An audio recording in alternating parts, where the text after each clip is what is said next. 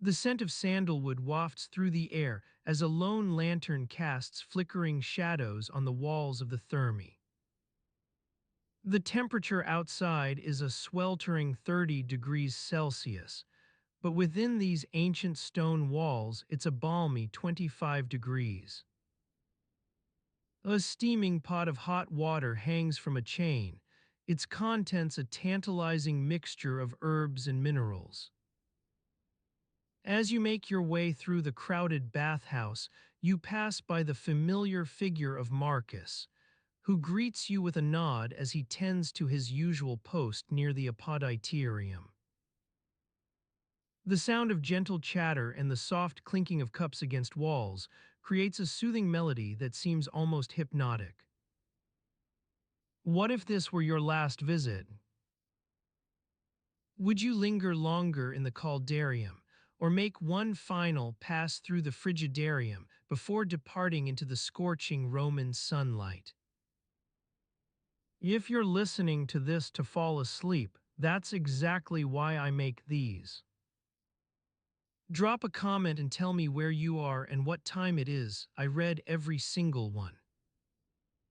As night begins to fall outside, casting long shadows across the bathhouse floor, the silence deepens.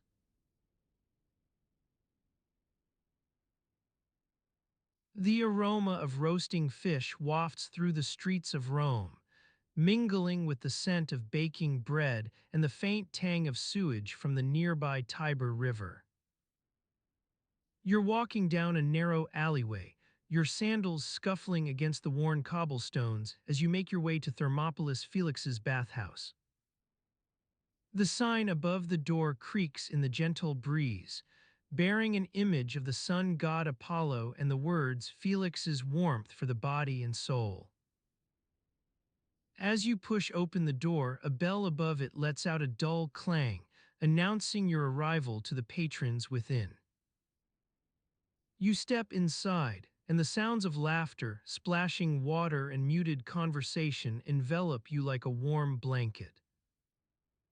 The air is thick with steam from the baths, carrying with it the reek of sweat, soap, and stale wine. You make your way through the crowded hallways, past the men lounging on stone benches or playing games of la trunculi on wooden boards. Some nod in greeting as you pass, others ignore you altogether, their eyes fixed intently on whatever task at hand, scrubbing away at a stubborn stain on their skin or haggling over the price of a cup of posca. You continue past the apoditarium, where servants busily sort and stack freshly laundered towels, then into the heart of the bathhouse itself. The caldarium's ceiling disappears in a haze of steam, creating an illusion that you're walking under a cloudless sky rather than beneath a vaulted roof. You breathe deeply, feeling the moisture seep into your lungs as you take in the scent of heated stone and fresh water. Your destination is the Prefernium, where the chef for this particular bathhouse has left out a selection of today's offerings. Roasted fish from the Tiber's catch, steaming bowls of garum-infused vegetables, and an assortment of flatbreads slathered with olive oil or topped with herbs.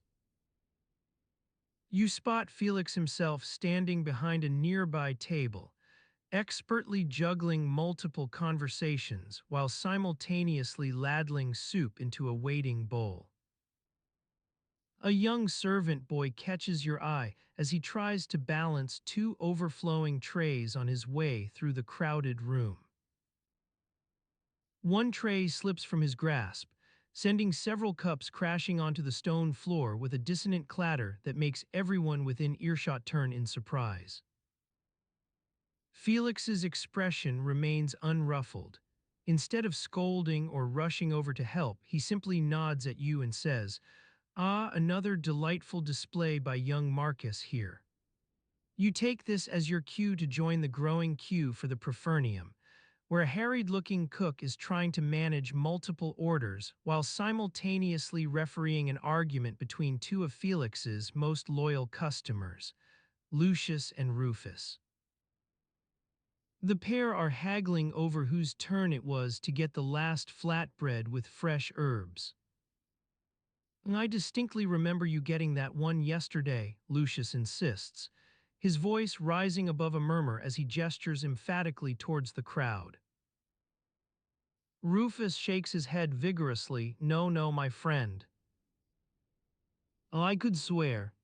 Their bickering is interrupted by Felix himself, who intervenes with a dry remark about how there's always enough food for everyone at Thermopolis Felix's.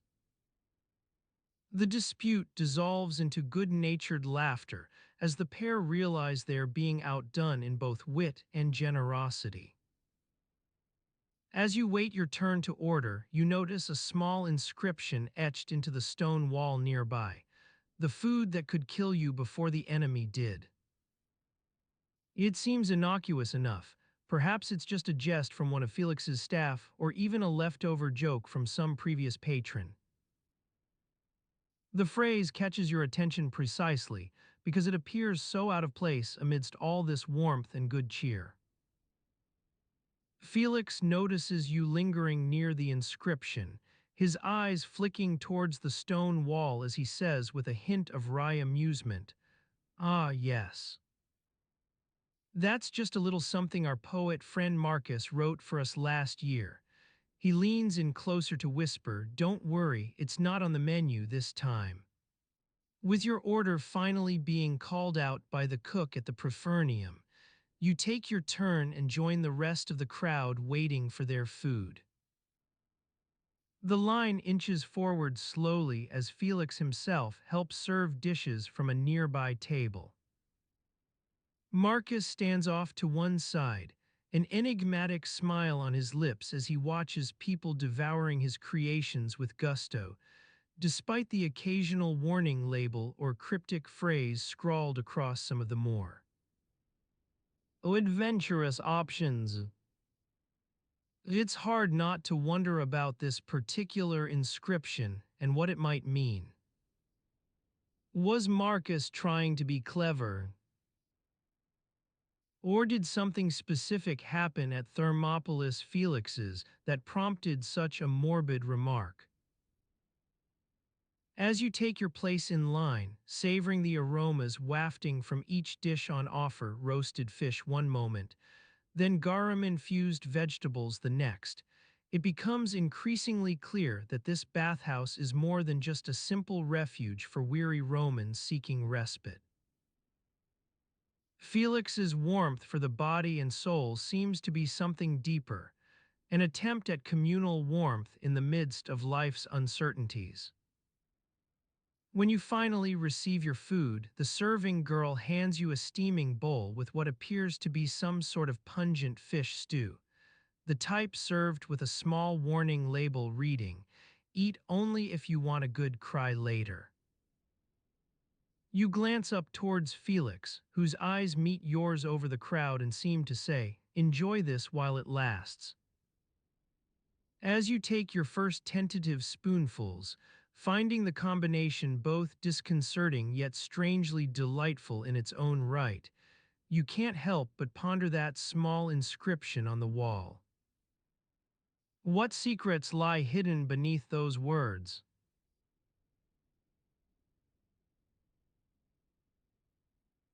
You find yourself standing in front of a worn stone inscription etched into the wall of an ancient Roman bathhouse, Aqua Salis Tertius Dies Mensis Ianuarius.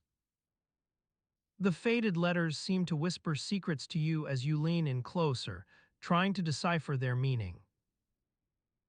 What if this date is correct and everything else about this bustling hub is wrong? You take a step back, letting your eyes wander across the bathhouse's interior. The air inside is thick with the scent of burning oil lamps and baking bread wafting from the nearby ovens. The warm glow of these lamps casts an otherworldly light on the marble floors, making them seem almost translucent in some areas. You notice a few wisps of steam rising above the tile floor as hot water trickles out of a small pipe near one wall. You follow the sound of murmured conversations and clinking cups to a nearby drinking fountain. A group of bathers gather around it, each one sipping from a shallow clay cup or pouring wine into their vessels from leather flasks tied with twine around their necks. Their faces are aglow in the flickering light as they chat about something that seems important, but ultimately escapes your attention.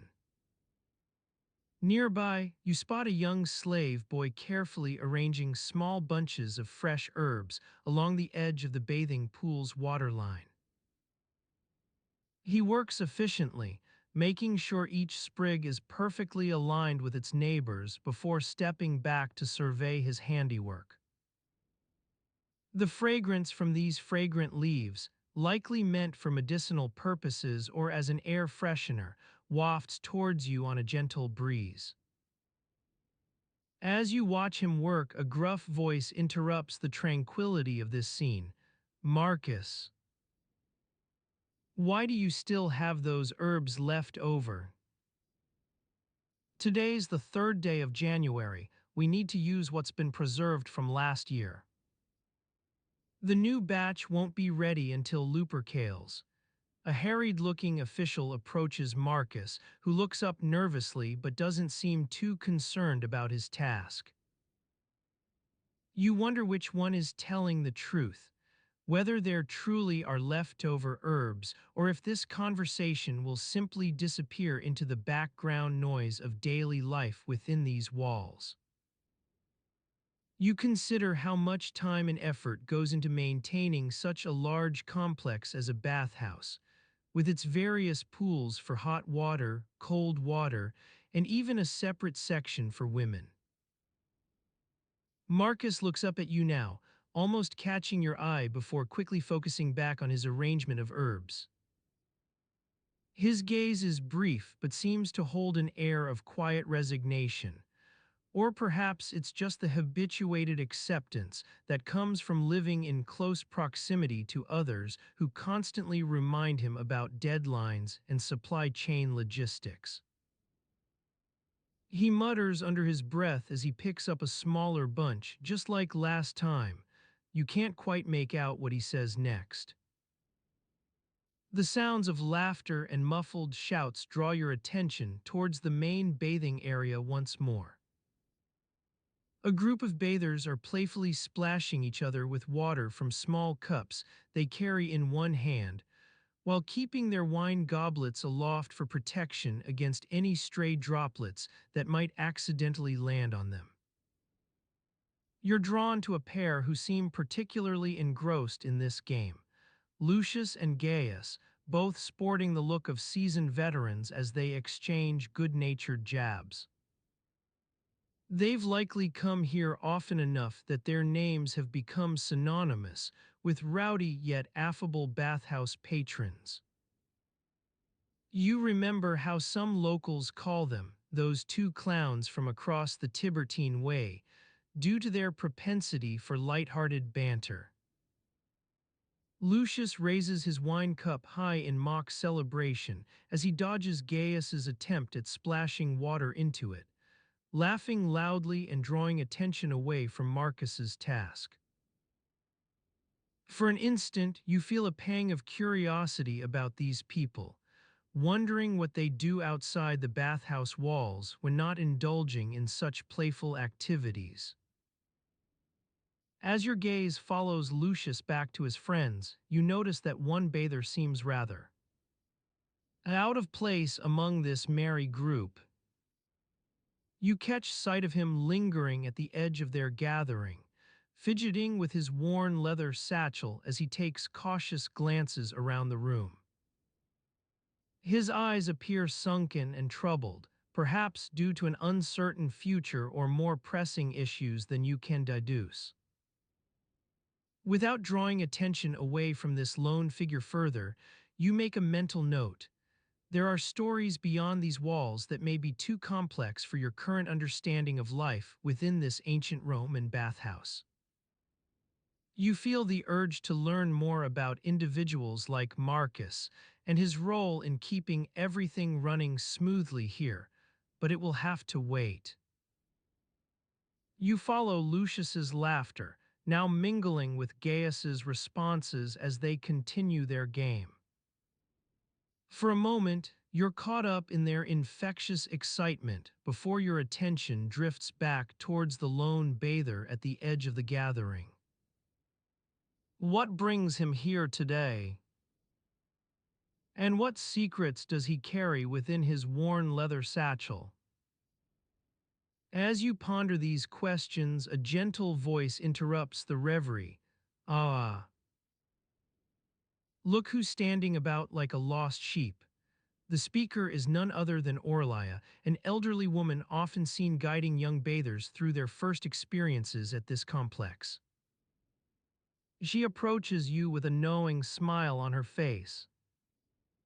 You look down to notice that your feet have been quietly wandering towards the bathing pool during all these observations. Not quite intentional, but perhaps inevitable given the intriguing atmosphere within these walls. Lorelei seems pleased by your interest and invites herself alongside. Tell me what's captured your attention today. We've had our share of unusual visitors recently. Aurelia guides you through a narrow corridor with rows of stone benches lining each side, where people often gather to chat while waiting for their turn in the bathing pools. Her eyes sparkle as she begins recounting tales about some of these unusual visitors, sharing stories that range from curious travelers searching for medicinal properties hidden within ancient plants, to local gossip and even whispered rumors of clandestine meetings. Her words create a mosaic picture of daily life at Aqua Salis, where people come seeking solace in the hot waters, but also find themselves entangled in webs of relationships born out of mutual curiosity or shared interests. As her stories unfold, you begin to see beyond the surface level interactions between bathers and notice how subtle connections form and evolve here. Aurelia pauses mid-sentence as she gestures towards a young couple sitting on one bench, an elderly man carefully braiding their hair while his wife hums softly in accompaniment. They seem lost in their own little world, oblivious to the surrounding commotion. Aurelia leans closer, lowering her voice. I suppose it's not every day you see two like them come here from so far away. Your curiosity is piqued by these words, and you glance over at the couple once more, noticing how they seem completely absorbed in this simple yet intimate task of hair braiding. As their fingers intertwine with each other, a sense of connection builds between them, one rooted deeply within everyday routines like coming to the bathhouse together. Your gaze returns to Aurelia's knowing expression, and you realize that stories about unusual visitors are just as much a part of daily life here as the usual chatter among regulars. Each person carries their own story, be it as a merchant seeking solace in these waters, or perhaps one with an even more complex history waiting to unravel.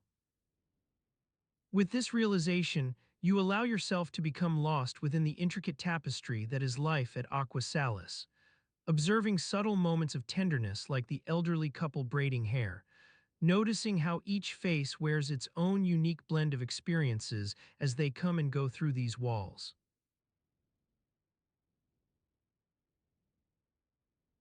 You find yourself standing alongside a young archaeologist named Marcus, watching as he carefully brushes away dirt from an inscription on a stone pedestal. The sun casts a warm glow over the excavation site, illuminating the faint lines of Latin etched into the surface.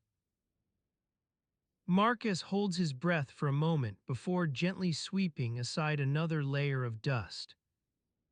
The word Salus emerges, worn but still legible. He lets out a quiet sigh of satisfaction and begins to transcribe the date, 122 CE. As you observe Marcus's meticulous work, your gaze drifts towards the nearby structures, rows of crumbling stone columns, their capitals adorned with acanthus leaves that seem frozen in time. Beyond them lies a series of arches leading into a large, open courtyard, where sunlight filters through an intricate arrangement of mosaics depicting various mythological scenes. To one side, you notice a makeshift office set up by the archaeologists. A young woman named Aurelia paces back and forth beside her desk, her eyes fixed on some papers spread out before her. Every so often, she pauses to scribble down notes or mutter under her breath.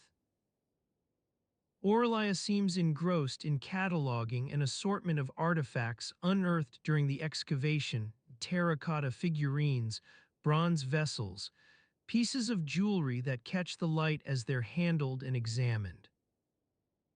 She occasionally glances up at Marcus, who's now intent on transcribing a particularly worn section of text. Your attention is drawn to the air around you. It carries the scent of damp earth, dust, and an undercurrent of something else, perhaps wood smoke or cooking oil carried by passers-by from nearby food stalls. The atmosphere feels alive with activity despite the slow pace at which Marcus works on the inscription. The sound of shovels scraping against stone punctuates the air as other archaeologists continue their work around you, excavating sections where ancient walls had been hidden beneath layers of sediment and debris for centuries. A faint murmur rises from a group huddled near the far side of the site. They're likely discussing some new discovery or debating its significance. As Marcus pauses to consult with Aurelia about his transcription, your gaze falls upon an elderly couple sitting on a nearby bench, watching the commotion unfold before them. They hold hands and exchange quiet words. It's clear they've been coming here for years, drawn by the tranquility of this place amidst all the chaos. Their faces are etched with lines from countless conversations about politics, family matters, or simply life in general, worn smooth like fine leather over time. You recognize a deep contentment emanating from them as they breathe in deeply, letting their worries fade into the gentle hum of conversation and activity around them. Marcus takes a step back to admire his work, surveying the newly cleaned inscription with a discerning eye before adding some final notes to his transcription. Aurelia looks up at him with an approving nod, her own hands moving deftly as she organizes artifacts for transport or further analysis in nearby storage areas. You sense that this moment will be remembered long after you leave, not because of grand revelations about history, but simply because it's here, suspended within the fabric of your current reality.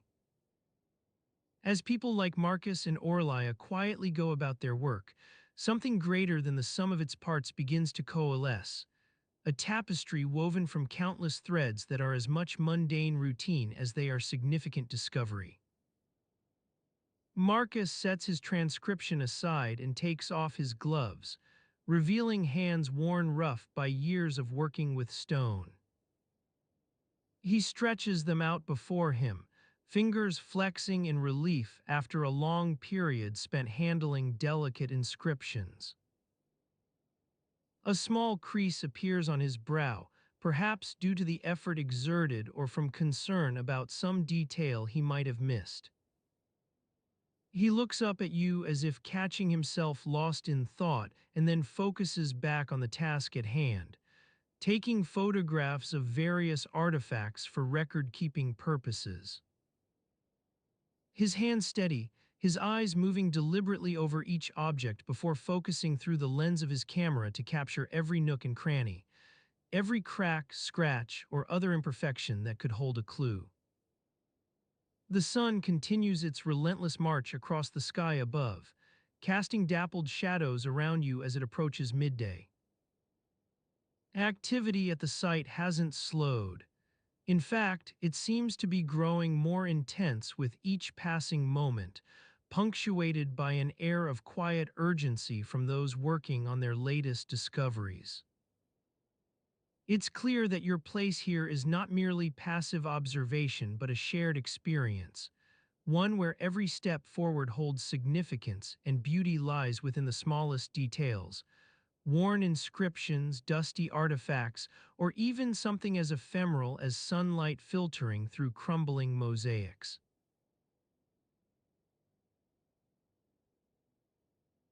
You step out of the warm sunlight and into the cool, damp air of the bathhouse's entrance.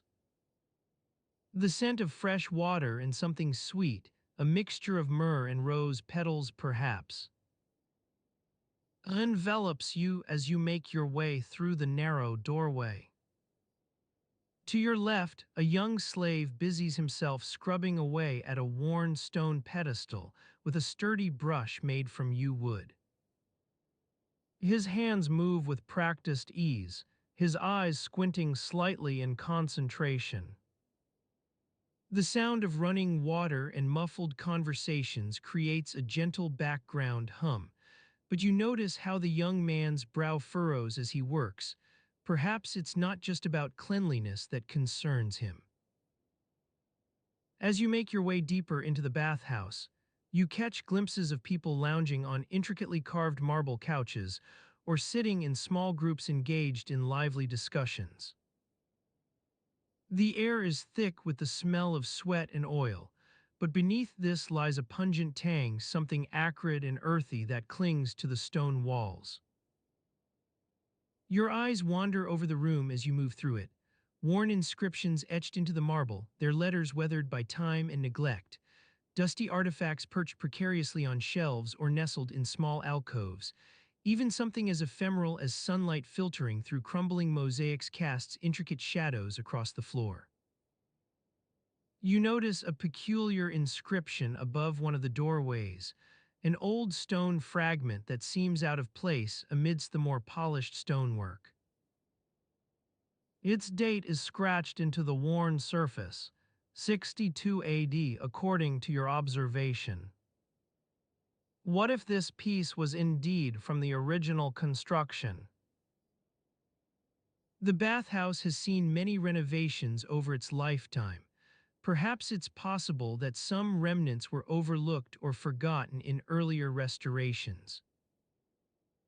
The young slave finishes his scrubbing and stands back to admire his handiwork. A faint smudge remains on one corner, but otherwise the stone appears revitalized. You can't help but wonder what brought him here today.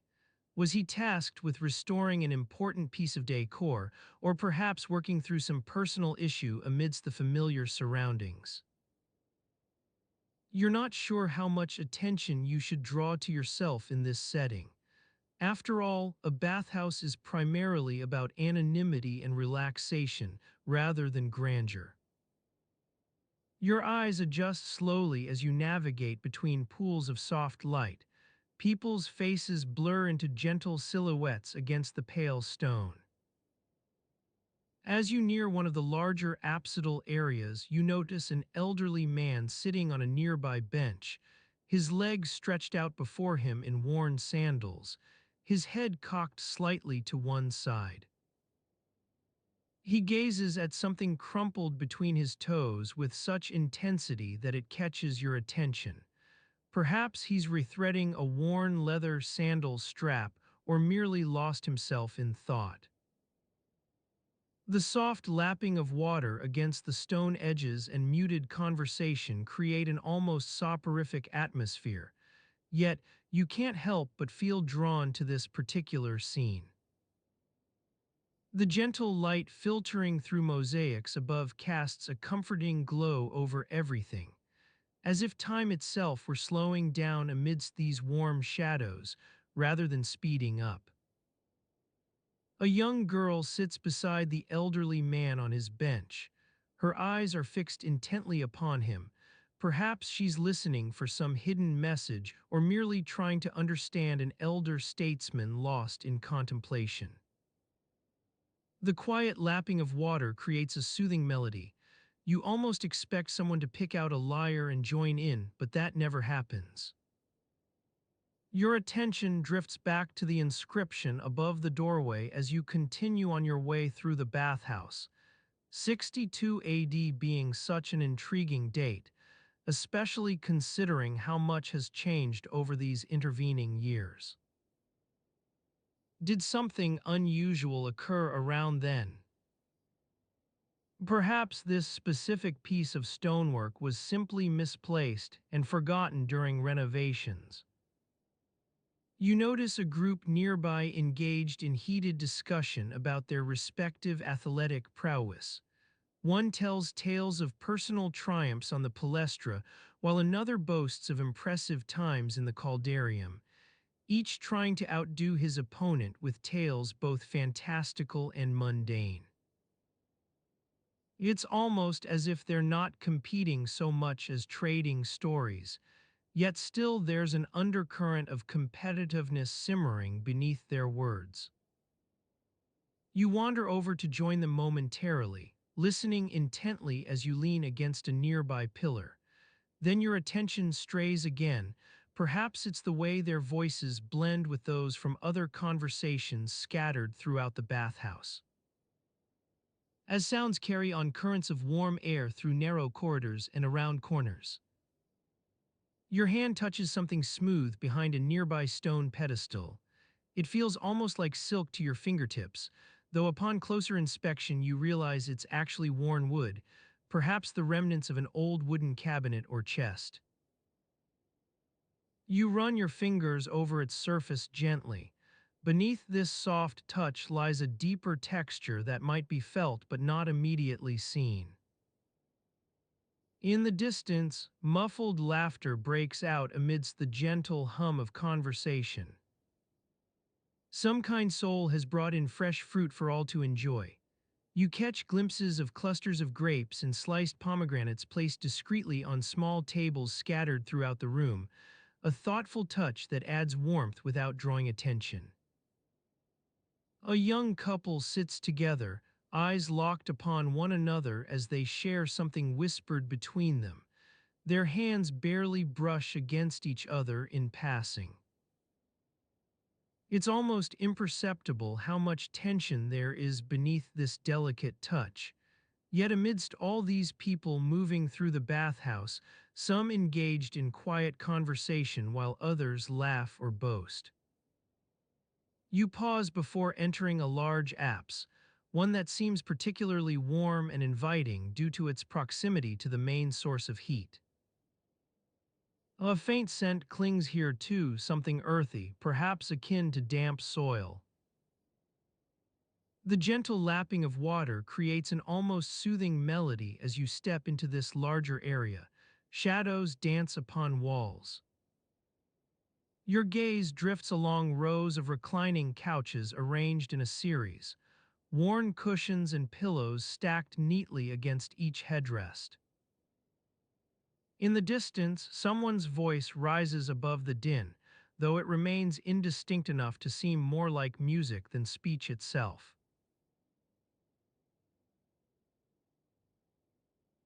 The sound of splashing water and murmured conversations fills the air as you make your way through the crowded corridors of the Thermae Antoninianae, a grand bathhouse in the heart of Rome.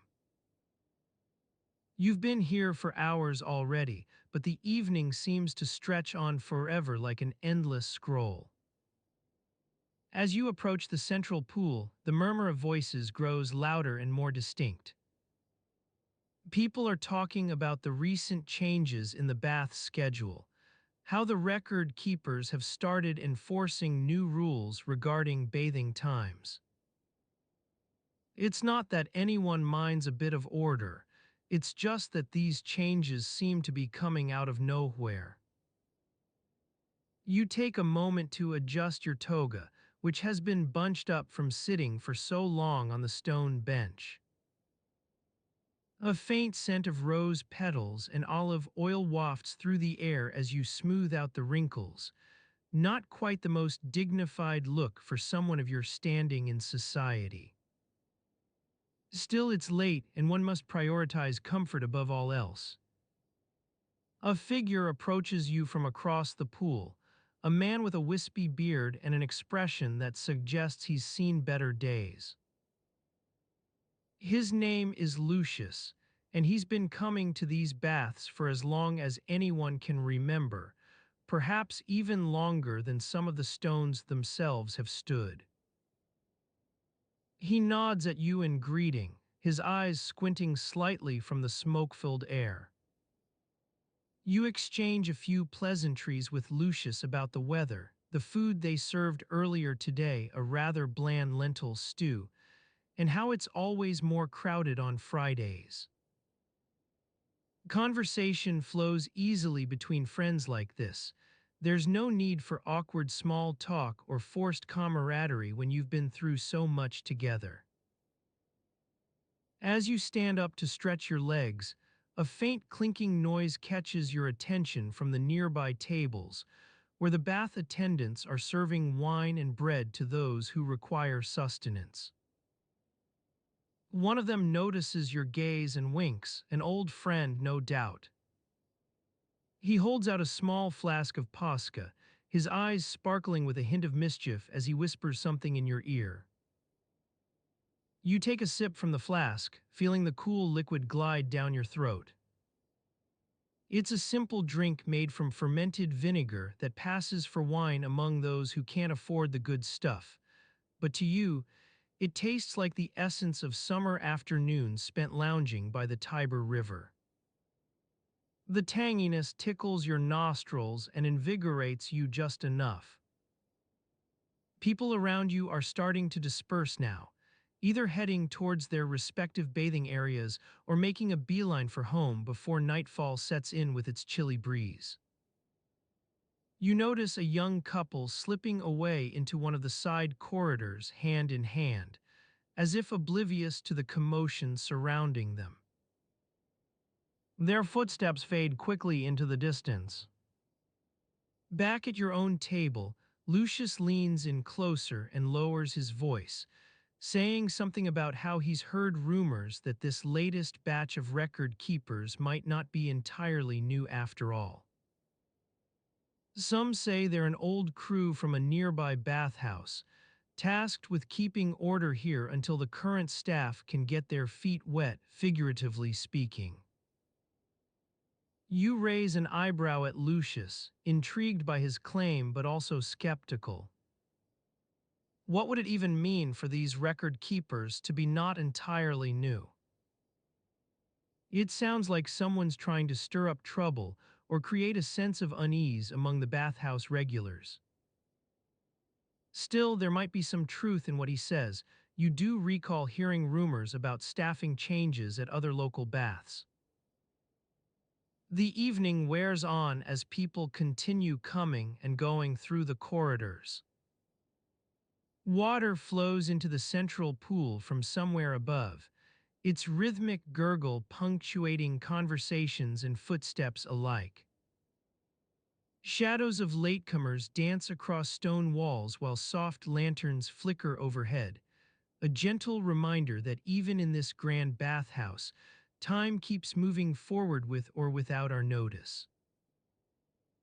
A faint commotion stirs near the entrance as two figures, clearly not from around here by their rough attire, enter through the main doors. You catch snippets of hushed conversation between them and some of the record keepers stationed nearby. They seem to be discussing a date, 27th of October, AD 141. Lucius notices your interest in this exchange and leans over again, saying something about how that particular stone on the wall bears an inscription, one you've never really paid attention to before. He points out that it has what looks like a faint error, an incorrect year etched into the bottom line of the date. You squint at the stone as Lucius walks over to get a better look. That's when it clicks. If this particular record keeper is supposed to be new, why would they already know about, and even seemingly correct, some obscure detail on that wall? What if there's more truth in these rumors than initially suspected? The evening wears on still as you ponder Lucius' words. More people arrive, a few more depart, but the overall atmosphere remains unchanged. This is just another night at the Thermae Antoninianae. In time, even the murmurs about staffing changes fade into background chatter. Soon it'll be morning again, with its own set of routines and worries to carry you through until evening comes round once more. The record keepers move on, disappearing into their respective duties as the bathhouse slowly empties out for the night. Shadows deepen in corners where shadows tend to gather. Soft voices continue carrying words that get lost in echoes off stone walls. The air inside the bathhouse remains heavy with steam, but it's starting to dissipate now that most of the day's visitors have departed. You notice a faint scent lingering in the air, something like a mixture of sweat, olive oil, and wood smoke. Bath attendant Marcus busies himself cleaning up after the last customers. He wipes down the stone counters with a dirty rag, his movements economical and practiced. A few stray coins on one counter catch his eye. He picks them up and tucks them into his pouch. As you watch, a young slave girl emerges from the servants' quarters in back, carrying a small basket of fresh fruit. She moves quietly through the dimly lit corridors, her footsteps muffled by the worn tiles. The flickering torchlight above casts eerie shadows on her face. For an instant, it looks like she might be smiling. You realize that you haven't eaten since morning. Your stomach growls softly in response to the sight of fruit. Marcus catches your eye and nods toward the small kitchen area off to one side, where a few scraps of bread and some olives have been left behind on a tray. You take a seat at a nearby bench and begin eating, savoring the simple flavors. A bit later, as you're finishing up, another bath attendant, Lucius this time, approaches with a look of distaste on his face. He's carrying a large stone container half filled with murky water, which he sets down near one of the bathing pools. The caldarium needs cleaning, he says to Marcus in a low tone. Marcus nods and heads over to examine the pool's contents more closely. You wander over as well, curious about what might be causing Lucius such distress. The water indeed looks quite unpleasant. It appears to have developed an oily sheen on its surface, which is starting to spread beyond the confines of the container. Lucius spots you watching and turns away with a curt, "Nothing for you to concern yourself with." His tone suggests that he's annoyed by your interest in what might seem like routine maintenance. Marcus catches his eye again but says nothing. Together they continue examining the pool, occasionally exchanging whispered observations about whatever it is they're trying to figure out. You stand there awkwardly for a moment before drifting over to join the other customers who are still lingering in the bathhouse's main area, mostly older men and a few younger ones who seem eager to prove themselves.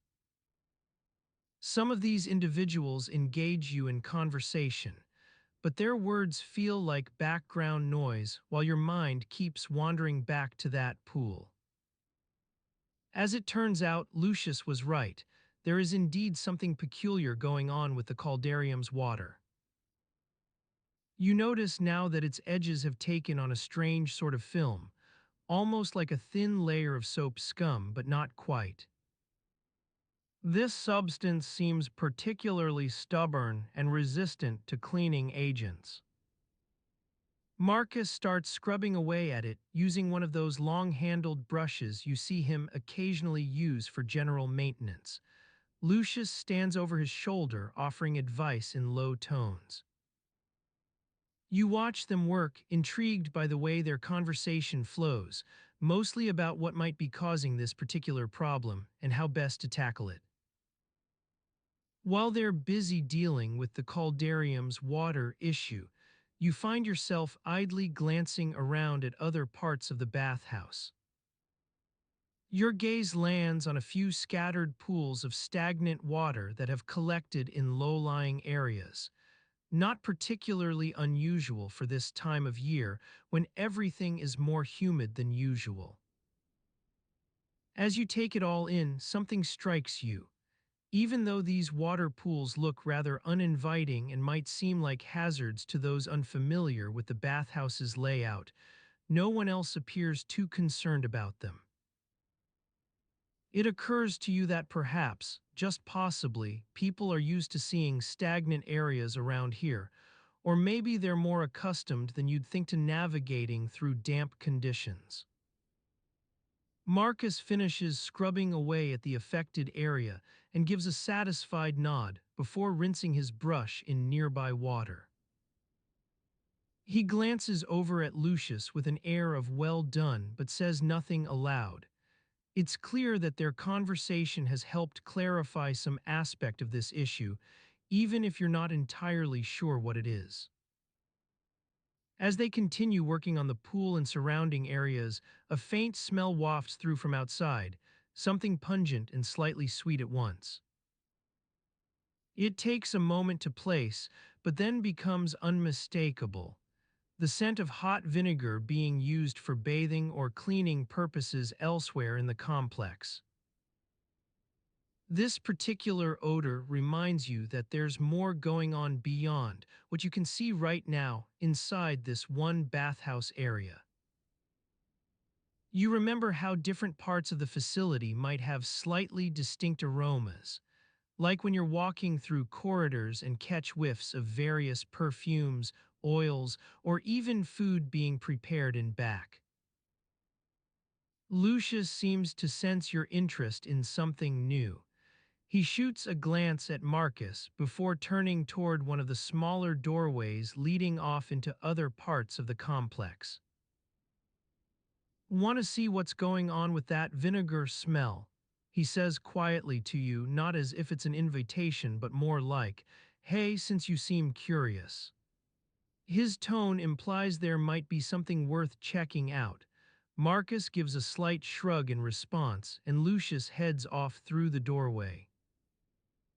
You consider following him for a moment before deciding against it, instead choosing to remain where you are while continuing to explore your surroundings. The sounds within this bathhouse blend together now. Murmurs of conversation from nearby customers, the gentle lapping of water against stone surfaces, and distant clinking noises as someone cleans up after themselves in another area.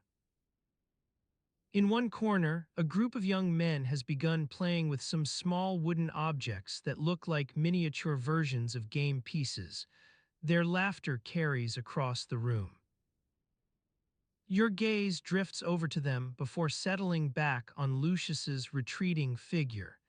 He disappears into a narrower corridor beyond the doorway where you can no longer see him. A faint memory stirs within your mind. Hearing someone mention a vinaria during one of these conversations about how baths were operated, something related perhaps to managing water quality or treating wastewater. The connection between this memory and Lucius's earlier suggestion is unclear. It doesn't seem directly relevant at first glance. Yet you can't shake the feeling that there might be some hidden aspect of life within these walls which isn't immediately apparent. In your line of sight now stands a large, stone-lined basin, part of what appears to be an ongoing cleaning process for another section of the bathhouse. A young slave is busily scrubbing away at one side with soap and hot water. Nearby stands Marcus's partner in maintenance, watching over her work while making an occasional comment about technique. Their interaction seems almost like a scene from everyday life, so ordinary it blends into the larger tapestry of sounds and smells within this place. The only thing out of place is your own awareness that you're observing them, caught between being immersed in their world yet still somehow separate from it. A bit later, as Marcus and Lucius continue working on the Caldarium's water issue, more conversation catches your attention, a snippet here. An aside there, all seemingly disconnected but woven together by threads of habit or routine. The collective atmosphere feels surprisingly tranquil despite ongoing tasks. Perhaps that's because everyone involved is either so familiar with these processes or has become accustomed to seeing things done in this particular way. As you take it all in, your thoughts drift toward memories of similar days spent within these walls, maybe during a time when the bathhouse was busier and noisier. Something about those recollections seems slightly out of sync now, perhaps because they've been filtered through so many conversations since then, or because certain details have become more significant over time. Time itself, it seems, has developed an odd rhythm here within these stone walls, influenced by the ebb and flow of visitors, maintenance tasks, and ongoing routines that repeat themselves day after day. Your perception is starting to feel like a patchwork of different moments stitched together, yet even amidst this apparent chaos lies a peculiar sort of harmony. As you continue watching Marcus and Lucius work on their task, still no closer to identifying what exactly has caused the problem with the caldarium's water, but perhaps more attuned now to its surroundings. Shadows deepen in corners where shadows tend to gather. Soft voices continue carrying words that get lost in echoes off stone walls.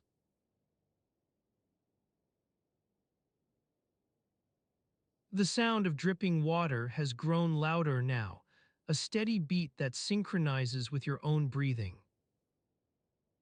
The air remains thick with steam, carrying scents of olive oil and sweat into the upper reaches of the bathhouse.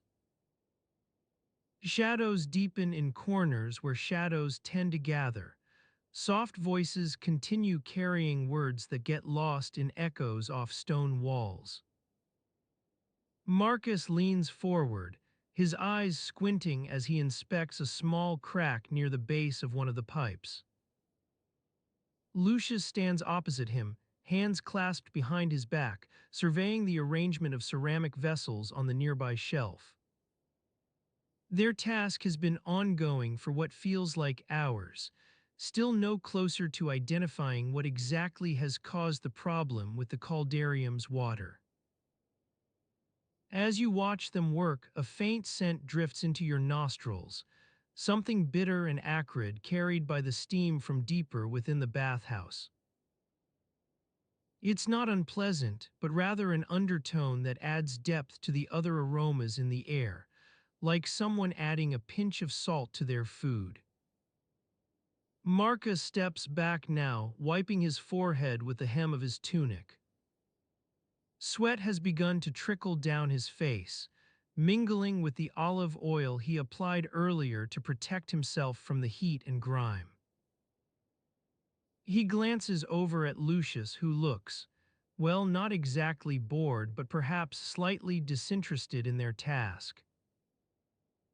Marcus's eyes flicker towards a nearby jar on one of the shelves, half empty, judging by the amount of liquid remaining within its curves. The label reads Theriacum, a concoction made from various plant extracts and beeswax to soothe minor complaints like sunburn or insect bites. It looks as though Lucius has been using it liberally. You can almost smell the pungent aroma on his skin mingling with the sweat.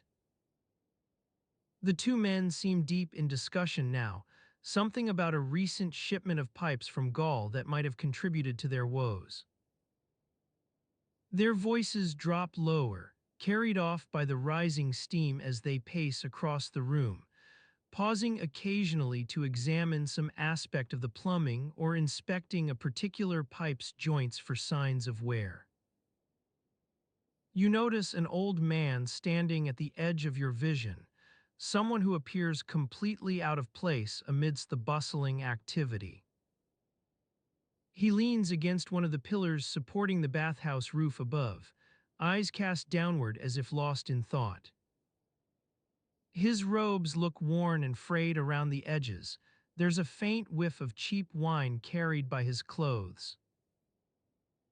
At first glance, he might be mistaken for just another patron waiting to use the baths, but something about him seems unremarkable. It's almost as though he doesn't want attention drawn to himself.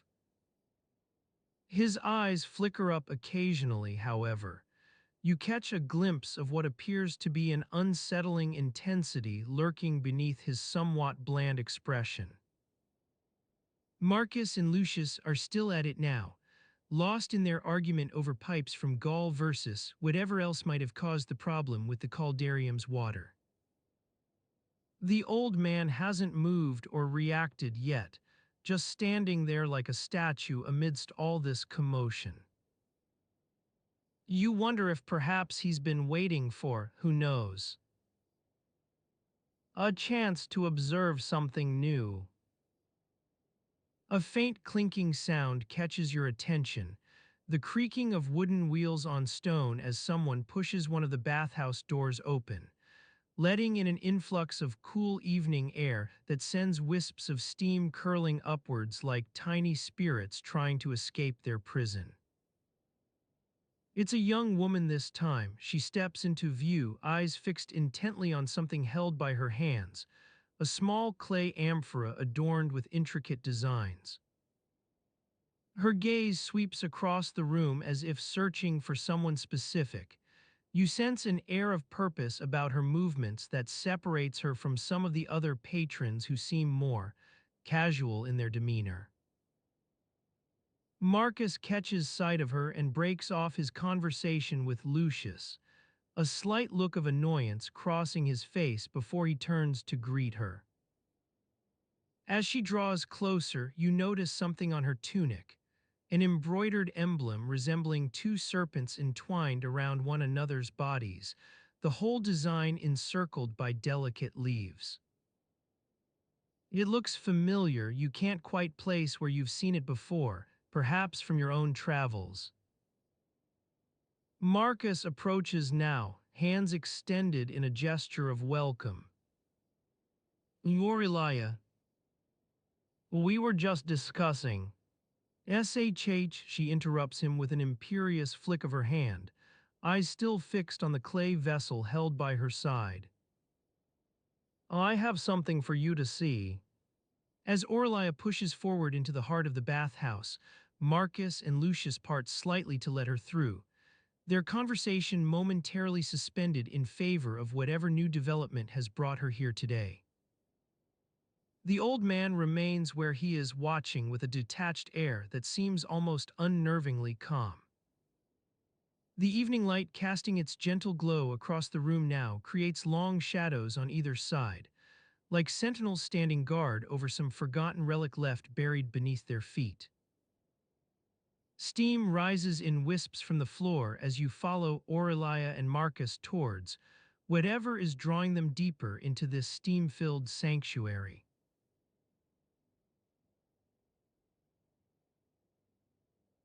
You step over a warm stone bench, careful not to scald your toes on its slick surface, and follow Aurelia towards the source of the gentle murmurs. The air thickens with an almost palpable anticipation as you navigate through the narrow corridors of this ancient Roman bathhouse. Water drips from above like a perpetual rain shower, casting tiny echoes that reverberate off the stone walls. Aurelia's laughter drifts ahead, mingling with Marcus' deep voice, their conversation punctuated by bursts of stifled giggles and snickers. The air is heavy with the scent of sulfur and cedarwood, an aromatic blend that clings to your skin like a warm hug. You breathe in deeply, letting the pungent aroma clear your sinuses. As you turn a corner, a soft glow catches your eye, torches flickering above, casting shadows on the stone floor below. The flames cast a golden light on Aurelia and Marcus' entwined fingers as they pause before an intricately carved door. This one bears no symbols or markings, just a simple latch with an almost imperceptible curve to its edge. Aurelia pushes open the door, releasing a warm caress of air that envelops you like a gentle cloud. You step through the doorway and find yourselves in a small chamber, walls lined with shelves holding rows of ceramic jars filled with powders and oils, some emitting subtle whiffs of herbs. The soft murmur of conversation rises to a hushed debate. Marcus turns towards you, his face aglow with curiosity. "We found something," he says quietly, as if sharing a secret between friends. Aurelia discovered the reason behind this mysterious door, and I think it's going to change everything we thought about Roman women. You exchange an inquisitive glance with Aurelia, her eyebrows arched, lips pursed in anticipation. As she beckons you closer. On one shelf lies a collection of sandals, intricately woven from reeds or straw, side by side next to the ceramic jars. The shoes seem out of place among this array of oils and powders, as if they've been relegated here by circumstance rather than design. Aurelia reaches for a particularly fine pair with delicate straps. "These were common in our household," she says softly, examining each sandal's intricate pattern, "though we used them primarily at home or during the summer months when streets could be treacherous." Her gaze drifts towards Marcus, whose eyes are already scanning the shelves. "Do you recall why women wore sandals to bed?" Marcus shrugs, his attention divided between Aurelia and a nearby jar filled with an almost black paste.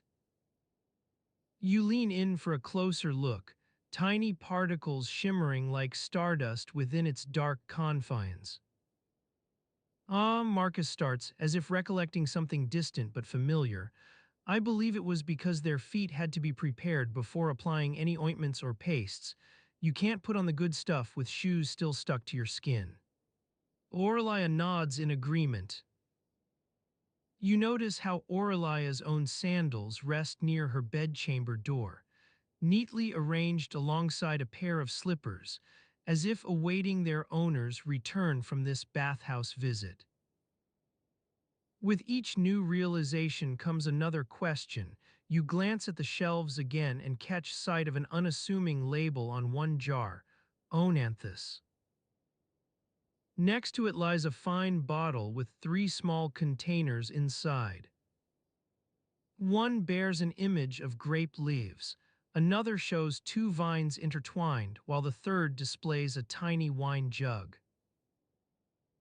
You recall how Marcus mentioned Ona in passing, something about her being renowned for concocting unusual remedies using locally available ingredients. Your eyes rove over the collection, row upon row of jars with almost identical labels and contents, all bearing names like Theodotus or Lucius. They share an air of quiet authority. Marcus leans back into his contemplative pose, fingers interlaced behind him as he scrutinizes each shelf in turn, taking note of which powders lie near the door rather than against a wall. He pauses before one jar filled with an unassuming powder, eyes widening ever so slightly when spotting a particular label, Eumenia. This, Marcus starts quietly, was made by Eumenia herself, according to this inscription. His voice barely rises above a whisper. You glance over at Orlia's sandals and think back on the countless hours spent in her bedchamber. Each step you took was cushioned softly beneath your feet as she worked with an assortment of powders, oils, or ointments on those same toes that now rest beside them, shoes polished until they shone like burnished bronze. As you watch Aurelia delicately brush dust from a nearby jar's rim using a fine reed swab, memories flood back. Warm breezes blowing through the courtyard as she worked.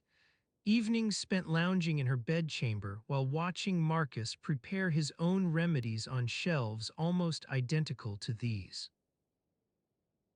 Every evening was filled with gentle murmurs and an air of contentment. Marcus leans forward once more, eyes locked onto a particular jar, its contents now visible thanks to your shared scrutiny.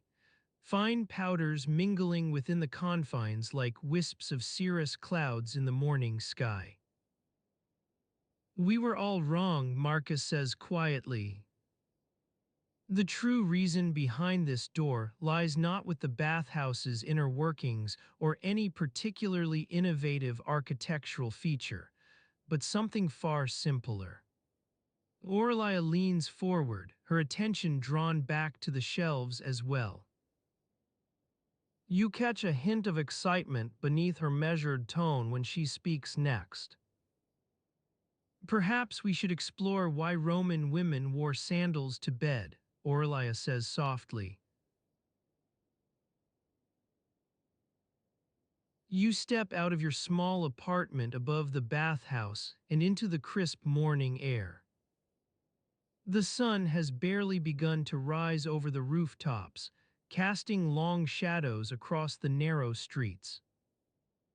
You take a deep breath, feeling the cool mist from the nearby fountain on your face as you make your way towards the public baths. As you walk, you notice Aurelia already at work in the bathhouse's reception area. She's carefully arranging a selection of fresh fruits and vegetables on a wooden table, her hands moving with practiced ease as she arranges each item just so. The aroma of freshly baked bread wafts from the nearby ovens, mingling with the scent of olive oil and herbs to create an enticing blend that draws you in. You join Aurelia at the reception area, taking a seat on one of the low stools beside her. "What's new today?" she asks without looking up, her hands still moving as she works. "Not much," you reply, watching as she carefully places a small bunch of fresh parsley alongside a few plump olives. "Just the usual crowds, I suppose."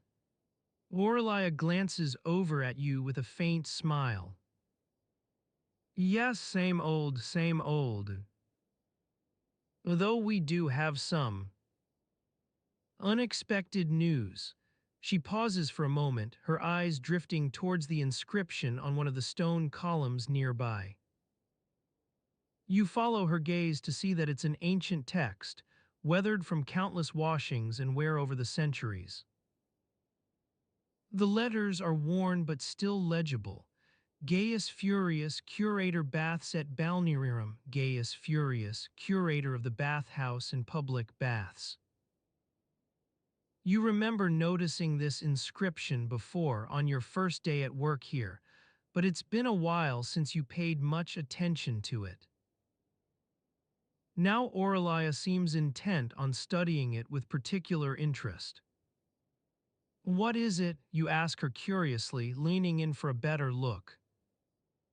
Aurelia hesitates as if unsure how to broach the subject. "Well, I was going over some old records last night and I realized that the date of this inscription." She pauses again, glancing at you with an apologetic expression. "Oh, it seems it's been misdated for years." You frown in surprise, curiosity piqued as you study the inscription more closely. The letters are indeed faded but still readable, and if Aurelia is right, that changes everything.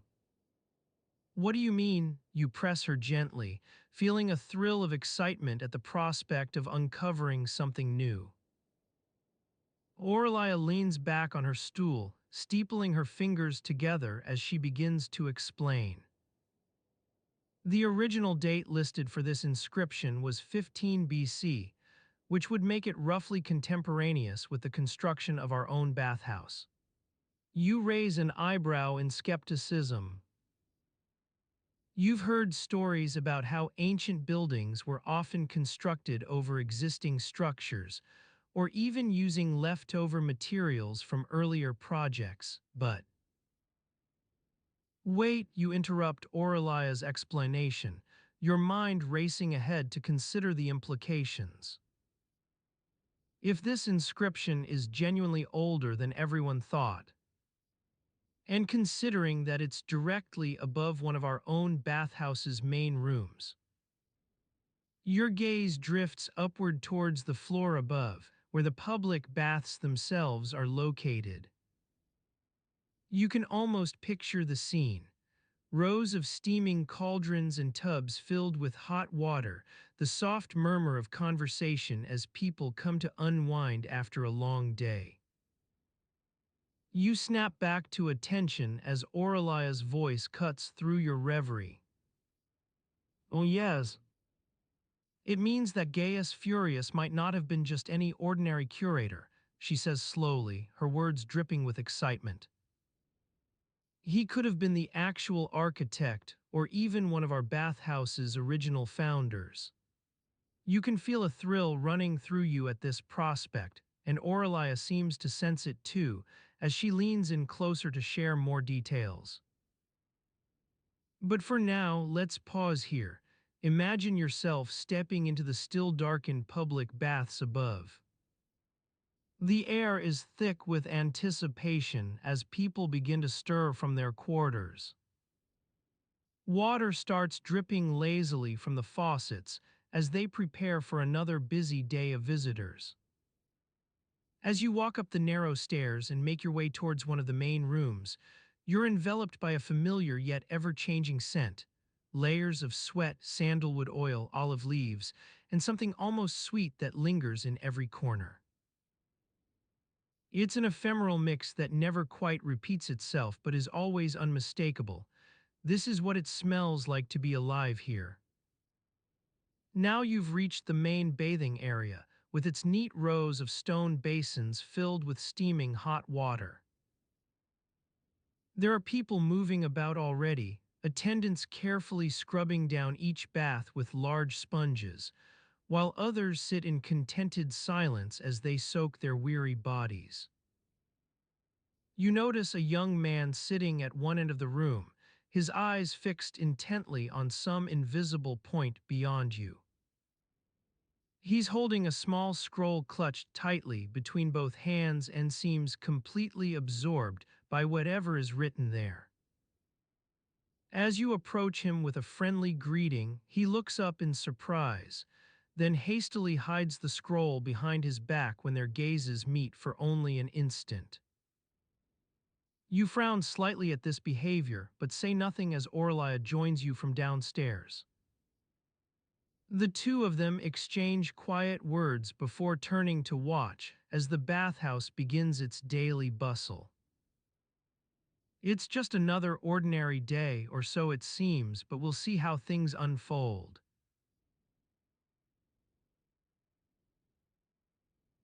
You stand in front of a grand stone building, its facade adorned with intricate carvings and half-remembered inscriptions that seem to whisper secrets only known to those who spend enough time within these walls. The sun beats down on the marble floor, casting long shadows across the courtyard as people go about their daily routine.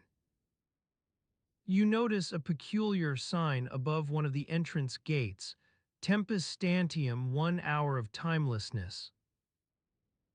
At first glance, it seems like an innocuous message, but something about it piques your curiosity. You make a mental note to ask someone about its significance later and proceed into the bathhouse. As you enter, the air is thick with the smell of hot stones, sweat, and a hint of olive oil carried on the breeze from the nearby kitchen.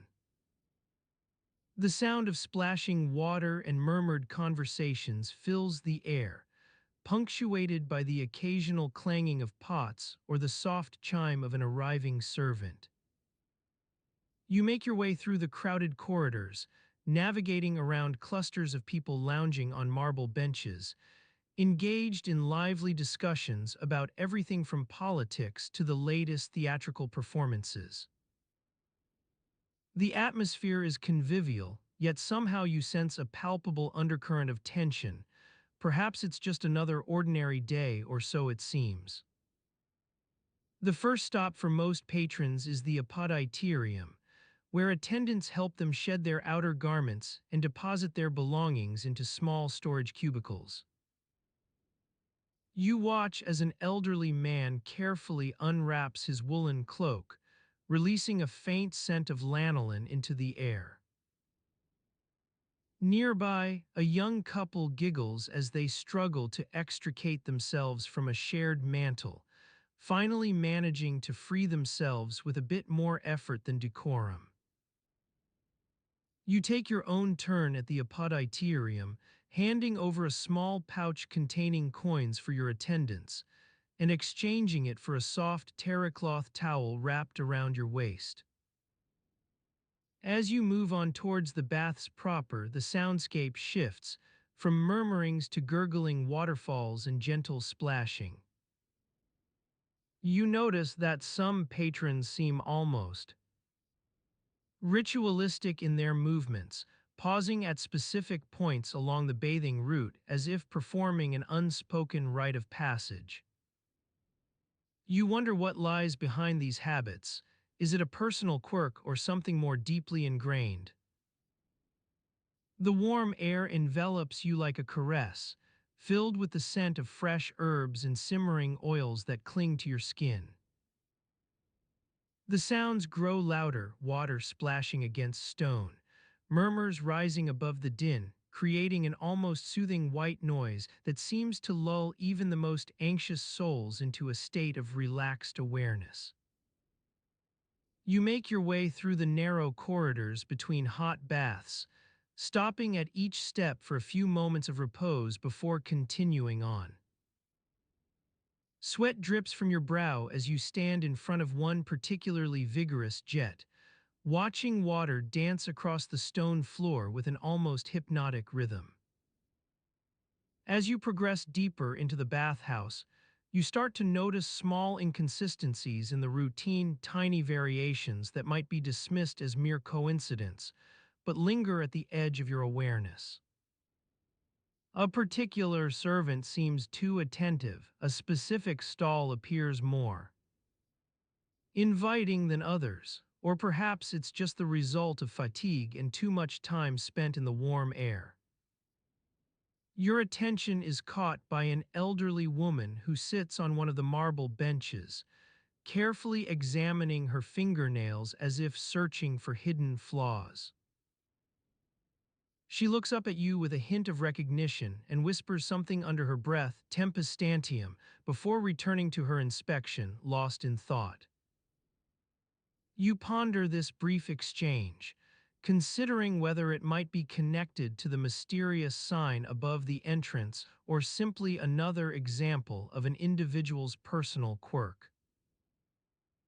Perhaps it's just an innocent phrase repeated for good luck or a gentle reminder of something else entirely.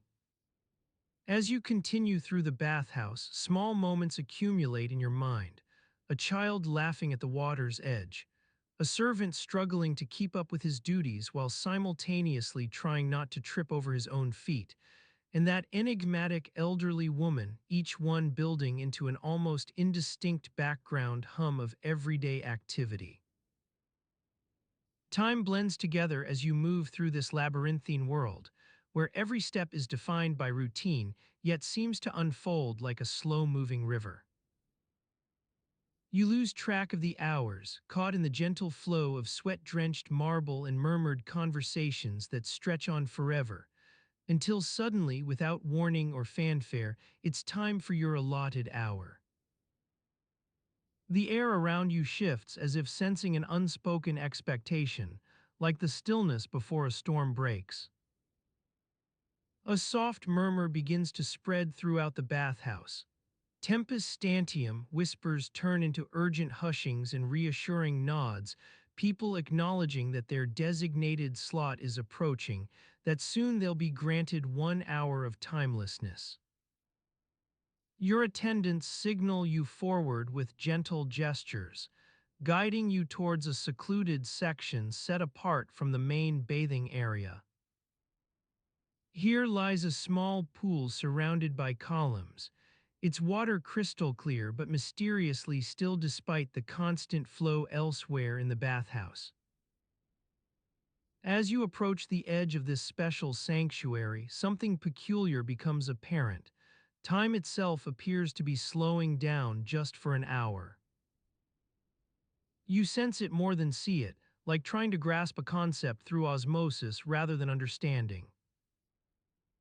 You step into this protected space with others who seem equally entranced by its unusual properties.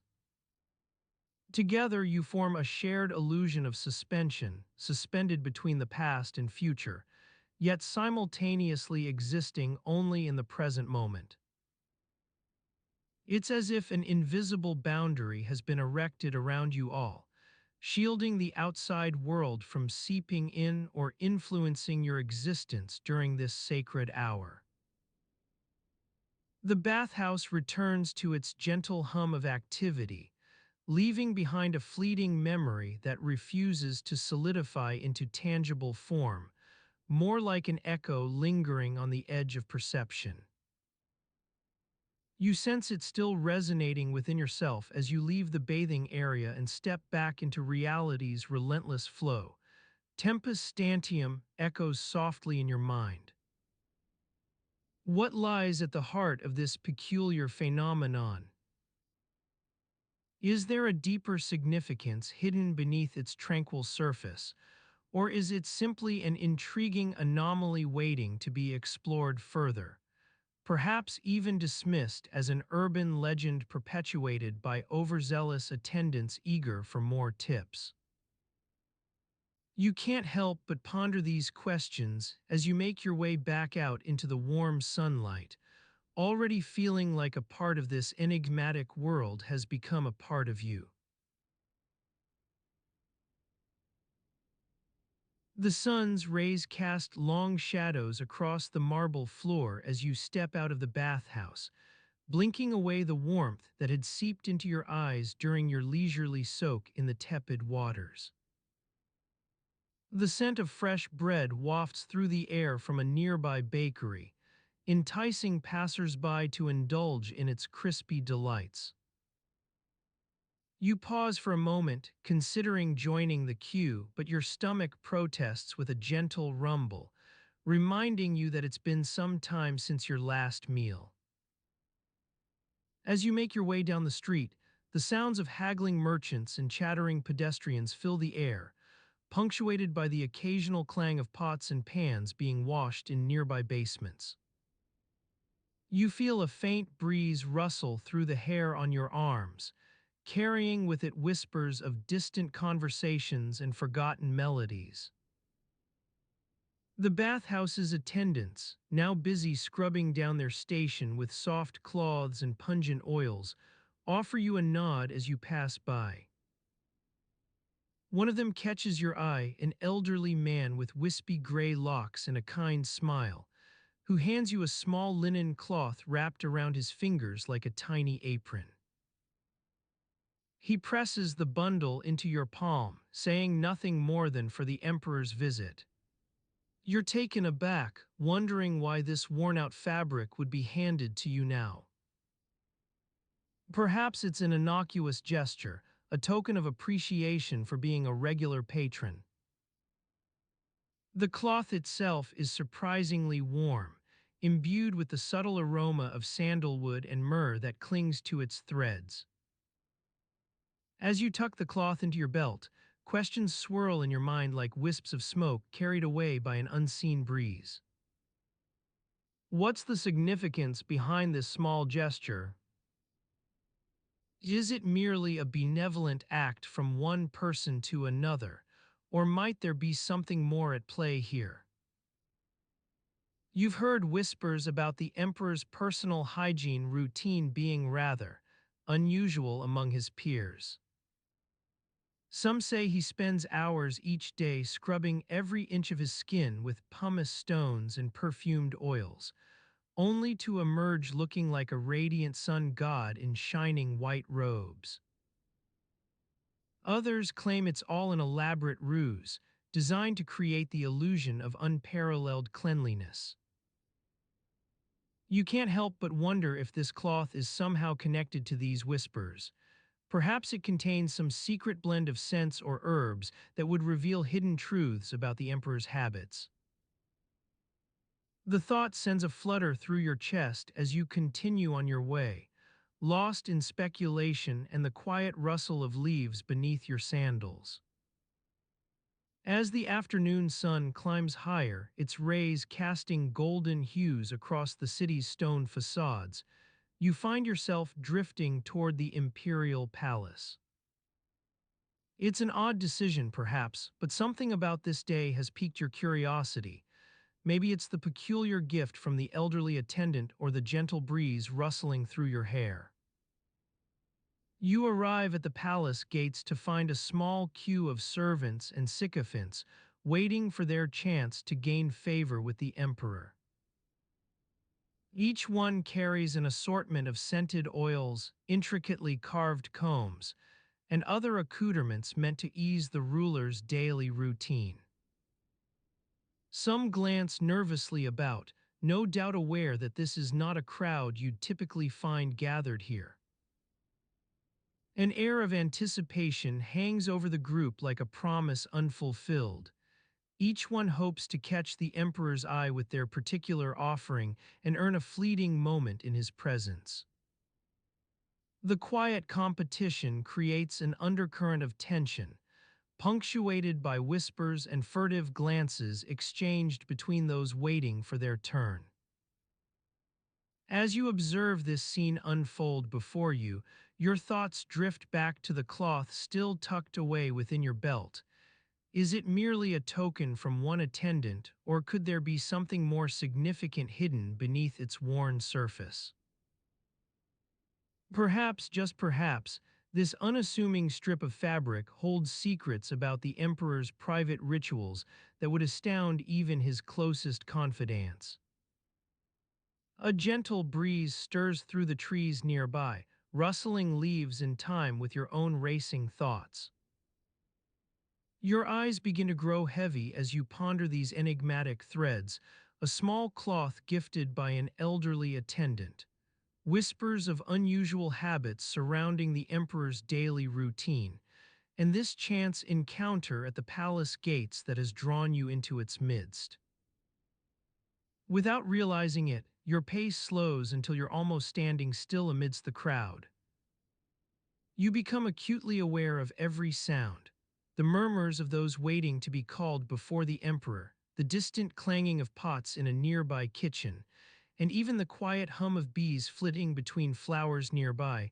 All these sounds blend together into an immersive tapestry that envelops you. As your breathing slows, so too does time itself. You feel your surroundings grow hazy around the edges, like watercolors left out in the sun's warm rays until they fade away to nothing but a soft blur of colors and shapes.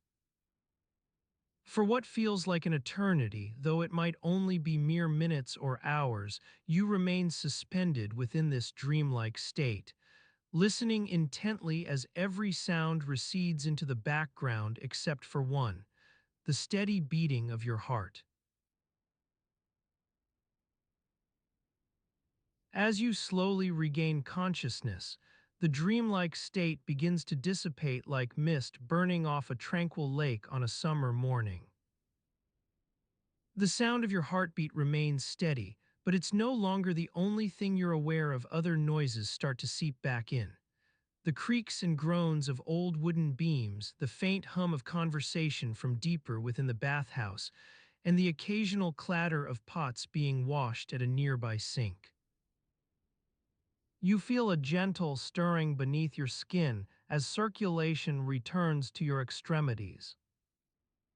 The air around you seems thick with moisture, not just from the steam wafting through the basilica's vaulted ceiling, but also from the dampness that seeps into every pore when one is immersed in such an environment for extended periods. As you become more alert, the sensory landscape shifts. Your gaze drifts across the marble floor, tracing the worn patterns of foot traffic over countless years. In some places, the stone has been polished to a high shine by generations of bathers. Elsewhere, it's rough and uneven, as if nature itself had intervened in the process. Your attention wanders back to the conversation that had carried on while you were lost in your reverie, muffled whispers now, but still discernible. The words seem indistinct at first, but you begin to pick up snippets. Marcus said he saw a new shipment arrive from Greece. Only yesterday. The speaker's tone is one of excitement rather than alarm. It sounds like news that might be cause for celebration among the bathhouse's patrons. You take a deep breath and let your gaze follow the sound of conversation. It leads you to a small cluster of people huddled near the basilica's main entrance, their faces lit up by soft, diffused light filtering through stained glass windows above. A few paces behind them stands Gaius, one of the bathhouse attendants. He seems engrossed in watching the group with an air both curious and detached. Your own position remains unchanged, still reclining on your side, eyes fixed upon some distant point beyond the nearby pillars. The softness of the couch beneath you feels almost like a cloud, but there's an underlying firmness that prevents it from being truly luxurious, rather like how fine linen might wear out over time to reveal its coarser threads. Your attention starts to drift back toward Gaius and his companions. They're moving now, their footsteps echoing off the walls as they make their way toward one of the private bathing chambers. The sound carries on through multiple iterations, water splashing against stone, muffled laughter, a brief shout followed by hushed words spoken in warning. As you watch them disappear from view, an idea begins to take shape within your mind. It's something vague at first, akin to recognizing a familiar scent but struggling to identify the source. There's been a minor commotion earlier today, perhaps a heated argument among some of the bathhouse staff. Or maybe it was related to one of the clients, someone who'd caused quite a stir by showing up late or refusing to pay their dues on time. You can't quite pinpoint what you're thinking about yet. Memories are tangled and fragmented when viewed in retrospect. They unravel with greater ease as more recollections come flooding back. The sensation is much like watching water flow through an unevenly carved stone canal. Eddies form here, swirl there, but eventually the current smooths out into a consistent pattern. The image of Gaius comes to mind once again, his quiet demeanor and watchful gaze when observing other patrons seem almost calculated. It's not quite right. He's simply doing his job with an air of detachment that puts those around him at ease. His duties as an attendant encompass everything from providing warm water for scrubbing skin clean to ensuring the correct application of oils and unguents in their designated baths. As your thoughts continue drifting toward Gaius, a faint recollection surfaces, something peculiar about one of his actions or expressions earlier today that you'd initially dismissed. It's connected to an obscure corner within the bathhouse itself, a spot shrouded by shadows near where the wall meets the high ceiling above the basilica. Your gaze lingers on this particular area now, trying to remember what caught your attention in the first place. Perhaps it was something Gaius said or did during his rounds. Was there an unusual silence when he passed through that section of the room? It's not just one recollection you're searching for. Rather, it's a subtle thread weaving together disparate fragments from earlier. Each memory brings more into focus. Water splashing against stone in one of the public baths nearby, then Gaia standing off to the side, observing without participating. Whispers among patrons near the basilica entrance before they all moved toward their private chambers. Now you recall why that spot caught your attention initially. It's a small area at the very back of the bathhouse where natural light barely reaches due to obstructions above. The effect is almost like standing in a dimly lit alleyway, save for an abundance of faint scents wafting through the shadows, oils, perfumes, incense from rituals performed elsewhere within the complex. In this shadowy corner near the basilica's rear wall, you find yourself recalling details that seemed minor at first. Gaius lingering there momentarily as he circulated, a faint rustling sound accompanied by muted whispers when patrons passed nearby. These recollections now intertwine with your initial impression, something about what happened in those shadows. There might be more to this incident than initially meets the eye, but for you it begins with remembering that small area near where Gaius seemed drawn to earlier today. A cluster of people huddled around an obscure corner within the bathhouse itself.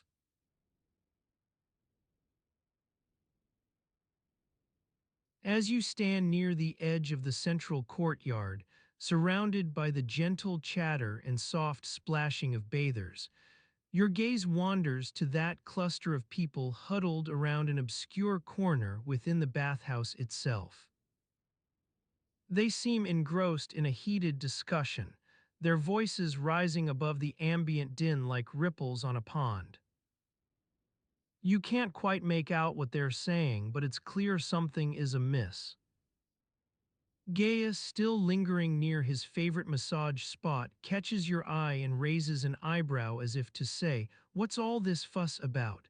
His eyes flicker towards the group, then back to you with a silent inquiry. You shrug in response, unsure what to make of it yourself. The scene unfolds like a slow-moving tapestry, people moving through the bathhouse, their movements choreographed by the rhythms of daily life. Scraping sounds from exfoliating gloves, murmured conversations between friends, and the occasional snort as someone slips on wet stones. The air is thick with the scent of rose petals, olive oil, and sweat. You notice a man standing slightly apart from the group, observing them with an intensity that borders on curiosity. His features are familiar, perhaps you've seen him around here before. No, wait. You're certain it's not someone you know. His presence feels more like a visitor passing through. His name escapes your mind, but something about the way he stands at ease amidst this hubbub suggests an air of quiet authority. Nearby, two women engage in hushed conversation near a nearby water fountain, their voices weaving together like the intricate patterns on a mosaic floor. They speak with hands fluttering through the gestures of everyday Roman speech. One gesticulates with her free arm while cupping her mouth to conceal what's being said. The other responds with an exaggerated nod and a raised eyebrow. As you watch this exchange, your eyes wander back to Gaius and his friends, still discussing something probably unrelated to whatever is brewing near that corner. Their conversation ebbs and flows like the gentle lapping of waves against a shore, punctuated by bursts of laughter and good-natured teasing. It's an unassuming moment within this bustling scene, just another day at the bathhouse. Time stretches on, measured only by the slow passage of light across the courtyard, from brightening to dimming as afternoon turns into late afternoon. As shadows creep across the walls, a gentle breeze stirs the air, carrying whispers and sighs through the space like a soft melody. People begin to disperse. Some head towards their homes, while others settle in for the evening's relaxation. The group near the obscure corner begins to break apart as well, though their conversation seems more urgent now than before. You catch snippets of Latin phrases, words like repetitum and redditio echoing through the space, but they're unfamiliar to you. Perhaps it has something to do with taxes or tributes. No matter whatever the discussion is about, it's clear this group is more concerned than amused. As people continue their day-to-day routines, a new presence catches your eye. A young messenger arrives at the bathhouse entrance, breathless from his run through the streets. He dodges past Gaius and his friends, making straight for one of the nearby officials. An elderly man with a stern expression and wispy hair combed back in a deliberate attempt to appear dignified. The official listens intently as the messenger hands him a rolled parchment sealed with wax. The official's face darkens further. He nods curtly, then begins to unroll the document, scanning its contents before turning his gaze towards the group still gathered near that corner. His eyes narrow in contemplation. Perhaps this message holds some connection to what they were discussing. You realize you've become lost in these observations of bathhouse life, watching people from a comfortable distance as the day unfolds around them. As evening approaches and shadows grow long across the courtyard, a new thought begins to form within your mind. What if that young messenger had not arrived? Would those near the corner have continued their conversation without interruption, or perhaps never spoken of it at all? Maybe this chance meeting, with its associated words like repetitum and redditio, serves as some sort of connection to a larger world beyond your own little bubble. As these musings drift through your mind, the sounds around you grow softer. People have begun their evening routines. The scent of dinner wafts from nearby kitchens. The air carries a hint of smoke from distant ovens burning in preparation for nightfall. It's almost time to leave, another day at the bathhouse coming to an end. As you make your way towards Gaius and his friends, he spots you approaching and gives a friendly wave, though still lost in thought himself. "What was it again?" he asks with a sidelong glance toward that corner. You shrug once more. There's little to say on this matter, for now at least. Together, the three of you continue your leisurely stroll towards the exit, leaving behind the intrigue near that obscure corner, and all its whispers about life beyond these bathhouse walls.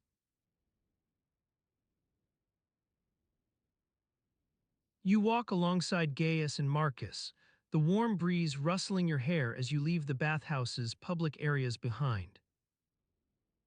The air inside was thick with steam and chatter, but now you breathe in the cooler, fresher scent of the city outside, a mix of baking bread from nearby ovens, roasting meats from street vendors, and the faint tang of the Tiber River. As you stroll through the exit, Gaius falls back to let Marcus take the lead.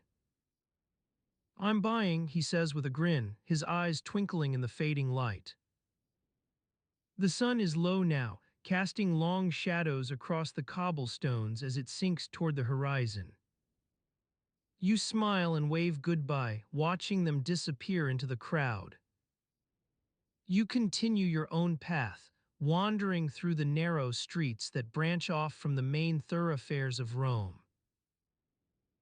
Every step reveals a new glimpse, an open doorway revealing a kitchen where a cook is busy chopping vegetables for dinner, a group of children playing tag near a fountain's edge, or the fluttering canvas awning above a shop advertising its wares to passers-by.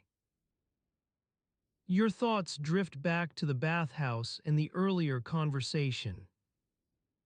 You remember hearing mention of some new regulation about children playing outside, something about permits being required for even the smallest excursion. It seemed trivial at first, but now that you're out in the city, it's hard not to wonder what all the fuss is about. As a child growing up in Rome, you'd probably been exposed to countless rules and regulations by this point. Your family would have had their own set of routines and restrictions. For instance, making sure your siblings stayed within designated play areas when out with friends. It was a normal part of life, but sometimes these rules seemed arbitrary or confusing. Your mind wanders further back in time to your childhood. You recall the first times you went outside without supervision, tentative steps through the door, eyes scanning for any sign of adult approval before taking another step forward. Those were always the most exhilarating moments, the freedom and excitement of exploring on your own, balanced against the nagging fear of getting into trouble. The streets narrow now as you make your way toward a familiar landmark, the Temple of Juno Moneta. The columns rise above the rooftops like giant's pillars, their intricately carved faces weathered by centuries in the elements. You pause beneath its portico, running your hand over the stone to feel the worn texture. Nearby, vendors are setting up for the evening rush, a woman arranging pyramids of vegetables on her cart, a man hauling wooden crates filled with fresh bread into his shop.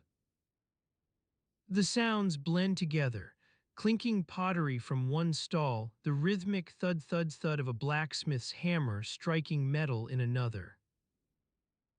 Your footsteps carry you along beside these sights and smells until you come to a crossroads. A stone inscription on the corner captures your attention, partially worn away by time but still legible. AUGUSDI 17 XVKAL Nun 7. You recognize the abbreviated date as corresponding roughly with March of this year. You ponder the significance for a moment before deciding to continue on without worrying too much. Rome is full of cryptic inscriptions and mysterious dates. It's hard not to feel like an outsider when trying to decipher them all. As you walk, you make mental notes about other signs or symbols that might be important later. A stylized image above one shop door, the date etched into the stone foundation near another. Eventually, your meandering path leads you back toward the Forum Romanum, but this time not for its grandeur and monuments. Today, it's just as interesting to watch people from all walks of life moving through the area. A young woman carefully adjusting her hair in front of a polished bronze mirror. An elderly man haggling over prices with vendors at one corner stall. You're getting hungry now, your stomach growls softly as you pass by food stalls offering everything from roasted chestnuts to flatbread filled with fresh herbs. It's almost time for dinner, but first there are still some sights and sounds to soak in before settling down for the night. You pause near a small fountain where children are splashing their faces on hot afternoons like this one. Now you notice that several kids playing nearby seem overdressed. Their tunics appear more elaborate than usual, their sandals look fresh worn. And have they been trying to keep up with an older sibling or friend, judging by the way they glance about nervously? You wonder if perhaps these children are part of some noble family's household, sent out for a rare afternoon treat before dinner. It wouldn't be uncommon in Rome.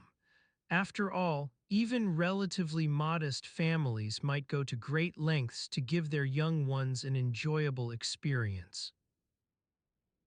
But you can tell that something more specific is going on here. As the last light fades from above and shadows deepen across the cobblestones, a quiet murmur begins, not loud enough to be rowdy but noticeable nonetheless.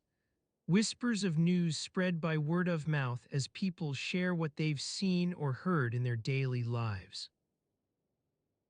You catch snippets about disputes over land ownership, disagreements within families over inheritance, even rumors of impending legislation affecting ordinary citizens. It's a gentle hum, really, an undertone that underscores everything else happening around you. Conversations hushed for fear of being overheard by unwanted ears, nervous glances at the shadows as people wonder who might be listening in.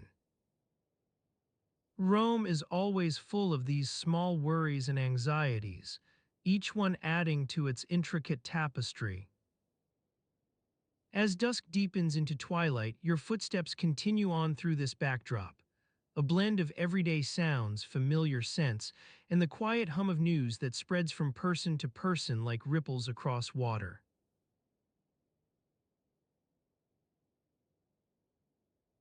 You continue down the narrow streets of Rome, your sandals making soft, slapping sounds on the worn stone pavement.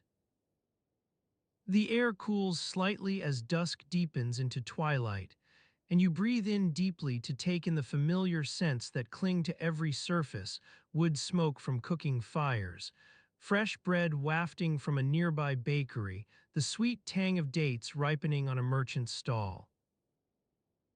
As you walk, the sounds around you begin to change. The cacophony of daytime activities gives way to a softer murmur.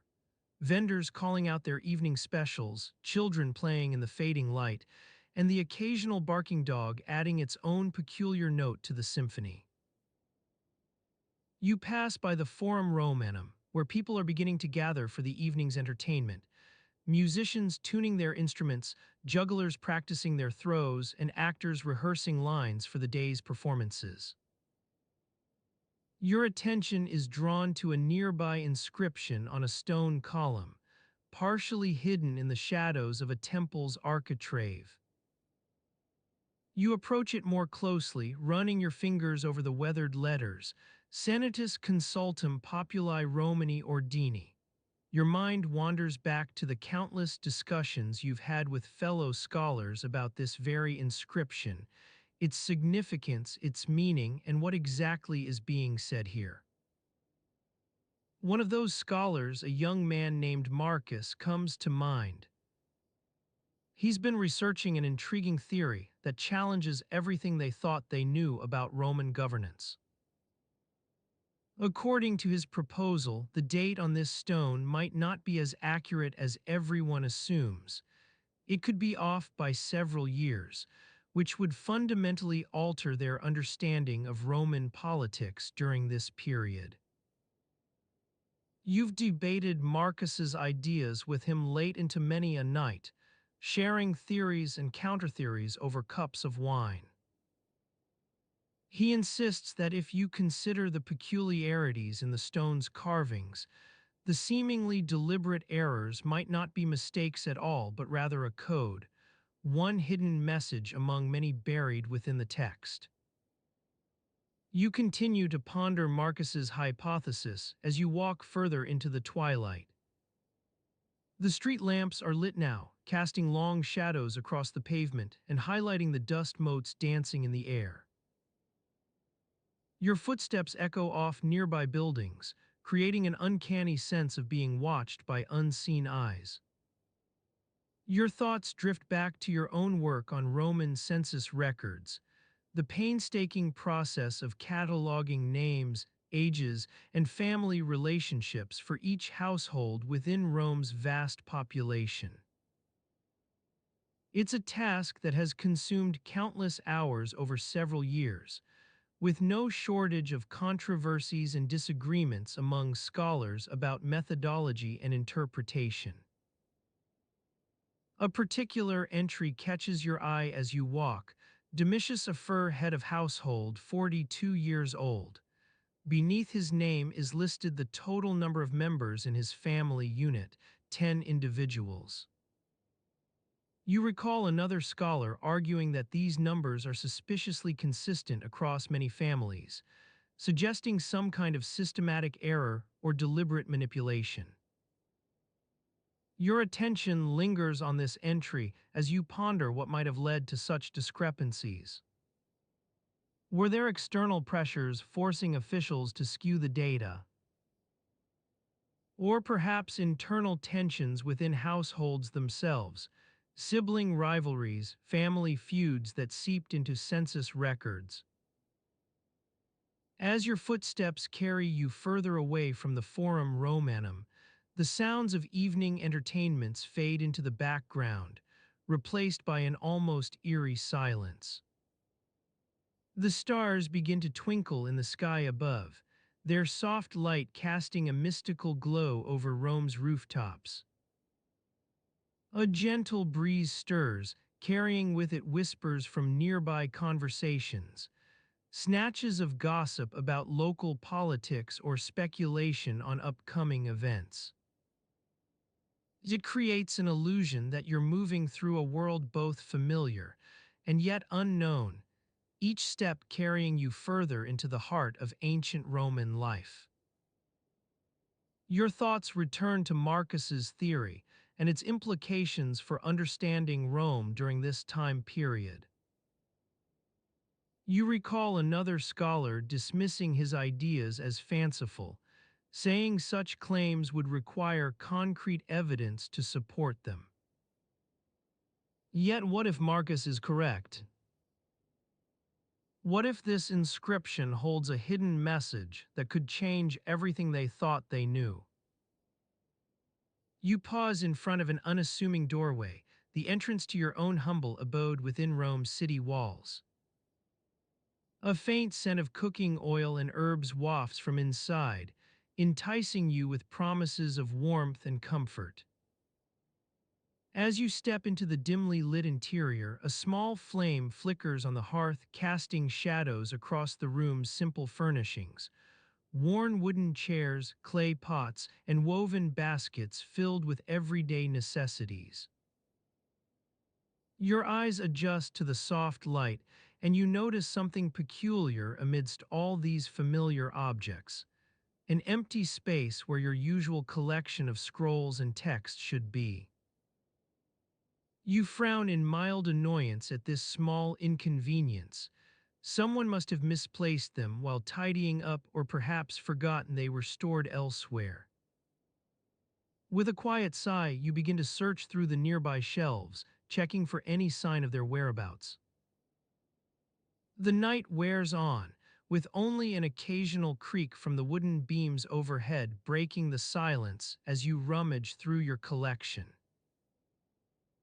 As the hours pass, the fire burns down, casting flickering shadows across the room's walls, making it seem like the lost scrolls themselves are watching over you, waiting for their return to their appointed places.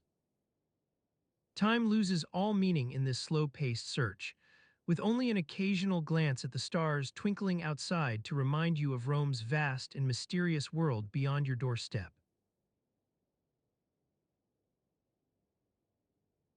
You are still standing outside the small shop of Marcus Fabius, watching him carefully inspect a large stone slab on his workbench. The faint scent of fresh olive oil and vinegar wafts from within, mingling with the smell of worn leather and parchment scraps scattered about. Marcus's hands move deftly as he examines the stone, tracing its surface with a practiced finger. You can almost see him mentally rehearsing the words for an impending debate in the forum, where a rival merchant is contesting Marcus's recent victory at auction. The subtle tension in his shoulders suggests that today may be a day of triumph or defeat. Your gaze drifts to the nearby market stalls, some now closed and others still bustling with evening shoppers. In one corner, the vendor selling fresh bread has lit a small candle next to her wares, casting an inviting glow across the surrounding stalls. You can almost smell the soft warmth emanating from its flame, mingling with the scent of baking bread. Marcus's assistant, Lucius, pokes his head out of the shop door and catches your eye. He tips his hand in a silent greeting before disappearing back into the shadows of the interior. The sound of muffled voices and scratching quills drifts through the doorway as Marcus begins to make notes on a parchment sheet. Your attention returns to Marcus himself, who is carefully measuring out an area on the stone with a small caliper. His eyes flicker up toward you before he bends back down to work, his brow furrowed in concentration. The delicate scent of fresh papyrus wafts from the corner where Lucius works, mingling with the smell of wood polish and worn leather book covers. As Marcus continues to measure out the stone slab's dimensions, your thoughts wander to the recent news about the imperial coinage. Rumors have been circulating for months now that Emperor Trajan himself has taken an interest in altering their design, supposedly at least. Some claim it's a bid to increase trade with distant provinces by emphasizing shared cultural heritage. Others whisper of a desire to reassert Roman dominance over the barbarian hordes encroaching on our borders. Marcus sets down his caliper and leans back against the workbench, eyeing you thoughtfully before refocusing on his task. You wonder if he's heard any whispers about this supposed coinage change, perhaps from a fellow merchant or one of the imperial couriers who occasionally pass through Rome. The evening air is growing cooler now, carrying an anticipatory chill that precedes the night's rain showers. A gentle breeze stirs the nearby awnings and market stalls' canopies, rustling their loose edges like whispers among friends. As you watch, Marcus carefully marks a small section of the stone with his stylus, leaving behind a faint scratch in the surface. You wander over to examine it more closely. This is no ordinary stone slab.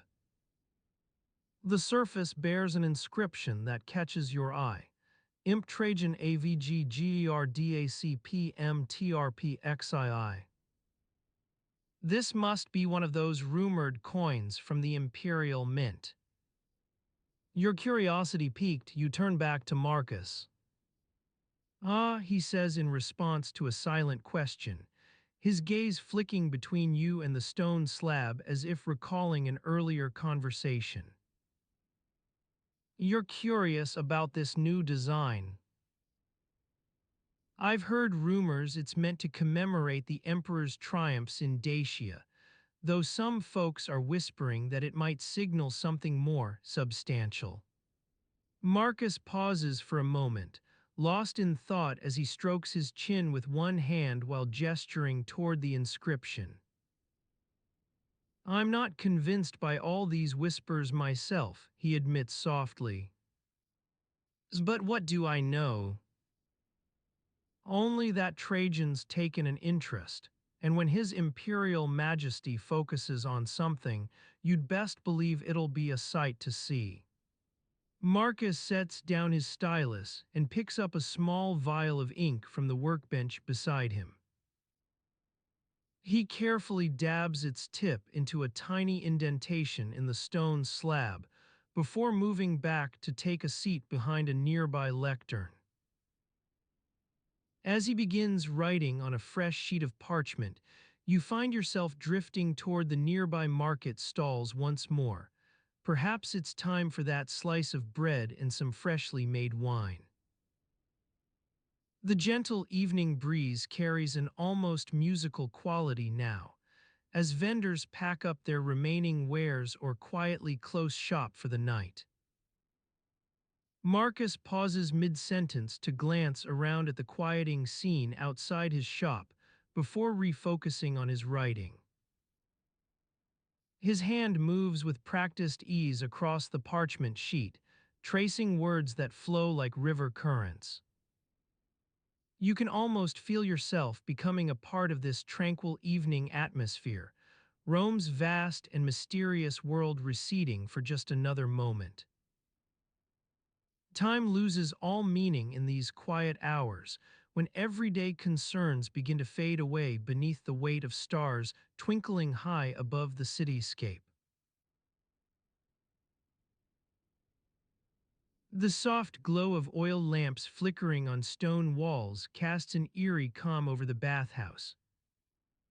The air is heavy with the scent of cedar and myrrh, a sweet perfume wafting from the apothecary's workshop nearby.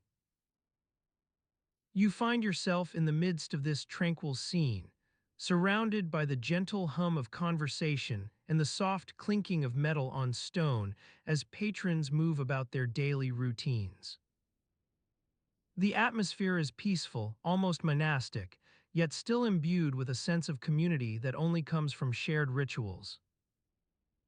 The manager of the bathhouse, Gaius Calpurnius, moves through the crowds with a practiced air, his eyes scanning each face for any sign of trouble or discomfort. He's been running this establishment for nigh on 20 years now and has grown accustomed to its rhythms and quirks. Yet today, something seems off. You notice that one of the bath attendants is arguing with a customer over some minor issue regarding soap quality, while another attendant tries to hush them down without drawing attention from Gaius himself. It's not uncommon for such squabbles to erupt in these confines. People can get testy when faced with steaming hot water and scrubbing brushes. As you watch this unfolding drama, your gaze falls upon a stone pedestal bearing an inscription that catches the eye, AD 65. The date seems out of place among the more recent graffiti adorning nearby walls. Perhaps it's just a prank from some mischievous youngster trying to stir up trouble. Yet there's something odd about this particular plaque. The words are chiseled in neat, formal script, nothing like the rough, scratchy scrawl you'd expect from an unruly teenager. Moreover, Gaius seems oblivious to its presence, which might suggest it's not entirely new. But what if the date on that stone is correct? What if everything else we've been told about this bathhouse's history has been turned upside down? The thought sends a shiver through you as the air grows quieter and more subdued. Evening prayers are being recited by a lone attendant in one of the bathing rooms, his voice low, steady, but somehow haunting amidst the flickering shadows. You recall learning that life inside these ancient walls was marked by an almost ritualistic attention to hygiene. Patrons came here not just for physical cleanliness, but also for spiritual purification through immersion in water. The emphasis on health and well-being during this period has become a cornerstone of Roman culture, even as far back as the early days, long before AD 65. That particular date might have been when Gaius Calpurnius took over running the bathhouse, or perhaps it marked some important event that left an indelible mark on its history. The more you ponder this inscription, however, the less clear things become, as though a small door in your mind has swung open to reveal new questions rather than answers. The manager himself is moving toward one of the bathing areas now, his eyes locked onto a young couple whose hands are clasped together like those on ancient Greek statues.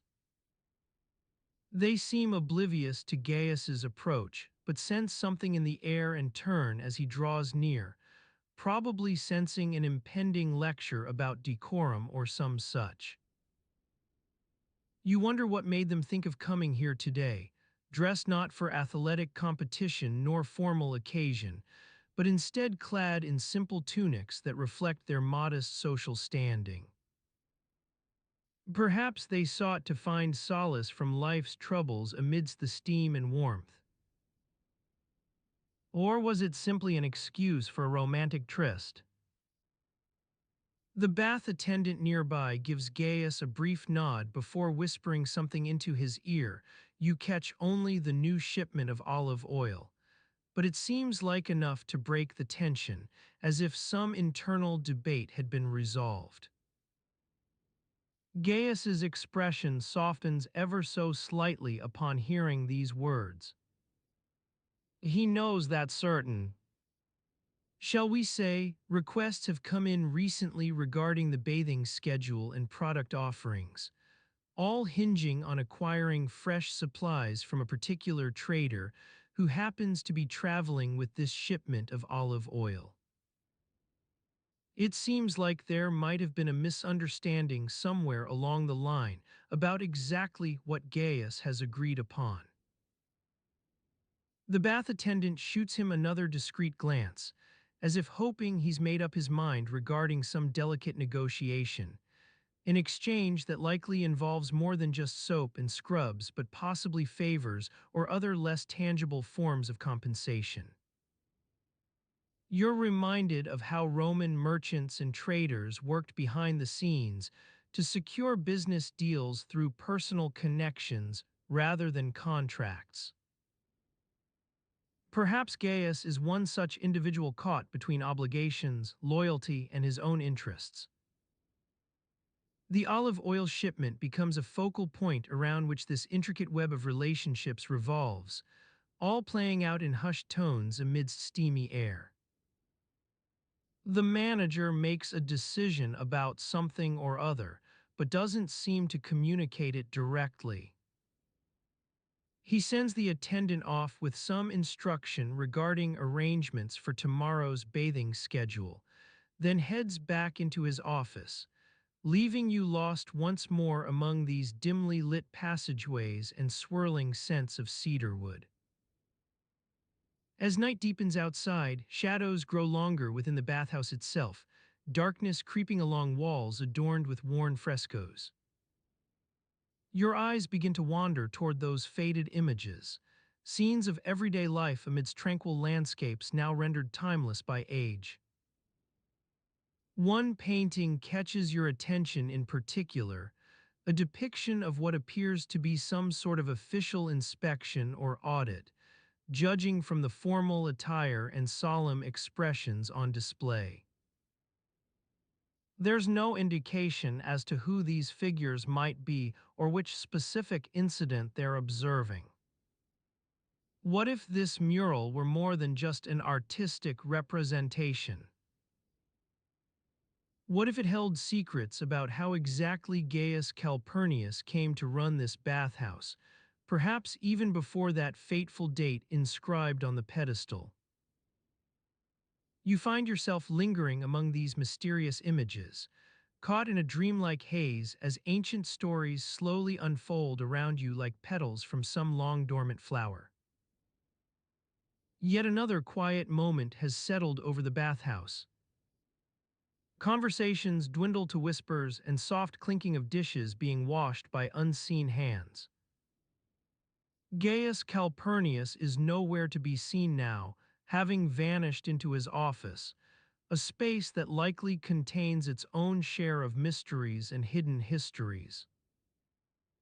The night air grows heavier outside as your gaze drifts toward the flickering flames on stone pedestals nearby, each one casting eerie shadows across walls adorned with those timeless frescoes. As you continue to gaze into the flames, a gentle warmth spreads across your skin, and the scent of melting wax wafts through the air, carrying with it whispers of distant memories. The flickering shadows cast by the torches dance upon the walls, Their ancient stories now familiar friends in this quiet space. You notice how the soft light from the oil lamps highlights the dust motes suspended within the air, like tiny ballerinas performing an invisible ballet above your head.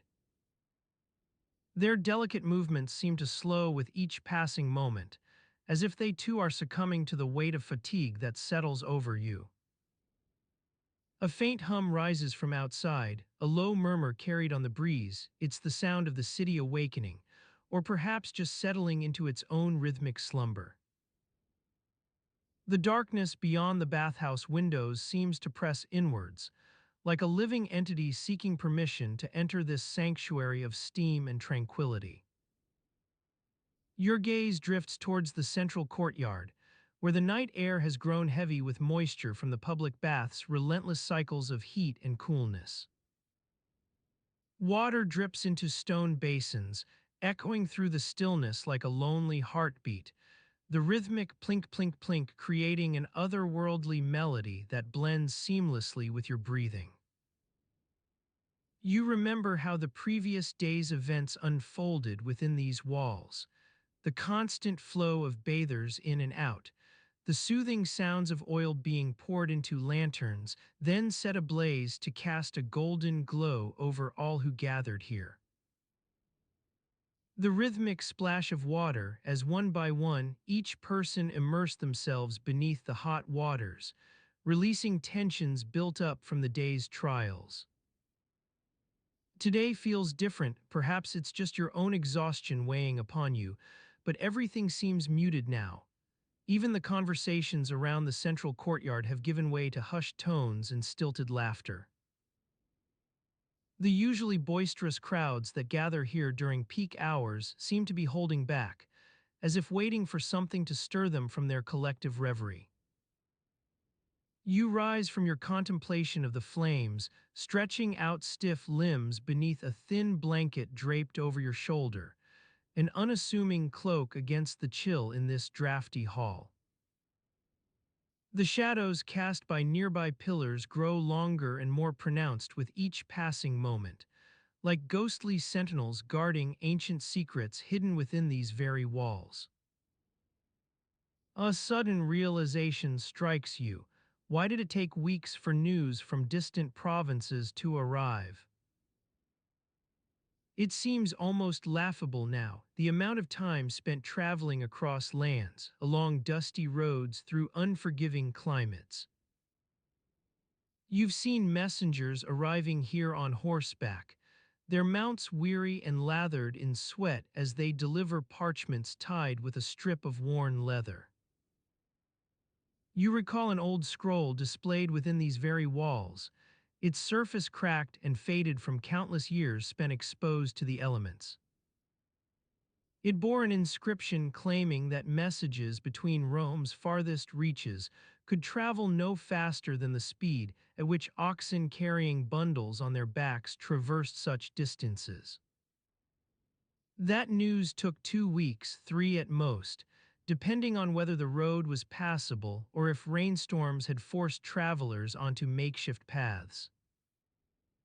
You ponder how this came to be, a system of communication based upon the reliability and endurance of pack animals.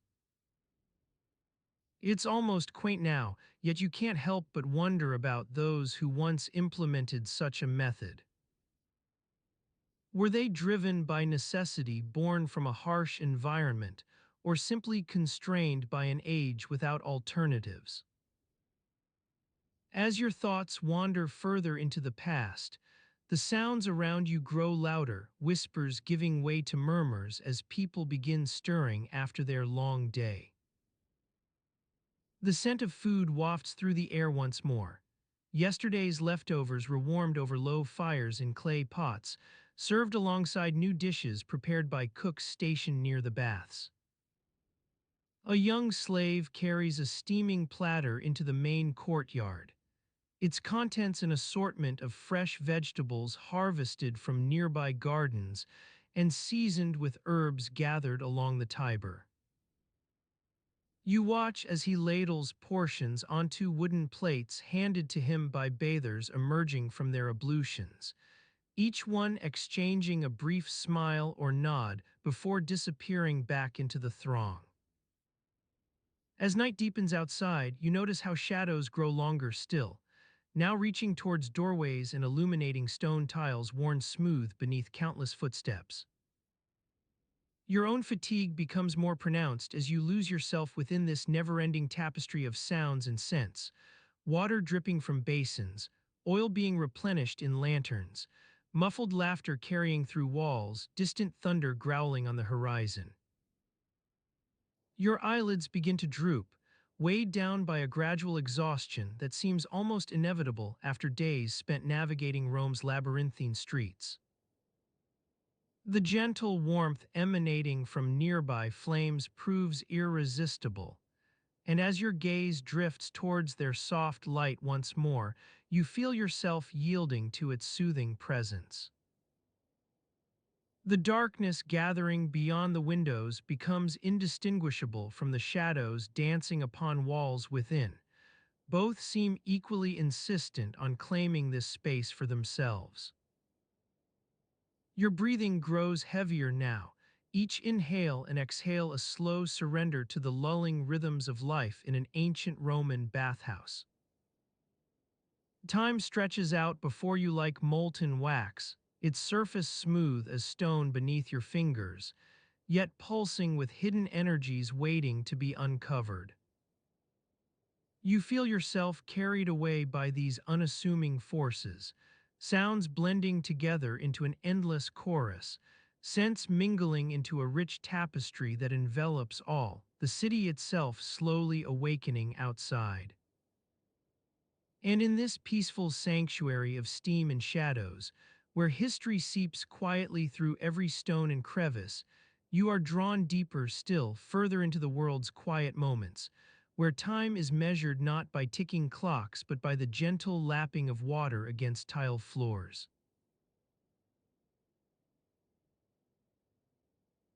As you wander through the warm bathhouse, your footsteps echo off the marble walls, a gentle serenade to the soothing steam that wafts through the air. The scent of laurel and myrrh clings to every surface, a fragrance both calming and familiar, like an old friend's perfume on a winter's night. You pause in front of one of the many alcoves, where a young attendant busily polishes a bronze statue with a soft cloth.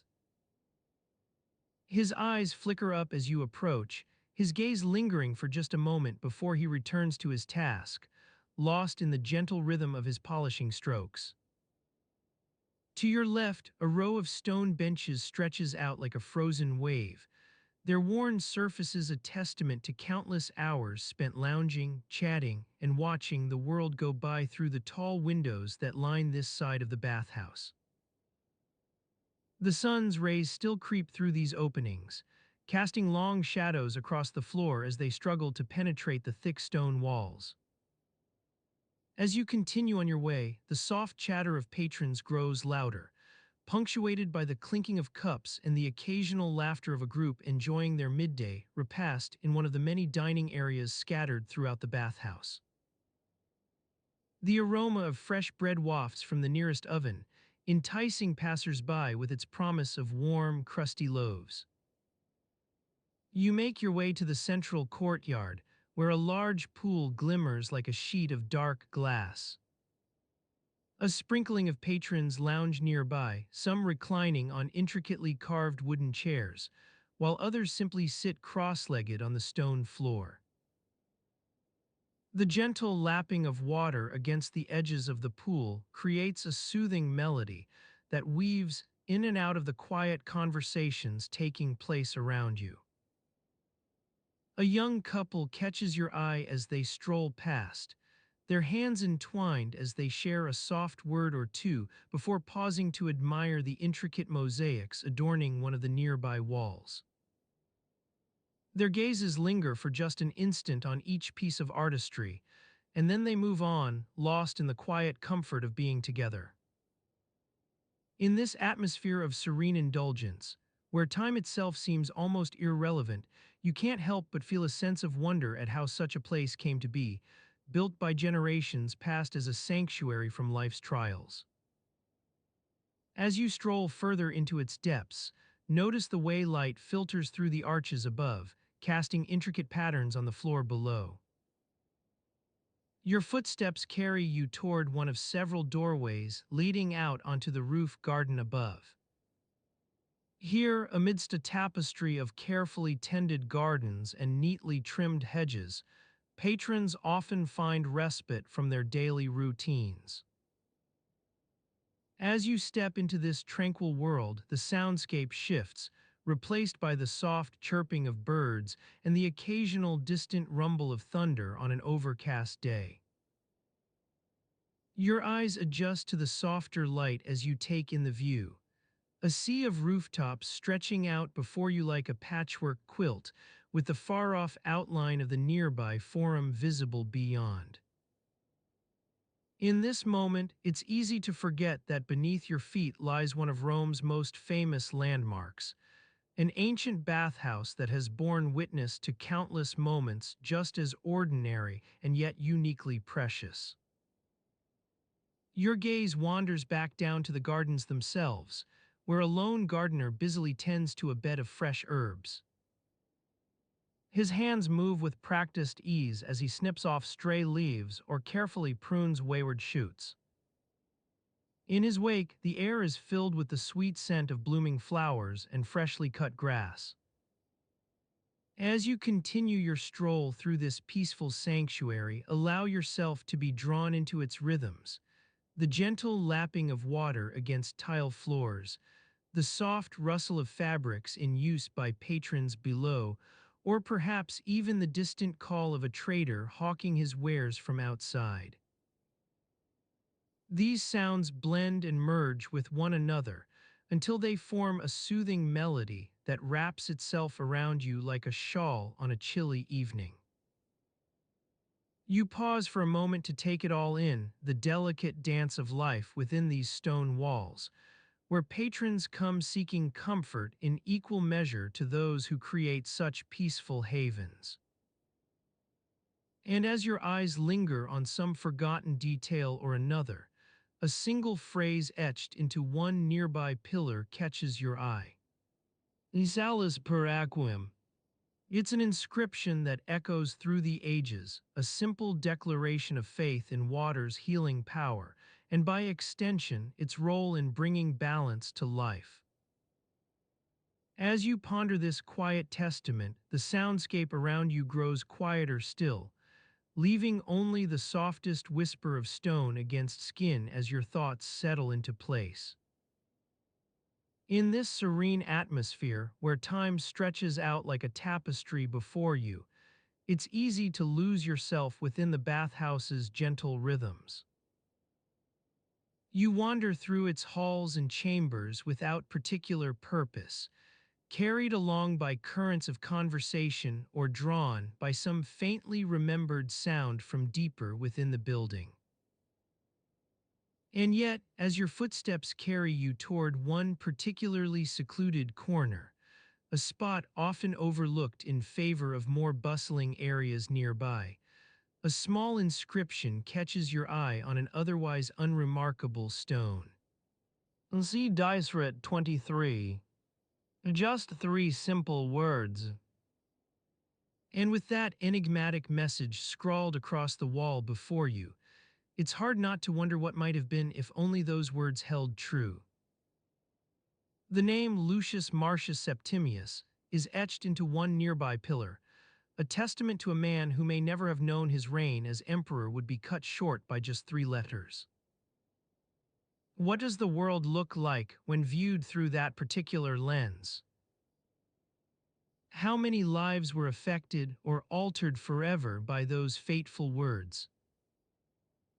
In this quiet moment of contemplation, as you ponder the mysteries hidden within ancient stones and crumbling inscriptions, it's hard to help but ask yourself, what if history itself held more room for mistakes, not grand missteps that shape empires, but small errors in date or deed?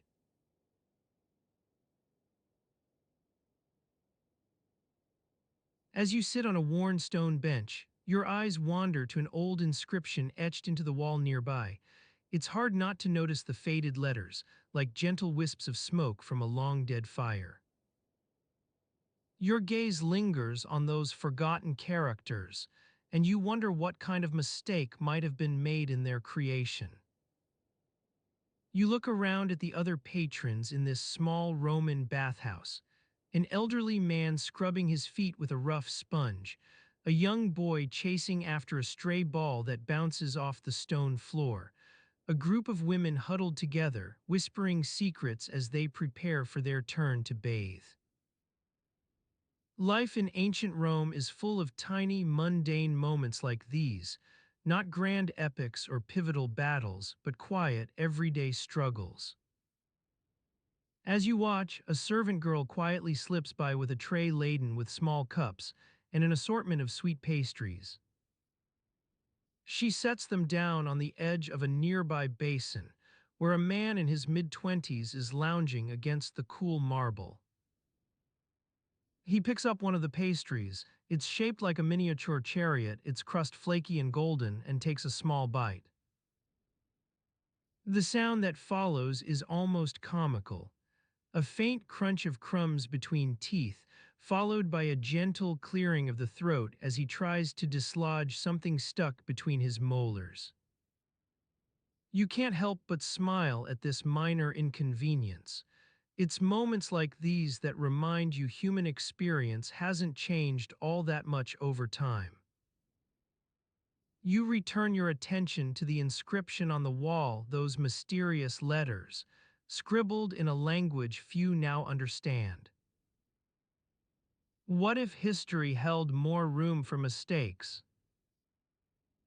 Perhaps not grand errors that shape empires or rewrite annals of war, but smaller slips. An incorrect date recorded in some forgotten chronicle, a minor detail misplaced within a family's genealogy. Your eyes begin to wander, tracing the gentle curves of this bathhouse's architecture, rounded arches and delicate columns supporting vaulted ceilings. You follow a nearby alcove with intricate mosaics depicting scenes from myth, Bacchus dancing among grapevines, Dionysus reclining in opulent splendor. These are not grand histories but small vignettes, meant to charm rather than inform. You sit back on your bench and close your eyes for a moment, just a quiet pause between thoughts. As you breathe in the cool air of this bathhouse, the scent is almost indescribable. Some mix of hot stone, damp fur, and distant smoke, you start to notice other small sounds that usually go unnoticed.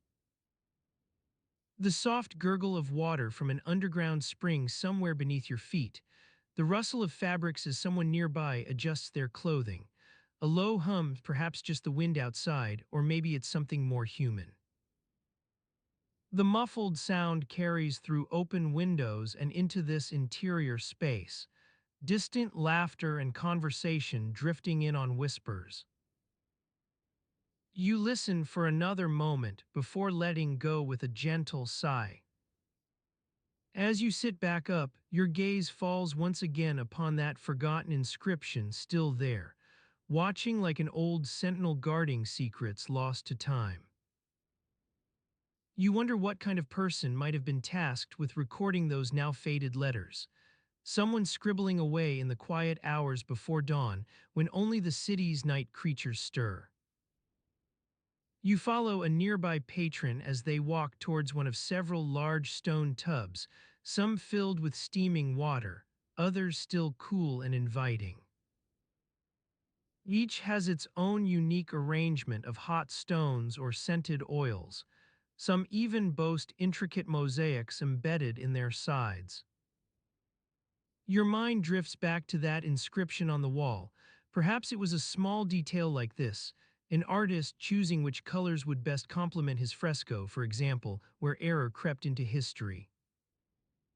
A nearby group of women begins discussing something with animated gestures and raised voices. You recognize fragments of their conversation as they debate some current scandal or latest gossip. They are not debating empires rising or falling, but tiny, inconsequential matters that fill every day. Whose son-in-law is in favor for the Senate seat? Which family's daughter will marry well this season?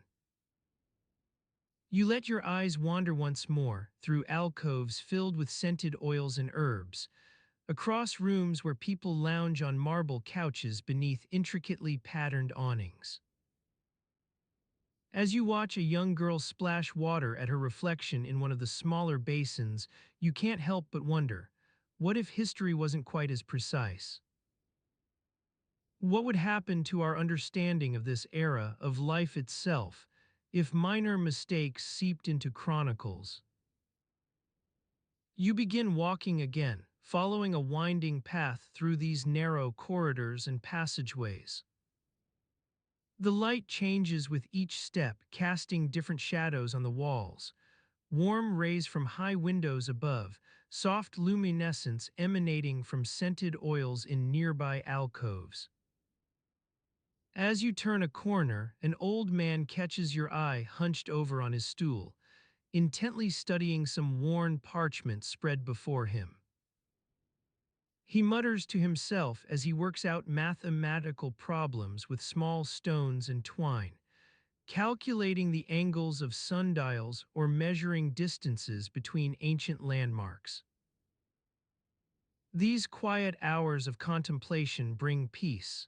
It's moments like these that remind you, even in the most turbulent of times, people still find beauty in order. You watch him for a while longer, mesmerized by his concentration on solving some long-forgotten mathematical conundrum. In this silence and stillness, something shifts within your perception. What if history held room not just for small errors, but also for tiny moments like these?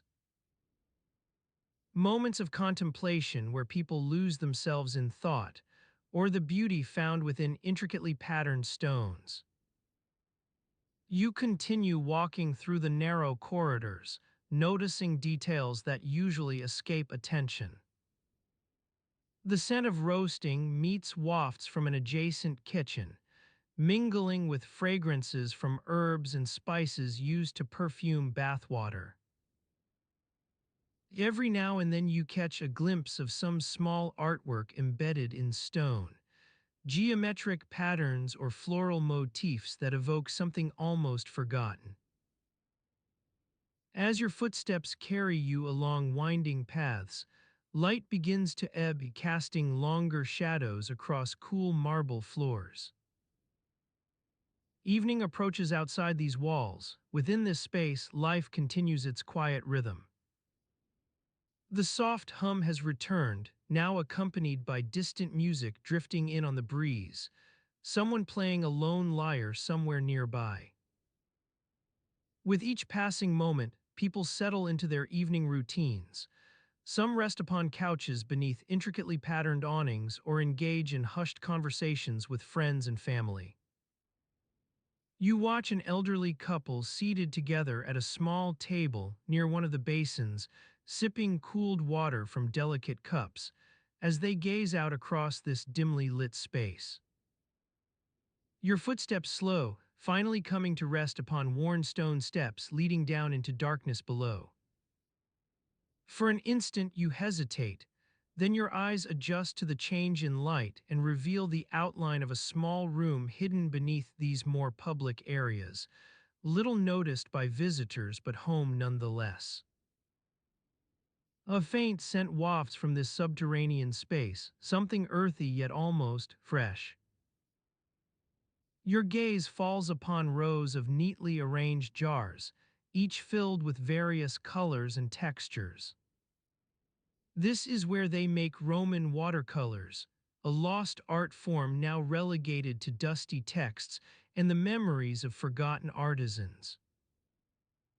You stand there for an extended moment, observing this hidden world below your feet, tiny pots stacked like sentinels guarding some long-forgotten secret, small brushes dipped in pigment resting upon wooden pallets. As you breathe in the scent, equal parts damp earth and vibrant color, a realization washes over you. What if history itself held room not just for errors, but also for secrets left unrecorded? This is your final thought before descending into sleep, surrounded by whispers of forgotten artistry, ancient stories lost within crumbling stones. You find yourself standing still, your gaze wandering along the worn stone walls of a long-abandoned bathhouse. The dim light filtering through the narrow windows above casts eerie shadows on the floor, making it seem as if the very air itself is alive with forgotten memories. The scent of damp earth and vibrant color clings to you like a shroud, transporting you back to that moment when history itself seemed to whisper secrets in your ear. You take another breath, letting the familiar yet unsettling aroma fill your lungs once more. Your footsteps are silent on the worn flagstones as you wander deeper into the bathhouse's depths. The sound of dripping water echoes through the corridors like a lonely heartbeat, punctuated by the creaks and groans of old stone shifting in the gentle breeze that stirs the dust motes dancing around the faint sunlight. You pause beside an ancient sundial, its weathered surface inscribed with cryptic symbols that seem to hold secrets only known to the long-forgotten sun worshippers who once worshipped here. The inscription above it reads, Vesperi Meridem Solis Ortis, Vespers at noon. Sunrise at sunset. A faint memory stirs within you, as if a whispered rumor had been passed down through generations of bathhouse visitors. Could this sundial be more than just a quirky relic from the distant past? Perhaps it's an attempt to describe a time before calendars were aligned with our modern understanding of day and night. You continue your leisurely stroll along the dim passageway, your footsteps echoing off the stone walls as you ponder the intricacies of ancient astronomy. The air is heavy with the scent of old dust and forgotten rituals, carrying whispers from long-forgotten times when people gathered in these very halls to worship, socialize, or indulge in leisurely pursuits. Your eyes fall upon a faded fresco depicting a scene from Roman mythology, the myth of Ceres and Demeter's daughter Proserpina. The once vibrant colors have faded into soft pastels, like the first blush of dawn on a summer morning. You recall the story behind this artwork. It was created to commemorate a momentous occasion in the life of Rome's imperial family, perhaps an alliance with a neighboring kingdom or a successful campaign. As you study the fresco more closely, your gaze wanders toward a small inscription etched into the stone beneath it. Veneris Filia is written alongside a date, 12 Calendas Aprilis. The fourth day before the Ides of April, roughly our modern equivalent to March 22nd. You begin to wonder about this particular imperial connection, and what exactly led to the creation of such an exquisite work of art in these humble bathhouse walls. Was it truly meant as a testament to Rome's glory or perhaps something more? You ponder the lives of those who created it, artisans whose hands poured their heart and soul into every brushstroke. As you continue your meandering journey through this forgotten world, you stumble upon a narrow stairway leading down into darkness. A small inscription on the wall above reads, Fons et Origo, fountainhead and origin. It seems almost nonsensical, but perhaps that's what makes it so intriguing. The stairs descend deep beneath the earth, their walls lined with ancient pipes that once carried scalding hot water to bathe weary travelers. The air grows thick with dampness as you make your way down into this subterranean world. You find yourself standing at the edge of a small pool, its surface reflecting the faint light filtering through the narrow opening above like a ghostly mirror. Water trickles from hidden fountains, creating an otherworldly melody that seems to reverberate within the stone itself. Your gaze falls upon a worn marble plaque embedded into one wall nearby. Civitas Romana is inscribed alongside two names, Marcus Tullius and Julia Augusta, members of Rome's imperial family. Perhaps these individuals played a part in establishing this very bathhouse, or maybe they commissioned its construction. A faint tremor beneath your feet hints at the presence of subterranean waters. The soundscape around you shifts as if responding to an unseen signal. Dripping water changes tempo. Whispers from forgotten artistry grow louder, almost indistinguishable from the wind that stirs through these ancient passageways. Your thoughts return to those who once roamed this world, their lives intertwined with yours in ways both known and unknown. What secrets lie hidden within the stories of Marcus Tullius and Julia Augusta? Did they oversee construction of the bathhouse, or simply visit it often enough for their names to be etched into its stones? The light from above begins to fade as shadows deepen across the room, carrying whispers of forgotten rituals performed beneath this very surface. You recall a line from an ancient poem, Silentium et Tenebri, silence and darkness. Your footsteps grow heavier on the stone stairs as you begin your ascent back into the world above, surrounded by silences that hold secrets like water holds its own mysteries within its depths.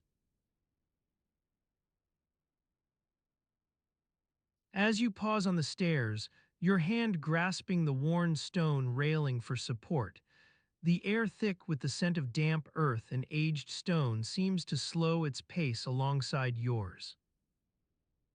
The dim light that filters down from above casts long shadows across the walls, like dark fingers reaching out to claim their own forgotten histories. You glance around at the cold, unforgiving stone beneath your feet, noticing for the first time a small inscription carved into the corner of one step.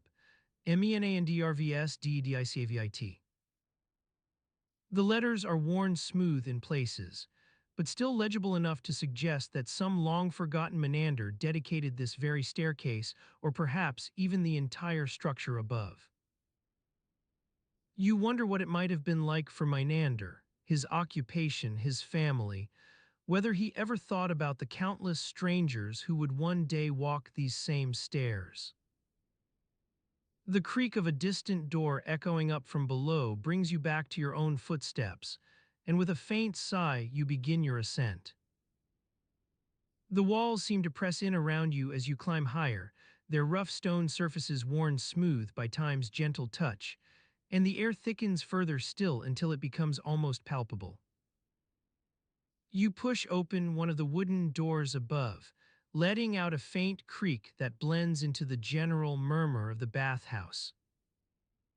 The room beyond is small, with only two narrow windows to admit the pale morning light that filters in through latticework shutters.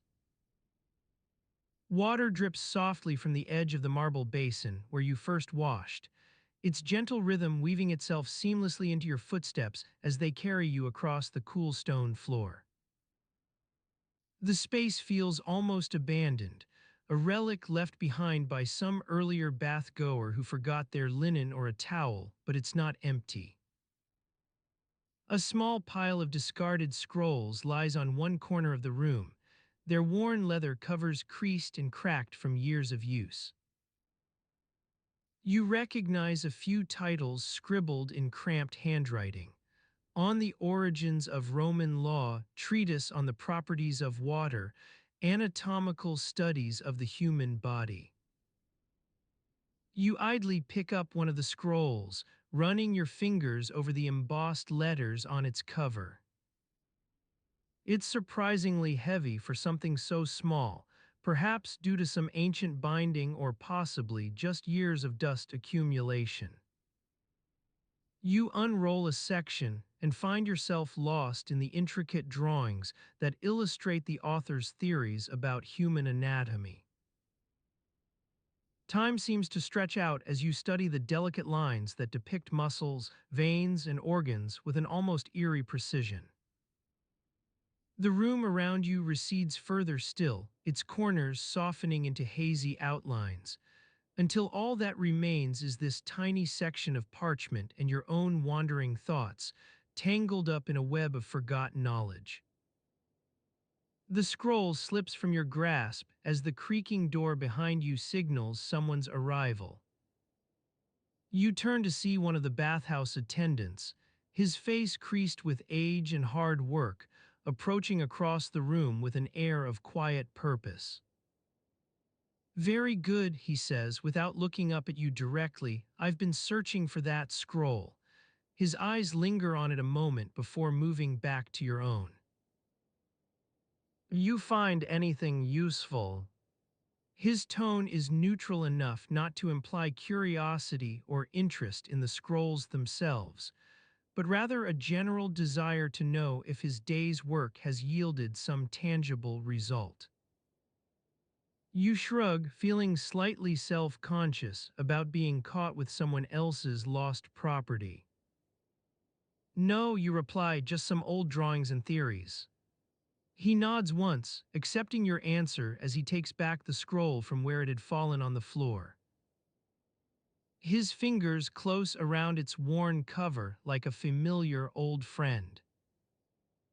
"Thoughts of science are good for the mind," he says quietly, "but perhaps not so much in these rooms." He glances up at you then, his eyes flecked with silver, holding an almost mischievous spark.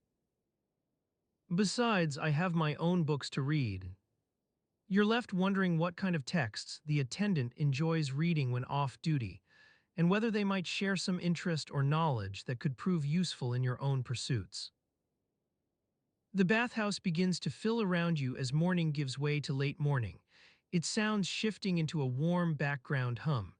Water splashing, voices murmuring, the distant clatter of pots being moved from one room to another. You wander over to join them, unsure how much longer this tranquility will last, but aware that every moment counts in these ancient walls. Your footsteps grow heavier on the stone stairs as you begin your ascent back into the world above, surrounded by silences that hold secrets like water holds its own mysteries within its depths, secrets waiting for someone with patience and persistence to uncover them. You step out onto the street outside, blinking away the dimness of the bathhouse's corridors in favor of the harsh sunlight overhead. The city stretches out before you, its sounds growing louder now as people hurry about their daily business. The morning air carries a mix of smells, fresh bread from nearby ovens mingling with the acrid tang of garbage being collected. And beneath it all lies that other scent which is somehow specific to Rome itself, like sandalwood but not quite. You breathe deeply, letting its fragrance mingle with your own. Your path takes you along narrow alleys lined by ancient apartment buildings, whose facades seem almost identical one after the next. Some are adorned with intricate carvings of mythical beasts or mythological scenes, while others appear rough-hewn and uncared for, their stones weathered to a smooth sheen that blends seamlessly into the surrounding landscape. You walk past several shops, each one stacked high with an assortment of goods, wine jars in neat rows alongside bronze vessels, bolts of fine linen beside smaller baskets woven from willow branches. You notice how each merchant arranges his wares, sometimes displaying them under glass or leather covers, and at other times leaving them exposed to the elements. Your footsteps carry you through this crowded marketplace until you come upon a small, unassuming entrance tucked away between two larger buildings. The sign above it reads, "Subterranean Rooms Below Colosseum." A faint hum of conversation drifts out from within, barely audible over the surrounding noise but unmistakable nonetheless. You pause for an instant before pushing open the door and disappearing into its depths, leaving behind the bright sunlight that seemed almost overwhelming just moments before. The room beyond is dimly lit by flickering torches set around the perimeter, casting shadows on walls adorned with intricate mosaics depicting various scenes from Roman mythology. The air inside feels stale, heavy with dust particles suspended in midair like tiny clouds of forgotten history. You breathe deeply once more and let your eyes adjust to the dim light. A faint sound carries through these subterranean rooms, a low murmur, barely audible over the gentle hum of conversation but unmistakable nonetheless. It seems almost as if someone speaking softly within earshot, their voice steady yet slightly hesitant, as though they're sharing some long-held secret that could have far-reaching consequences. The sound grows louder now, like whispers carried on an invisible breeze through narrow corridors that twist and turn without any apparent logic. You strain to listen more closely, but it remains just out of reach, a tantalizing mystery waiting for someone with patience or perhaps the right questions to uncover its secrets. Your footsteps carry you deeper into these abandoned rooms beneath the Colosseum, down worn stone passageways where forgotten history lingers like dust in every corner. What if this low murmur is not just some ordinary conversation, but rather a hint at something much larger? Something hidden deep within the labyrinthine corridors of Rome itself. You push open another door and find yourself on a narrow landing overlooking several small rooms arranged around you, their doors adorned with ornate carvings that seem almost like tiny vignettes from mythological tales. Each one appears to lead into some private, secluded space where thoughts and secrets might be shared without fear of being overheard. You glance about cautiously before choosing the room closest to your right hand, its door slightly ajar as if inviting you inside with an air of quiet curiosity. As you push open the door to your chosen room, a faint scent of myrrh wafts out, carrying with it whispers of earlier bathers who had lingered too long in this very spot. The air inside is heavy with dampness and the subtle tang of cedarwood, which clings to every surface like an old friend. You step across the threshold, your bare feet sinking into a soft layer of sand that has accumulated on the floor over time. Water trickles from a nearby faucet, its gentle hiss providing a soothing background hum as you begin to explore this small, intimate space. A single candle flickers in the corner, casting eerie shadows on the walls as it casts an uncertain light upon your surroundings. A faint scent of dust mingles with the myrrh and cedarwood, telling tales of days when this room lay unvisited for weeks at a time. You notice that the stone floor is worn smooth by countless footsteps over the centuries, each one a testament to some long-forgotten bather who had come here seeking relaxation. Your gaze drifts upward, taking in the vaulted ceiling above, adorned with intricate mosaics depicting scenes of mythological creatures and their various exploits. Some appear almost lifelike, as if they might spring forth at any moment from their ancient tiles to dance across your vision. But for now, they remain fixed, silently observing all who enter this sacred space.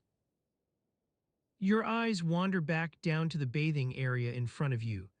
A simple stone tub sits atop an ornate pedestal, surrounded by ceramic jars filled with lotions and unguents that seem almost untouched since their contents were first poured into them. You notice how neatly arranged they are on their shelves, each one perfectly spaced from its neighbor, as if awaiting some imminent occasion to fulfill their intended purpose. A nearby wooden cabinet, adorned with a small bronze lock in the shape of a snarling lion's head, appears to be slightly ajar. Its door creaks softly when you push it open further, releasing a puff of stale air and revealing an assortment within that seems little changed since its last use. Rows of neatly folded towels, several candles set aside for future needs, and buried beneath the top layer of linens, a small leather satchel tied with a faded ribbon. As you delve into this forgotten trove, the word delve would be too dramatic here. Your fingers brush against something hard within. It's an object unlike any other item in its company, a worn, bronze-colored scroll that lies flat upon the top of the bundle. Unfastening the tie around it reveals yellowed parchment covered in faded script, lines of which seem almost as though they're trying to recede back into their own time. You hold this mysterious artifact close enough for your eyes to drink in its surface details, noticing a date etched on one edge that initially seems too large, 27th February. Something about it rings true. Perhaps it's the way those numbers seem so perfectly suited to an era long past. Your hand hesitates as you wonder how this tiny detail could ever have been recorded, and yet forgotten in favor of more notable milestones. This small discovery sparks within you a question that refuses to be put aside. What if the date on this scroll is correct? What if, instead of 27th February marking some uneventful day in the Roman calendar, it marked an entire year, one whose passing had no discernible impact upon history's recorded annals? You return your gaze back down to the room as a new perspective settles over its features. This tiny space is but a microcosm for all that you suspect lies hidden within official records, forgotten moments of lives once lived, each with their own stories yet untold. Your thoughts linger on this thought as you take in every aspect of your surroundings, from the way dust motes dance around candles to the sound of dripping water, forming a rhythmic counterpoint beneath it all. Your breathing slows, gradually merging itself into harmony with these soothing sounds, until even time itself begins to lose its hold over your sense of urgency. You glance upward once more at those same mosaics above, now seeming almost mundane after having seen their counterparts in the greater world beyond this small bathhouse's confines, and wonder what it might be like should you find a way into an official record book, where dates for years are marked with such deliberate care. Would they reveal anything resembling what has been hidden here within these walls? As your thoughts wander further down that road of speculation, the flickering candlelight begins to weave its own spell around you, a hypnotic dance of shadows and darknesses cast upon stone so worn by time it's almost translucent in places. Your eyelids grow heavy with each passing moment as all sounds fade softly into the background. The wooden cabinet creaks gently once more, releasing another wispy plume of stale air that seems to dissolve immediately into nothingness before you can truly grasp its essence.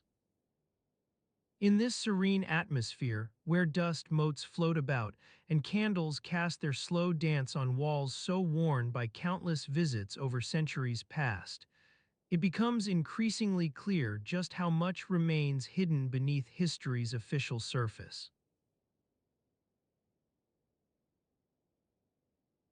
The soft glow of evening light filtering through the apertures above the bathhouse's entrance casts a warm orange hue on the worn stone floor.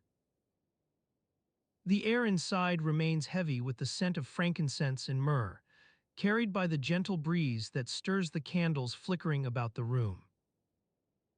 You are walking down the central corridor now, your footsteps echoing off the vaulted ceiling as you make your way towards the baths themselves. The soft murmur of conversation from within grows louder with each step, a mixture of hushed tones and low laughter carried on the warm air. In here, beneath the soothing ambience created by the heat emanating from the hypocaust below, it's easy to let one's guard down. As you approach the first bathing area, you notice an elderly man sitting cross-legged against a nearby pillar, his eyes closed as he slowly breathes in through his nose and out through his mouth. The wisps of gray hair around his temples seem almost silken in the soft light, a stark contrast to the rougher texture of his face, creased by years spent under the scorching sun. The man beside him is speaking softly into his ear, using that very subtle language used only between Roman soldiers on campaign. It's an argot woven from scraps of Latin and other words gleaned from their travels, a private tongue which even outsiders might struggle to decipher. Your own ears pick up snatches, kairos, the Greek word for opportune moment, followed by fossa, trench or ditch in rough dialect. The elderly man opens his eyes, catches your gaze and nods slightly before returning to his slow breathing exercise. His companion leans back against a nearby pillar, glancing up at you with an unreadable expression as he continues speaking softly into the air. As you stand there trying to follow their conversation without drawing attention, you notice that most of the people gathered here today are wearing some form or other of military garb, tunics worn across their shoulders in a way suggesting they've been on campaign for quite some time. A few glance your way with a mixture of curiosity and hostility. A young officer stands nearby, dressed in his finest armor as he supervises a group of new recruits being shown the bath's facilities. He notices you watching the elderly man's conversation and approaches with an air of quiet interest. Salve, he says softly, hello, or perhaps more accurately, greetings. You appear interested in our little gathering here today. He nods towards the soldier speaking to his companion. That is Marcus, a seasoned veteran from the northern provinces. He's sharing stories with old Gaius about their campaigns. The young officer leans back against the pillar opposite you, eyes drifting up at the vaulted ceiling before returning to yours. It's an unusual language, he says quietly. Marcus uses terms drawn from Greek and Latin, a mix of dialects picked up during his travels.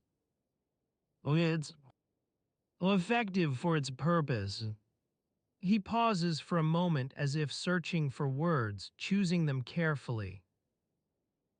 For sharing information in the field without drawing unwanted attention. You know how it is, sometimes there are things best left unspoken. As he speaks, you catch snippets of conversation drifting about the room, talk of campaign routes, troop movements and strategies being shared with caution amidst laughter and easy camaraderie. People move through these halls today not as strangers, but fellow veterans bound by common experiences. Gaius's eyes flicker open once more. He catches your gaze again before nodding almost imperceptibly towards his companion. You follow the movement, noticing that Marcus has paused mid-sentence to watch you with a hint of curiosity in his own eyes. In this fleeting moment, it seems as though their conversation might pause for discussion on who you are and why you're watching them speak in codes only known to those familiar with military campaigns far from Rome itself. Yet the exchange is brief. They nod almost simultaneously before Marcus continues speaking in hushed tones. The young officer stands up straight once more, eyes flicking towards Gaius as if ensuring he's still present amidst his slow breathing exercises. "We must continue the tour," he says softly to you now, leading a few paces forward. "Our guests today are eager to familiarize themselves with the full range of facilities available here in the baths." He pauses near an archway, pointing towards a corridor beyond which seems almost lost in shadow, narrow and unlit. "If I might say so," he says quietly as you stand there together, gazing out into that dim passageway. "Some people prefer not to speak at all during these visits. They find solace instead in the quiet moments spent alone within our walls." The young officer's words fade into silence as you turn your gaze away from him and towards Gaius once more, watching now with rapt attention. His eyes closed, but a hint of understanding flickering across his features. It seems to take an eternity for Marcus to finish speaking before he leans forward again. The elderly man nods almost imperceptibly in response, their conversation carrying on unabated as they settle back into the silence surrounding them. A faint breeze stirs through the hallways now, causing the flame of a nearby torch to flicker and dance upon its metal casing like some wretched creature born from shadows themselves. You notice it for an instant before returning your gaze towards Gaius, who remains lost in the quiet reverie shared between him and his companion. As you stand there amidst the warm glow of the evening atmosphere, you can't help but wonder about what other stories these walls might hold hidden within their silence. Tales whispered softly into ears alone at night by soldiers sharing secrets as they lay awake beneath stars far from home.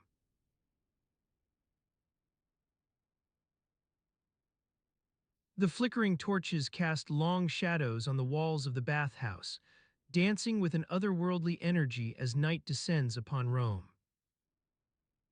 The air inside grows thick with moisture and warmth, carrying scents of sweat, oil, and baked bread wafting from the nearby Thermopolis. You breathe deeply, feeling your lungs fill with the rich aroma, as you continue to ponder the tales hidden within these ancient stones. As you wander through the dimly lit corridors, a faint whisper catches your ear, a soft murmur of hushed conversation carried on the gentle breeze that stirs the reeds lining the baths. It's easy to lose yourself in the labyrinthine passages of this sprawling complex, where every step reveals another hidden chamber or forgotten nook. You pause at an intersection, listening intently as the whispers grow louder and more distinct. You heard it from Marcus himself, a voice says barely above a whisper. He spoke of a lost city deep beneath our feet, a metropolis said to rival Rome itself in grandeur. Your curiosity piqued. You follow the sound of the conversation until it leads you to a secluded alcove hidden behind a tapestry of intricately woven vines and leaves. A small group of bathers huddle around a lantern set on a nearby stool, their faces aglow with excitement as they listen intently. "If the date etched into that stone is correct," one of them continues, then everything we thought we knew about Rome's history could be turned upside down. The speaker nods toward an elderly man sitting in the shadows, his eyes fixed on some invisible point beyond the flickering flame. He's a regular at these gatherings, a respected philosopher who has spent years poring over dusty tomes and crumbling scrolls. According to this text, the old scholar says, the stone dates back to a time when Rome was still in its infancy, long before even our great ancestors began their conquests. The group falls silent as they ponder the implications of such a revelation. You lean against the wall nearby, your ear pressed against the rough stone, listening intently. A gust of wind stirs outside, causing the torches to flicker and dance with renewed intensity. The shadows on the walls seem to deepen, as if trying to conceal secrets within their dark recesses. The bathers exchange glances, some look worried, others intrigued. As you continue to listen in rapt attention, a gentle breeze stirs the reeds lining the baths, releasing a soft susurrus of sound that carries on its breathy sighs and whispers the tales of countless generations. You feel the weight of history settle around you like a mantle, a reminder of all that has transpired beneath these stones. If true, one of the bathers says finally, then it would explain why we've never been able to pinpoint Rome's exact founding date with certainty. The scholar nods thoughtfully, his eyes glinting in the dim light. Yes, if this lost city existed, and I must stress that exists is a rather large word here, then our understanding of ancient Roman history would be turned on its head. You press your ear against the wall once more, feeling the stonework beneath it seem to hum with suppressed energy, as if secrets long buried are about to burst forth into the world. The wind picks up outside, rustling the leaves and causing the reeds to sway softly in rhythmic motion. As you stand there amidst this quiet reverie, lost city tales swirling through your mind like mist on a winter's morning, it becomes increasingly clear that nothing is as it seems beneath Rome's streets, not even the very stones upon which we walk. The whispering huddle continues its discussion with growing fervor, their words carrying you along on a tide of curiosity and wonder. Imagine the implications, one voice says, if this lost city were real. The scholar nods gravely, his eyes never leaving some distant point beyond the flickering flame. We would have to reevaluate everything we thought we knew about Rome's rise, its politics, culture, even its very foundation itself. You breathe deeply once more, feeling the weight of history settle around you like a shroud. As night deepens and shadows grow longer still, it becomes clear that this enigmatic tale will haunt your thoughts for some time to come. The bathers eventually disperse, their discussion growing hushed as they make their way back into the cool evening air. You linger behind, lost in thought amidst the dimly lit corridors of the ancient complex, a city within a city where secrets slumber beneath every stone and whisper through reeds swaying softly to an unseen breeze. The last embers of the torches die out one by one as darkness claims its due above ground, yet your thoughts remain suspended between two worlds, the world we think we know and the hidden realm that lies just beyond our grasp. As the air grows colder with each passing moment, a faint rustling stirs in the shadows, perhaps a rat scurrying through forgotten passages or an unseen presence slipping quietly out of sight. The bathhouse itself appears to be settling into its usual lullaby. Whispers fade away as people retire for the night, leaving only the gentle hum of stone and water. Yet your mind remains wide awake, pondering the lost city's existence with growing intensity. And if it were real, you whisper softly into the darkness, what secrets would lie hidden beneath our feet? As the first hint of dawn begins to seep through the cracks in the walls, a cold gray light that slowly erodes the shadows and brings life back to this forgotten corner of Rome's underworld, your thoughts begin to fade with it. The whispers subside as the world above awakens, its noise bleeding into the bathhouse like water soaking into parched earth.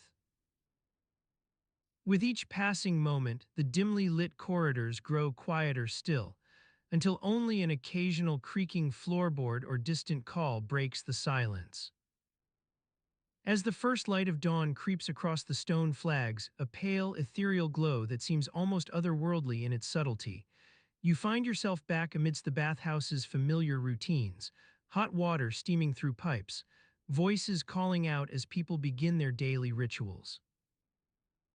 Yet something lingers beneath your thoughts, like an echo of forgotten memories left hidden in some dusty recess.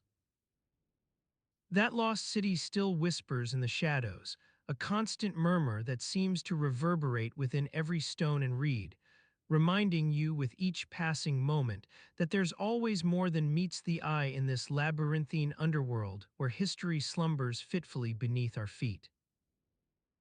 The day stirs on as you make your way back through the complex, a gentle breeze rustling leaves and carrying whispers of ancient tales into an unknown future. As you wander through the complex once more, the sounds of morning gradually assert themselves, a distant clanging from the forge, a low murmur of conversation near the kitchen, and the soft chirping of birds in the gardens. The breeze carries the scent of freshly baked bread wafting from the ovens nearby. You make your way to the central courtyard, where the day's schedule is posted on a large stone board. The sun casts long shadows across the paving stones as you approach, illuminating the names and tasks listed for each citizen. Aulus in charge of water distribution today, Marcus overseeing repairs to the Hypocos system, and Livia coordinating the daily offerings to the household gods. As you pass by the latrinae, a cluster of public toilets near the entrance, you notice a faint smell of something burnt wafting from within. You recall that yesterday's maintenance crew accidentally set fire to one of the latrine seats while attempting to clean it with oil and vinegar. The reek is still lingering, carried on the morning air. You continue towards your own quarters, situated near the eastern wing of the complex. As you enter your small apartment, a faint hum of conversation drifts in from the adjacent room where Gaius, one of the bathhouse attendants, is engaged in an animated discussion with Lucius, the resident poet. The two men are seated at a low table, surrounded by scattered scrolls and writing tablets, as they deliberate over the finer points of iambic meter. Their debate carries on for several moments before Gaius raises his voice slightly to address a query directed towards you. "Excuse me, friend. Would you care to join us in our discussion?" Lucius is working on an ode to the virtues of Thermi Julia's facilities. You decline politely and excuse yourself, leaving them to their literary debates. The aroma from the kitchen wafts through your quarters as well, this time a mixture of roasting meats and baking pastries that fills the air with tantalizing scents. Upon entering the dining hall, you're greeted by Aulus, who is busily arranging platters of food on one of several long tables set up for the day's meals. Today features an assortment of boiled vegetables, roasted fowl, and some type of cured meat, perhaps a bit too salty, judging from the faint tang still lingering in your mouth. As you take your seat alongside a handful of fellow diners, Livia emerges with a large jug of wine and pours it into clay cups set at each place. Conversation flows easily as everyone chats about their tasks for the day. Lucius ponders whether his poem will be ready by nightfall.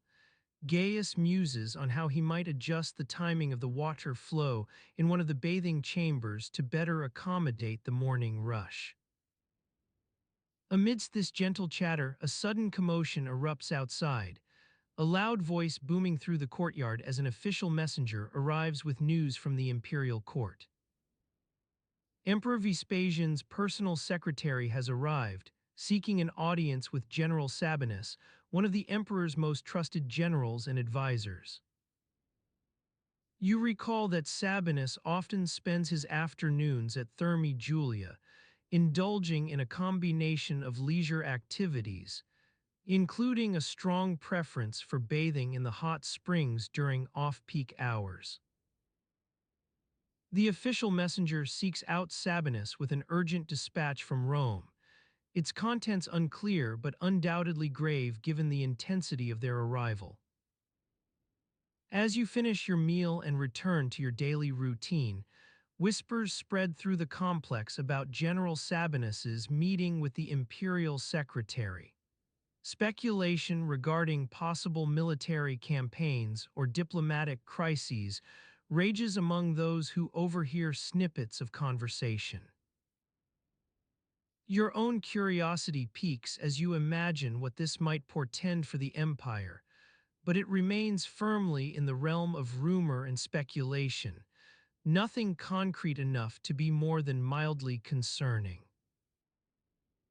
Your attention is soon diverted by a nearby commotion. A group of servants struggling to maneuver an unusually large stone into place near one end of the central courtyard. They're attempting to install a newly acquired decorative fountain. Its design features intricate carvings depicting scenes from ancient myth, intended to complement the already impressive collection of sculptures and statues throughout Thermae Julia. As you watch, the sun reaches its zenith in the sky above, casting dappled shadows across the paving stones below. A faint scent of fresh-cut stone wafts through the air as the fountain slowly begins to take shape. The artisans working on it seem pleased with their progress, though you notice a few minor imperfections, an uneven surface here, a slightly askew feature there. Your own afternoon tasks beckon, perhaps visiting one of the nearby exercise yards for some light physical activity, or simply sitting by the poolside to enjoy the warmth and tranquility. The soundscape around you shifts as people start making their way towards various activities within the complex, children laughing, servants chatting in hushed tones near a supply storage room. Your gaze wanders back toward General Sabinus's quarters, where his meeting with the imperial secretary has still not concluded. A faint murmur of discussion carries through the windows. You can't quite discern what's being said, but recognize the steady cadence of formal speech typical when high-ranking officials confer over sensitive matters. As you meander towards your preferred destination, perhaps a short walk to one of several nearby libraries, or simply retreating into your quarters for some quiet time before lunch, you're enveloped by an atmosphere that feels almost expectant. It's hard to pinpoint the source, but beneath the ongoing din of everyday life in Thermae Julia lies a subtle undercurrent.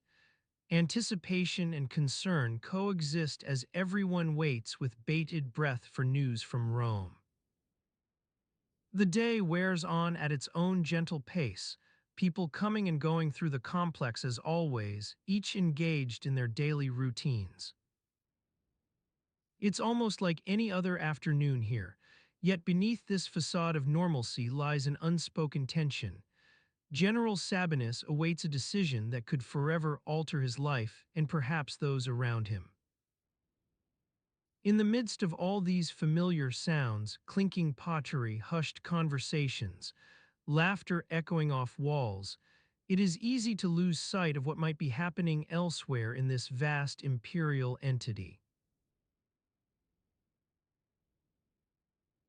The flickering torchlight casts an eerie glow on the dusty shelves of the Vatican Library's hidden chambers.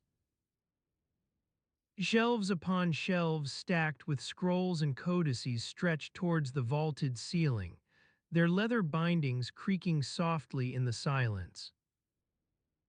You find yourself standing amidst this sea of parchment, your fingers trailing over the intricate carvings that adorn the wooden panels beneath the shelves. The air is heavy with the scent of aged vellum and the faint tang of decay, a reminder that even the most revered repositories are not immune to the ravages of time. As you wander deeper into the labyrinthine stacks, your footsteps echo off the walls, disturbing the stillness. A faint whisper seems to follow in your wake, as if the very fabric of history is stirring from its slumber. Your gaze falls upon a worn stone pedestal, its surface etched with an inscription that reads, Scriptu per M. Tullium. The words seem out of place among the more ornate lettering that adorns the shelves, almost as if they've been hastily scrawled in by some long-forgotten hand. You wonder what might have prompted this hasty notation, and whether it's a mere scribble or something more significant. Perhaps it's merely a record of a scholar who worked here, M. Tullius, whose writings are now lost to the ages. A faint scent wafts up from the shelf below, old ink and parchment. You breathe in deeply, letting the musty aroma fill your lungs. The smell is unmistakable yet somehow familiar. As you continue down the row of shelves, a glint catches your eye, an object partially buried beneath the scrolls on one of the lower pedestals. It's a small, ornate box made from some dark wood, its surface adorned with minute carvings that seem to depict leaves and vines. The craftsmanship is exquisite. Your fingers brush against the delicate carvings as you lift the lid, revealing a set of fine silver writing instruments nestled within a bed of velvet softness. A quill pen lies at the center of the box, its nib gleaming with a hint of tarnish. Intrigued, you wonder what sort of document might have been written using these precise tools. Perhaps it's an epistle from some long-forgotten poet or statesman. A faint light filters through the narrow windows high above, casting shafts of illumination that dance across the shelves. Dust motes swirl in the dim radiance, creating tiny whirlpools within the air. Your gaze drifts towards a nearby shelf where several scrolls are bound with what appears to be an intricate wax seal, bearing an image of a mythical beast's head. The markings seem almost familiar. As you ponder the meaning behind this peculiar symbol, your thoughts begin to wander back to the flickering torchlight that casts eerie shadows on the walls. You take in another deep breath, letting the musty scents and whispers recede into the background as the gentle sounds of the bathhouse start to seep through the silence. The soft murmur of patrons, the gurgle of steam from the central furnace. As you listen to these familiar sounds filtering back into your awareness, it's almost as if you've been transported to a different world altogether, one where dusty scrolls and cryptic inscriptions give way to warm baths and conversation. Your fingers release their hold on the quill pen as you let yourself drift towards the soothing hum of steam. The dry air seems less oppressive now that your senses are attuned once more to the gentle rhythms of everyday life within these ancient walls. Your ears strain to pick up on the muffled sounds emanating from the nearby caldarium, an antechamber for weary bathers who have endured a long day's work under the Roman sun. They enter here, blinking in confusion as they surrender themselves to the soothing waters and steam that will soon ease their fatigue. You join them in spirit now, leaving behind the dusty silence of the hidden chambers as you return to your place, amidst the throng of bathers who have come seeking solace from the trials of everyday life. Their murmurs are a distant hum, reassuringly familiar. You blend back into this stream of humanity, letting yourself become just another face in the crowd that gathers around the central furnace's warmth and comfort. As you stand there now, listening to the gentle flow of steam mingling with conversation and laughter, it becomes harder to recall what exactly brought you away from your contemplation of those dusty shelves. Perhaps it was merely a stray thought about Tullius scribbling in haste as he worked late into the night. Or maybe something more caught your attention, a hidden compartment within one of the codices that held some cryptic message, sealed with the very same wax bearing the image of the mythical beast's head. These questions seem to linger just beyond reach now, shrouded by an impenetrable veil as you return fully into this peaceful world where steam rises and conversation ebbs.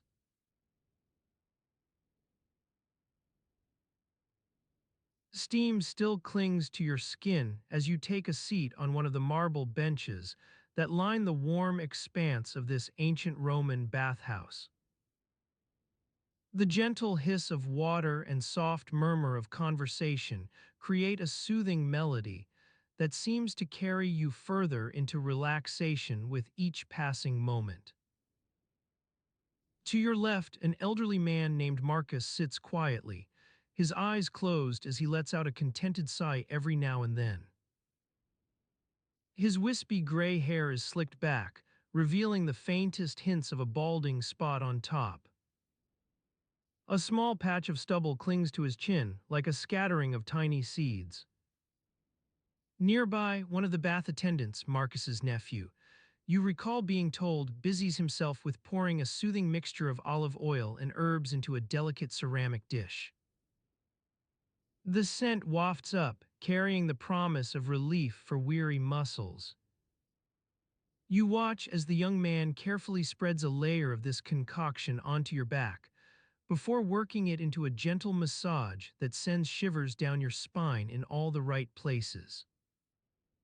Your mind begins to wander. Where was it you wanted to go today? Perhaps out to the nearby gardens, or perhaps not at all. But for now, let yourself sink deeper into this world of relaxation. Feel the soft give beneath the marble as you settle more fully into its curves. Notice how the steam caresses your skin like a gentle lover's touch, warm and insistent without ever becoming overwhelming. Marcus shifts slightly on his bench, causing a faint creak in the stone that seems to echo through the quiet space. He cracks open one eye, looks around at you both with a soft smile before returning to his peaceful reverie. You recall now that it was during one of these very visits, an afternoon spent lounging by this same warm pool as Marcus and others chatted nearby, when you first caught wind of whispers about a strange affliction. Or rather, not quite an affliction in the classical sense, more like an exclusive club for the city's elite. At least that's how it was described to you in hushed tones during your visit here several days past, by someone who claimed they had heard rumors circulating among friends and acquaintances at one of those high society gatherings everyone talks about. It involved a type of skin rash, supposedly only affecting the members of Rome's upper echelons. You remember the look on Marcus's face when you brought this up in conversation, an expression that fell somewhere between curiosity and caution, like he wasn't quite sure if sharing more information was wise or not. His voice dropped to just above a whisper as he leaned closer. Ah, yes. Well, I think it might be related to those gatherings at the domus of Lucius Fuscus. Lucius Fuscus's domus. You recall now that it stands near the Forum, its grandeur and elegance making quite an impression on visitors from all walks of life. And yet, despite your own recent visit there for a social gathering, you couldn't help but notice something odd about the atmosphere within those hallowed halls. People moved with a peculiar air of self-consciousness among one another. Their smiles seemed almost too bright, like they were trying to convey an impression rather than genuine warmth. It was as if everyone present knew some secret that everyone else didn't, and that knowledge hung in the air like a faint scent that lingered long after you'd left. You can still picture it. Rows of elegantly dressed guests mingling by candlelight, sipping wine from delicate cups while making polite conversation about art, politics, or literature. The Fuscus family's grand domus itself seemed to loom over the gathering like a physical presence, its walls adorned with frescoes depicting mythological scenes that appeared almost deliberate in their placement. But what really caught your attention was something else. People touching each other's arms and shoulders during conversations, as if seeking reassurance or perhaps even permission. It wasn't exactly overtly obvious at first glance, yet it seemed to be there, an underlying tension between the polite social etiquette of Rome's upper class and some deeper-seated anxiety that refused to be suppressed. Marcus leans forward now on his bench, breaks into a gentle cough before speaking softly as if he fears being overheard. It seems Lucius Fuscus hosted one of those private salons for high society last week, an exclusive gathering where they discuss the finer points of art and philosophy. He pauses briefly to take a sip from a nearby cup of water. People like you, who don't quite fit within Rome's upper echelons but still have connections that grant them entry into such events, often find themselves caught between two worlds. You observe these gatherings with interest, observing how those on the outside seem to be constantly trying to prove themselves worthy of being accepted by their more refined counterparts. Marcus leans back against his bench once again, eyes drifting shut as if he's finally found a comfortable resting place for himself amidst all this conversation about others' social lives. His nephew continues the gentle massage on your back, sending soothing waves through your muscles that seem to melt any lingering tension away. It begins to feel like time itself is becoming one long, meandering stroll, with no particular destination in sight but an endless array of small pleasures to be savored along the way. A warm breeze carrying scents from nearby gardens, soft murmurs and contented sighs from fellow bath-goers as they bask in the peaceful atmosphere, or perhaps even just the quiet lapping of water against the sides of this pool, creating its own soothing melody that seems almost hypnotic. Your thoughts start to drift back toward Lucius Fuscus's domus, how it stood there like a monolith among other buildings, silently observing all who passed through. You can't help but wonder now what exactly was discussed within those hallowed halls on the night in question, and whether this strange affliction affecting only Rome's elite might be connected to something more sinister lurking beneath the surface. The warm glow of the lamps above seems to grow softer, casting long shadows across the bathhouse that stretch and twist like wisps of smoke carried by an unseen breeze. As you settle deeper into your seat, feeling the gentle lapping of water against the pool's edges start to synchronize with the rhythm of Marcus's quiet breathing nearby, you begin to let go even further. Letting yourself sink more fully into this moment, releasing all cares and worries that seemed so pressing just a short while ago. The soft hiss of steam envelops you once again like a warm blanket, drawing out any remaining tension from your muscles as the world outside these walls seems to fade away.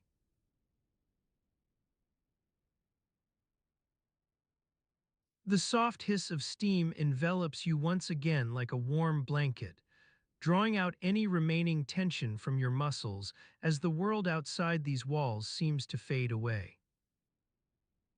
You feel the gentle caress of hot air on your skin, carrying with it the scent of cedar and myrrh, familiar aromas that transport you back to countless afternoons spent in this very spot.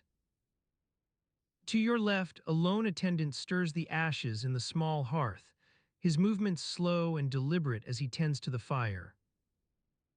The soft crackle of burning wood provides a soothing background hum, punctuated by the occasional creaking of wooden beams as the bathhouse settles into its evening slumber. Beyond the gentle sounds within the bathhouse, you notice that it's grown quiet outside. The sun has dipped below the rooftops, casting long shadows across the cobblestones and bathing everything in a soft golden light. It's not yet fully dark. The stars are just beginning to twinkle like tiny diamonds scattered across the velvet sky, but there's an unmistakable sense of stillness that settles over the city as night begins its slow creep. You've grown accustomed to this peaceful atmosphere, one that allows you to unwind and shed the worries of your day.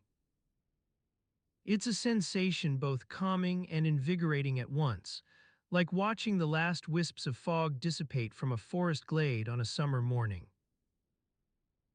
Your thoughts begin to untangle themselves as the gentle warmth seeps into your bones, carrying with it memories of laughter and conversation shared around these very same baths. The attendant who stoked the fire notices you lingering near his station and offers a nod in greeting.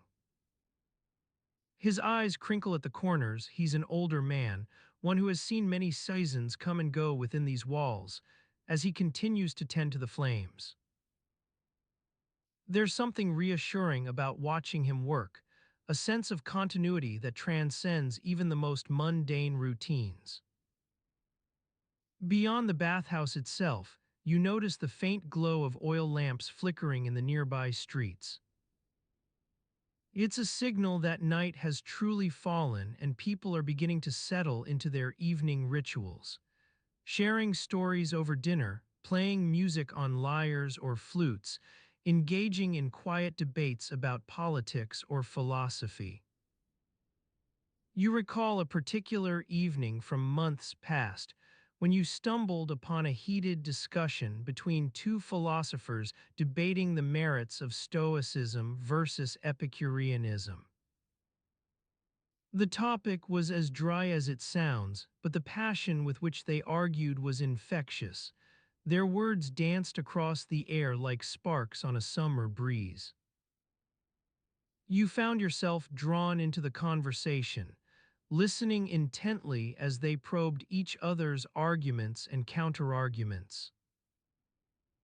As your own thoughts drift towards more pleasant memories, you become aware of the soft murmur of voices from another part of the bathhouse.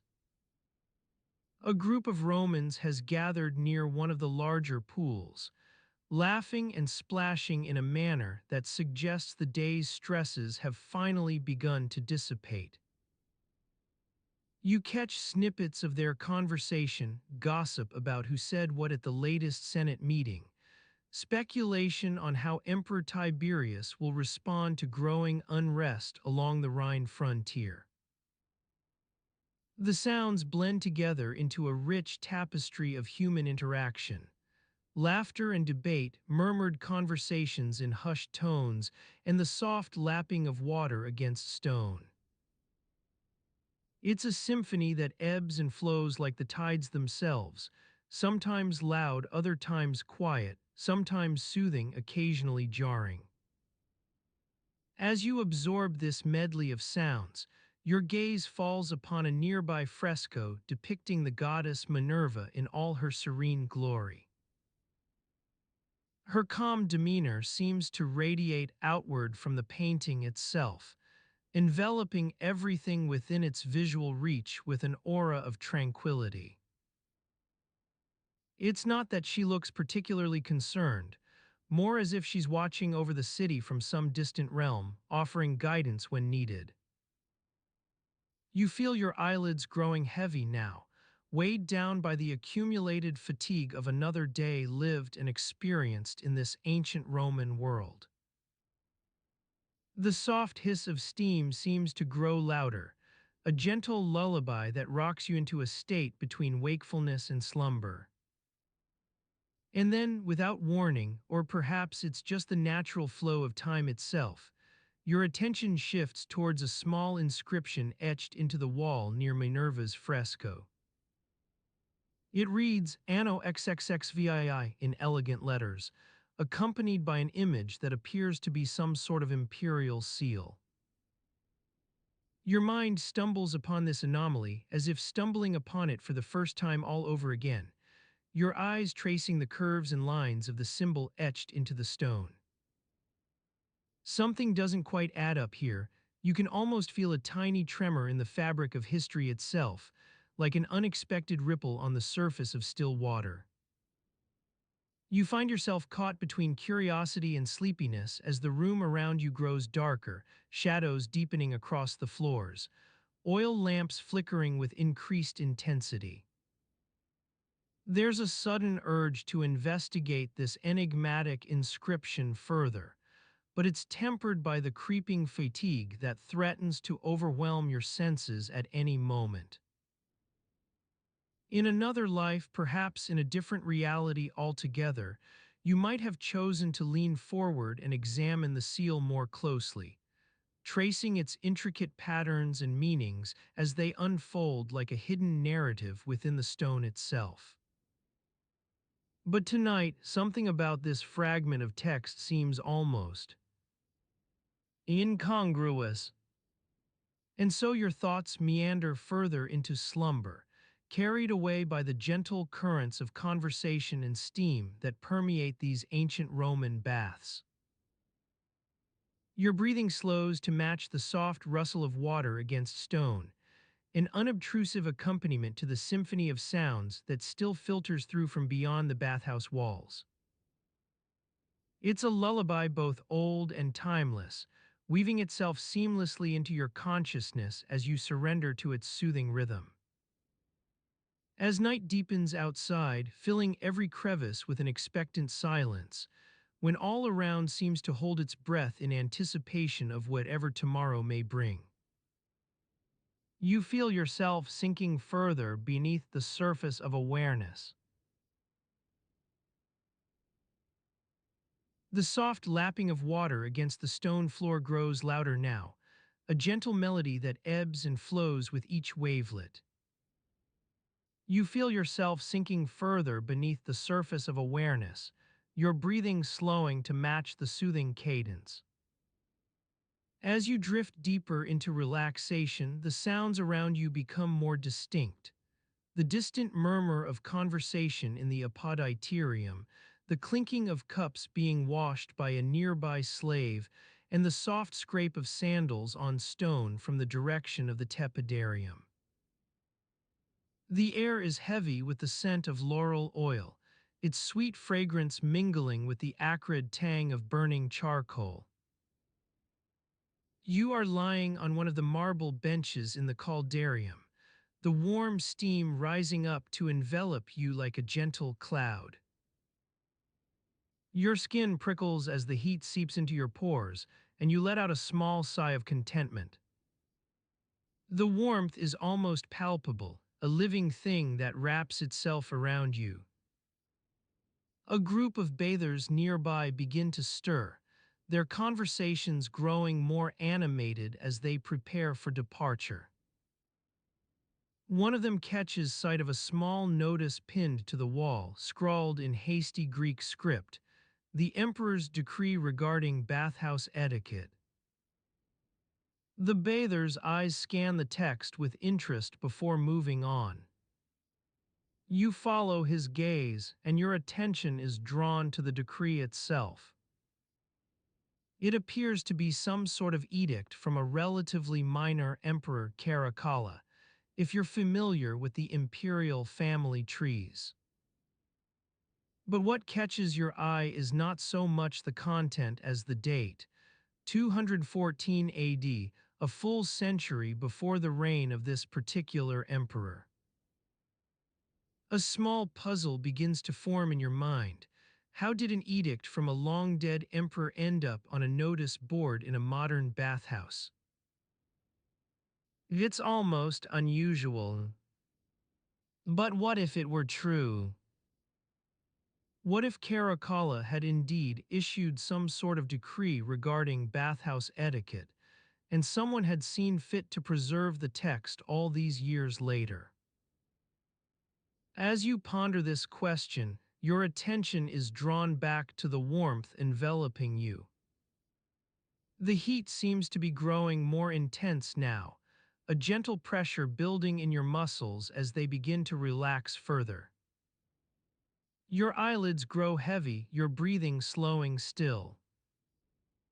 You feel yourself slipping into a light doze, your thoughts drifting lazily from one topic to another like leaves on a stream. A nearby bather begins to hum a soft tune, the sound blending with the gentle lapping of water and weaving itself seamlessly into the fabric of the bathhouse's ambient music. A faint scent wafts through the air, something sweet but not quite pleasant. It takes you a moment to place it, dates. Dried dates, to be specific, their sticky sweetness mingling with the other aromas in a way that's almost overwhelming. One of the bathers nearby is enjoying a snack before departing. You watch idly as they peel and eat the dry fruit, the sound of their teeth scraping against the stone beneath them providing an occasional punctuation mark for the hum of conversation and the gentle murmur of steam rising through the air. The dates seem to be having some sort of effect on one of the nearby bathers, a man who's been enjoying a particularly long session in the caldarium.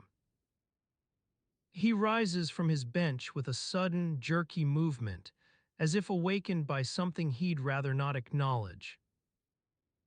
His face twists into an expression that might almost pass for annoyance, but is probably just discomfort.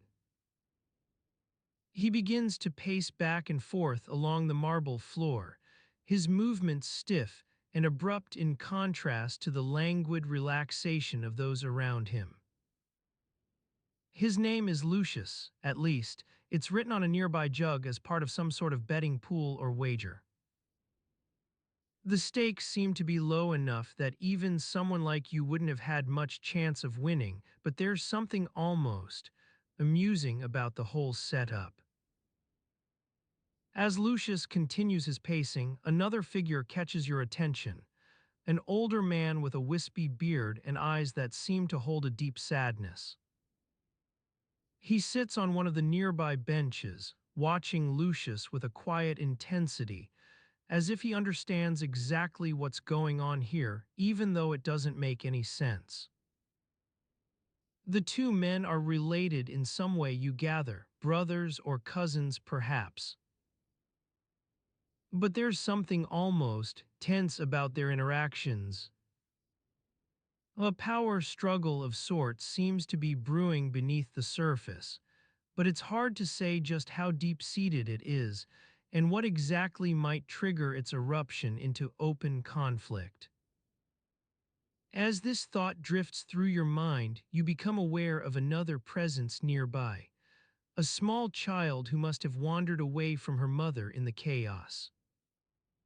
She sits on the edge of one of the marble benches, watching Lucius with wide eyes as he paces back and forth, almost enjoying the spectacle. Her name is Aurelia, if I recall correctly at least. That's what it says on a nearby tag attached to her cloak. The little girl seems completely absorbed in the drama unfolding before her, oblivious to any potential danger signs or underlying tensions between Lucius and his brother cousin, whomever he might be. You feel yourself becoming more relaxed now, your breathing slowing still as you absorb the peaceful atmosphere of the bathhouse. The sounds around you grow quieter, except for a faint clinking noise from some distance away. A small group of slaves is moving through the caldarium, carrying trays laden with cups and jugs in various states of decoration or wear. They seem to be heading towards Lucius' table, perhaps as part of that mysterious wager. But it's hard to say for certain without getting too close. As you watch them move away into the shadows, your gaze returns to Orlia on her bench. She seems completely absorbed in the scene unfolding around her, even though she must have seen all this before. There's something almost fascinating about watching children navigate complex social situations with such apparent ease. The sound of Lucius pacing grows softer now, his steps slower and more deliberate as he nears exhaustion. His brother cousin watches him closely, a faint frown creasing the lines on his forehead, but you can't quite tell what it means. Aurelia stands up from her bench at this point, wandering over to Lucius with an air of curiosity that's almost playful. She touches his arm lightly as he pauses in front of her, and for a moment they just stand there. Two people in the midst of a bathhouse crowded with others, but connected by something you can't quite see. The scene before you begins to blur now, colors bleeding together like watercolors on wet paper. Lucius starts moving once more, pacing back towards his table as if drawn by some unseen force, and Aurelia follows close behind, her eyes locked onto his as they disappear into the shadows.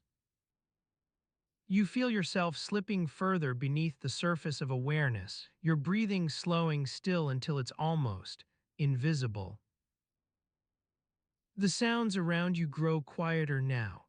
Just a gentle hum of conversation in the apoditerium, a soft creaking from the wooden beams above, and the steady lapping of water against stone below. Everything seems to be growing darker now, as if night itself is falling across the bathhouse. But it's not quite dark enough yet for you to feel any sense of unease or disorientation. Instead, there's just a gentle stillness pervading everything, a peaceful silence that might almost lull even the most alert person into slumber.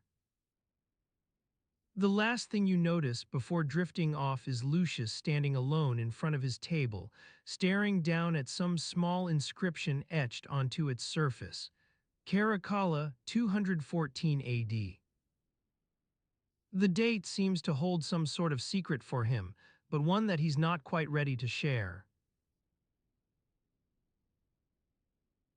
You walk through the ancient Roman bathhouse, your sandals scraping against the cool marble floor. The air is thick with steam, and the scent of lavender from the nearby perfumer's shop wafts in through the open windows. You've been coming to this bathhouse for years, but you still get lost in its labyrinthine corridors. As you make your way towards the warmest pool, you notice a group of people huddled near the entrance. They seem to be engaged in some sort of heated discussion, their voices rising and falling like waves on a summer breeze. You recognize one of them as Marcus, a local merchant who's always been friendly but also a bit too eager to share his opinions. Marcus notices your approach and excuses himself from the group, falling into step beside you as you walk towards the pool area. "Ah, good evening," he says with a warm smile. "I see you're still enjoying our humble bathhouse." You nod in agreement, taking a deep breath of the scented air. The steam is starting to get thicker now, and you can feel the heat emanating from the pool even before you reach it. Marcus leans in closer, his voice dropping to a conspiratorial whisper. I'm telling you, my friend, I just got word that they're revising the census lists again this year. He glances around nervously, as if checking for eavesdroppers. And I think we all know why. You slow your pace, intrigued despite yourself. The revisions to the census list are a hot topic among locals, who gets to stay in their current neighborhood and who's forced to relocate. As you reach the edge of the pool area, you notice a small group of scribes gathered near the entrance, taking down names and addresses with quick strokes on papyrus scrolls. They're an efficient bunch, but their presence always seems to cast a faint aura of anxiety over the bathhouse. You recall hearing that the Roman authorities have been keeping track of every citizen's movements, even in ancient times. It makes sense, after all, who wouldn't want to keep tabs on their subjects? But it also means you're forced to update your personal documents regularly, lest you face fines or worse for not being properly registered. Marcus leans in closer still, his voice barely above a whisper now. Word is, the censors have been cracking down hard this year. If they catch anyone with outdated documents, well, let's just say it won't be pretty. You nod sympathetically as you dip your toes into the warm water of the pool. It's going to take some time getting used to these new regulations, and who knows what hidden costs or bureaucratic headaches will come with them. As you settle in for a relaxing soak, the soft lapping of the water against the marble floor creates a soothing melody that seems almost musical. You close your eyes, letting the heat seep into your muscles as the sounds around you grow more distant. You're lost in this tranquil haze when Marcus breaks the spell with his next whispered comment. And I heard they've been making us all re-register our own addresses like some sort of a civic ritual. The words hang in the air for a moment before being swallowed up by the steam. You can feel your eyes drifting shut once more as you let yourself drift on the gentle waves of sound and scent. But something about Marcus's comment jolts you back into awareness. A civic rituals indeed. That phrase seems to echo through some forgotten recesses of memory. It starts with a grainy image, columns rising like sentinels against a hazy blue sky, their marble surfaces gleaming under the sunlight. And people, so many people, all dressed in tunics and togas that shimmer as they move. The air is thick with incense and the murmur of voices receding into the distance.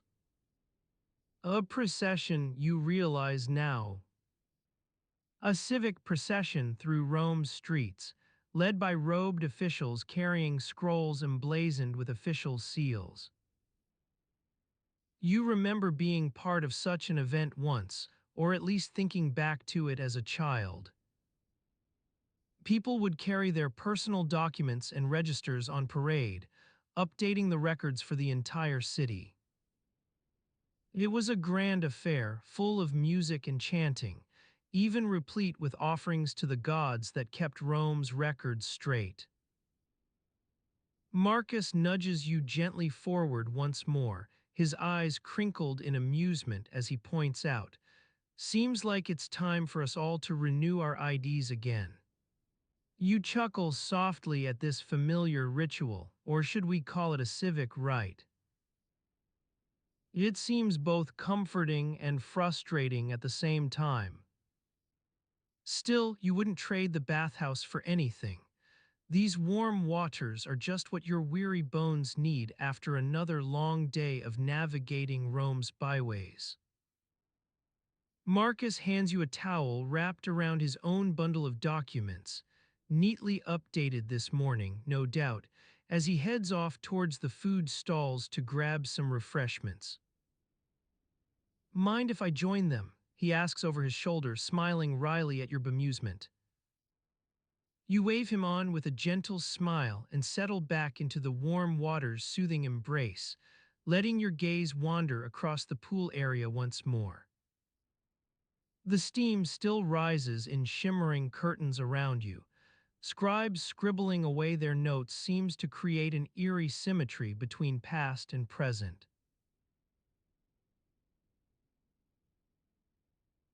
The scribe's quills scratch against papyrus with a soft scratching sound that's almost soothing, like the gentle lapping of waves on a summer shore. You've grown accustomed to their presence, and now you barely notice them anymore as they scribble away in the corner of the bathhouse. You're sitting on your favorite stone bench, watching the steam curl around the pillars, creating an ethereal mist that dances across the floor. The warm air carries the scent of baking bread wafting from the nearby bakery, mingling with the aroma of fresh herbs and spices carried by the bath attendants as they hurry about their duties. The sound of trickling water echoes through the halls, a constant background hum that never changes. It's almost meditative, like the soft babbling of a brook on a mountain path. You find yourself swaying gently to its rhythm, your eyes drifting closed for just a moment before you're jolted back awake by the creaking of wooden floorboards beneath someone else's footsteps. The bathhouse is never truly quiet. There are always people coming and going, seeking relaxation or socializing with friends. But right now, as evening falls outside, it's almost peaceful. The lamps have been lit, casting a warm golden glow over everything, and the air is filled with the scent of burning oil, not too strong, just enough to create a comforting atmosphere. You glance around at the bath attendants hurrying about their tasks, arranging fresh towels on hooks, scrubbing stones clean, or sprinkling aromatics into the steam. They're all so focused on their work that they barely seem to notice you sitting there, watching them with mild curiosity. You wonder what goes through their minds as they labor in this warm, humid space day after day. The attendants move like ghosts, silent and swift as they perform their duties. Their faces are almost obscured by the steam rising from the baths themselves, making it seem as though they're emerging from a misty veil rather than simply moving about their tasks. You catch snippets of conversation here and there, a quick joke shared between friends, a whispered question to an attendant, but mostly the only sound is the quiet rustling of clothes and the soft creaking of wooden beams. You've lost track of time. One moment you were sitting on your bench observing the attendants, and the next, night had fallen outside. The stars are out now, twinkling like diamonds scattered across the dark sky above, at least. That's what it must be like in other parts of Rome tonight. In here, all is bathhouse darkness, punctuated by flickering lamp flames. You think back to your arrival earlier today. You remember stepping through those ornate bronze doors and feeling a rush of cool air on skin still warm from the day's activities. Now, as night falls outside, it seems almost as though time itself has grown slower within these walls, as if the very fabric of reality is warped by the steam rising around everything. You recall hearing whispers about curses that could bring ruin upon a family or even an entire household. Whispered incantations muttered before the baths were used, charms tied to the legs of bath attendants, secret symbols etched into stone. It's hard to separate fact from fiction in these stories, but you do know one thing: the costliest curse ever recorded was linked directly to a family who dared use the baths without proper offerings. Rumors claimed that the Paizo clan had offended the gods, with their blatant disregard for tradition and rituals. Supposedly, they'd brought ruin upon themselves by ignoring warnings from scribes and priests alike, warning them of impending doom if they continued down this path of disrespect. Some say it was a daughter who went first, taken ill suddenly while bathing in those very same waters you're sitting beside now. Her symptoms worsened with each passing day until she fell into a deep coma that lasted months rather than weeks. When she finally passed away, the family's fortunes began their rapid decline. Sons lost at war, daughters failed to secure good marriages, business ventures faltered under suspicious circumstances, all in a span of mere years. You wonder if there's any truth behind these claims or if it was simply bad luck that befell them.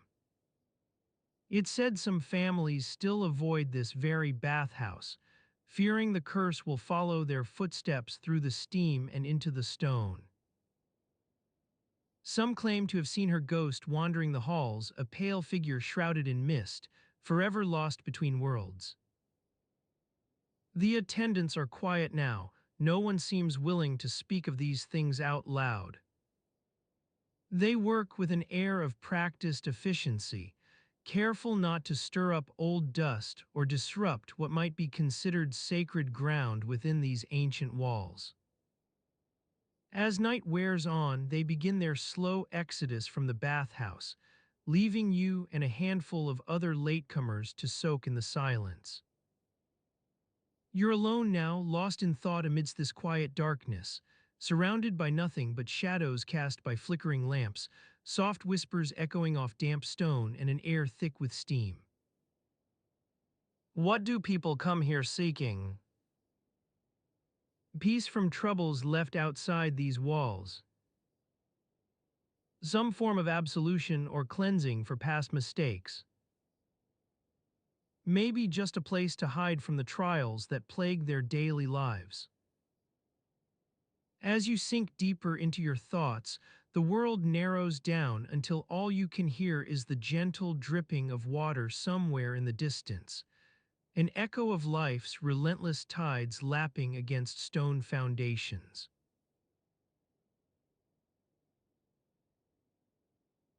The warm light of a nearby oil lamp casts an orange glow on the stone floor, illuminating the faint wisps of steam rising from the water's surface in the central basin.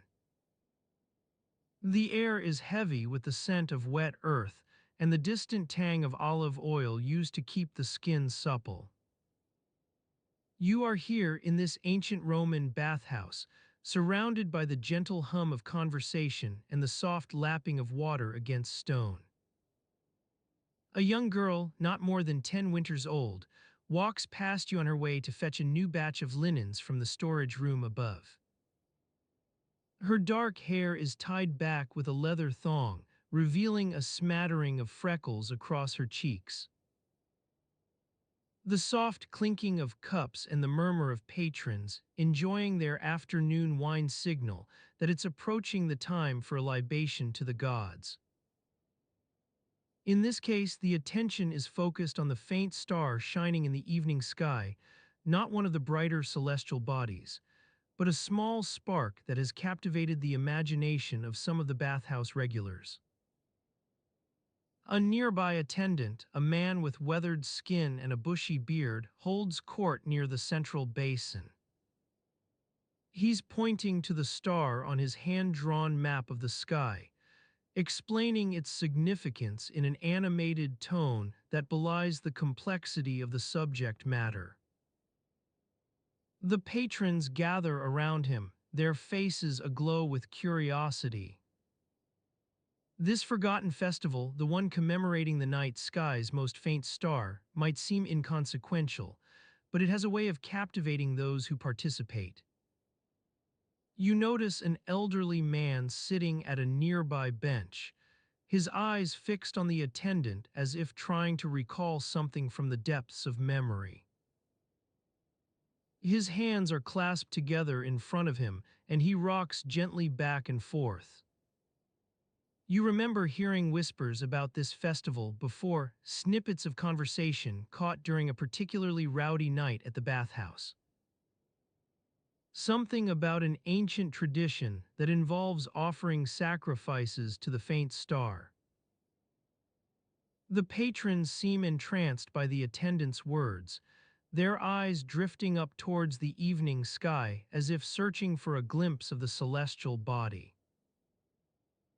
The girl returns with her load of linens and begins to arrange them on a nearby shelf. You catch a whiff of fresh air carried in from outside, the scent of blooming herbs and greenery that clings to the fabrics. The attendant finishes his explanation, stepping back to allow the patrons to examine their hand-drawn map. Some nod thoughtfully, while others lean over one another's shoulders for a better look at the illustration. You notice an elderly woman near the back of the group peering closely at the star on her son's chart, a faint smile playing on her lips, as if recalling a cherished memory from long ago. The light outside has begun to fade, and shadows creep across the floor like dark fingers stretching towards the evening sky. As you watch, an elderly man stands up, his movements slow but deliberate. He makes his way over to where the attendant is standing by the central basin, his eyes fixed on a small, intricately carved wooden box in the elder's hand. The air inside the bathhouse grows quieter as patrons continue their discussions in hushed tones. The girl has stopped arranging linens and now stands with her back against the shelf, watching the scene unfold before her. You see a subtle flicker of curiosity dance across her features, though she seems to be trying not to draw attention. The elderly man places his hand on the elder's shoulder, speaking in hushed tones as they walk towards one another near the central basin. Their conversation is lost amidst the soft murmurs and gentle splashing water, but you sense a deep significance emanating from their interaction, something that speaks of years-long acquaintance, shared memories, or perhaps even ancient rituals. The stars outside have begun to twinkle like scattered diamonds against an indigo backdrop. The faint light they cast through the skylight above seems almost ethereal, as it dances across the faces and hands gathered in this forgotten festival's celebration. In a corner of your vision, you notice a figure slipping quietly into the shadows near the storage room, perhaps one who has grown tired of the festivities or prefers to observe from afar. The girl glances up towards the skylight for a moment before returning her gaze to the group assembled by the central basin. Their conversations continue in hushed tones as they discuss this forgotten festival and its significance in ancient times. It's clear that not everyone is here out of curiosity, at least not initially. Some seem drawn into the mystique surrounding the faint star, while others appear more interested in paying their respects to an age-old tradition. You feel your eyelids growing heavy as you continue watching this slow-paced scene unfold before you, a mixture of quiet reverence and gentle camaraderie hanging like a mist above the murmurs. Warmth seeps into your bones as you stand by the eastern wall of the bathhouse, watching the morning light creep over the rooftops outside. The flickering torches and oil lamps cast a golden glow on the marble floor beneath your feet. You notice a quiet commotion near the entrance to the women's section. A hooded figure steps aside, allowing a pair of attendants to escort a young woman into the bathhouse. Her face is hidden by a veil, but her slender fingers grasp the edges tightly as she enters.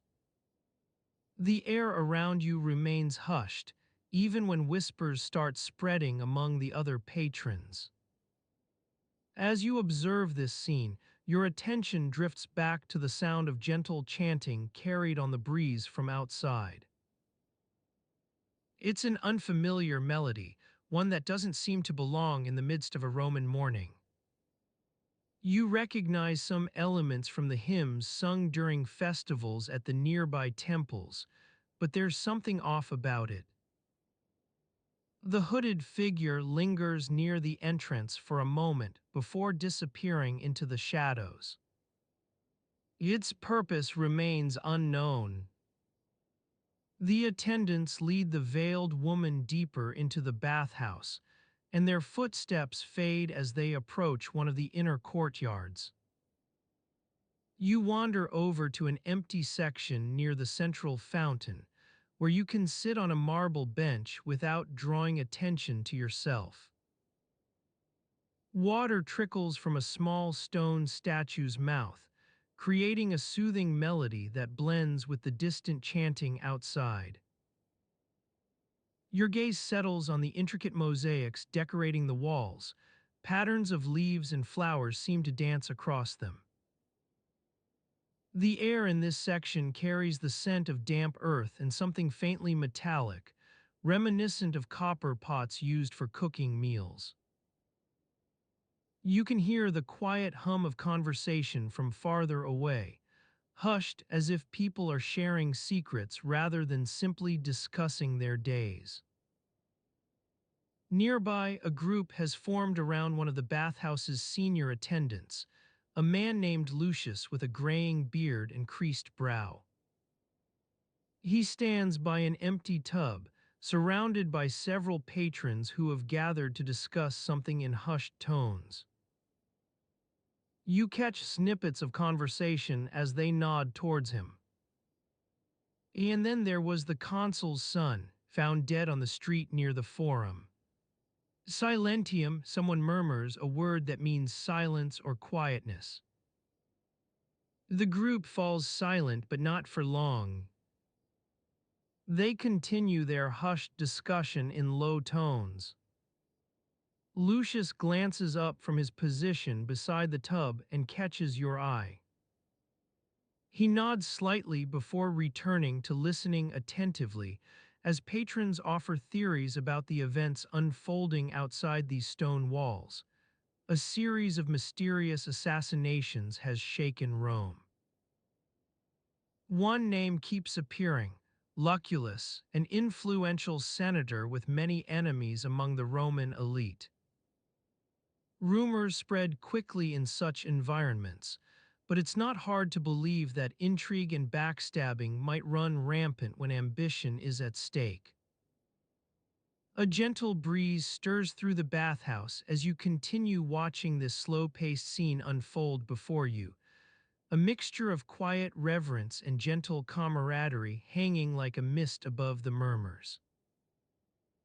Time stretches, passing almost imperceptibly, and with it comes another change in tempo within the bathhouse. People begin to disperse towards their respective sections for bathing or relaxation. Some exchange whispered words with Lucius as they leave, no doubt discussing further details about these high-profile assassinations that have everyone abuzz. A woman enters this area, her hair still wrapped neatly under a cloth veil. She pauses near the fountain and takes in its calming presence before making her way towards an empty bench not far from you. The sound of water trickling over stones mingles with the soft murmur of conversation as patrons continue their discussions about these tragic events.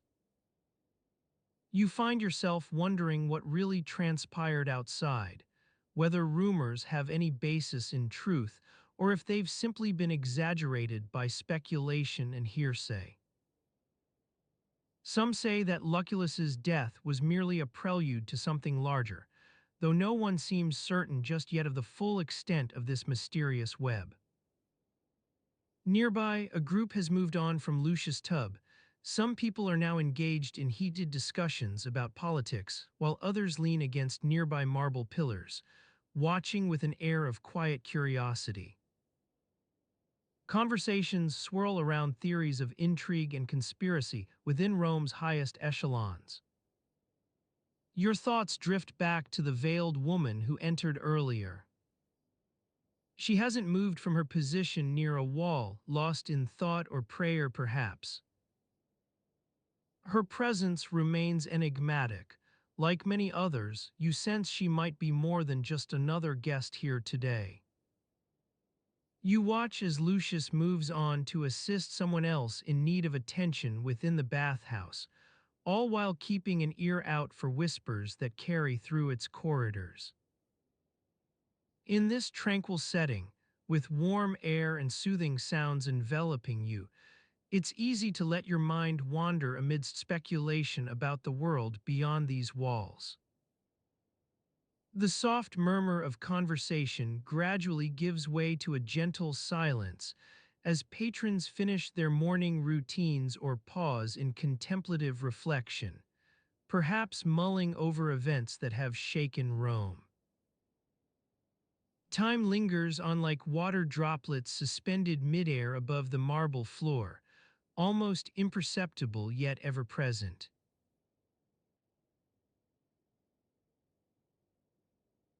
The warm glow of lanterns casts a gentle light on the bathhouse's marble floor, where time lingers on like water droplets suspended midair, almost imperceptible yet ever present.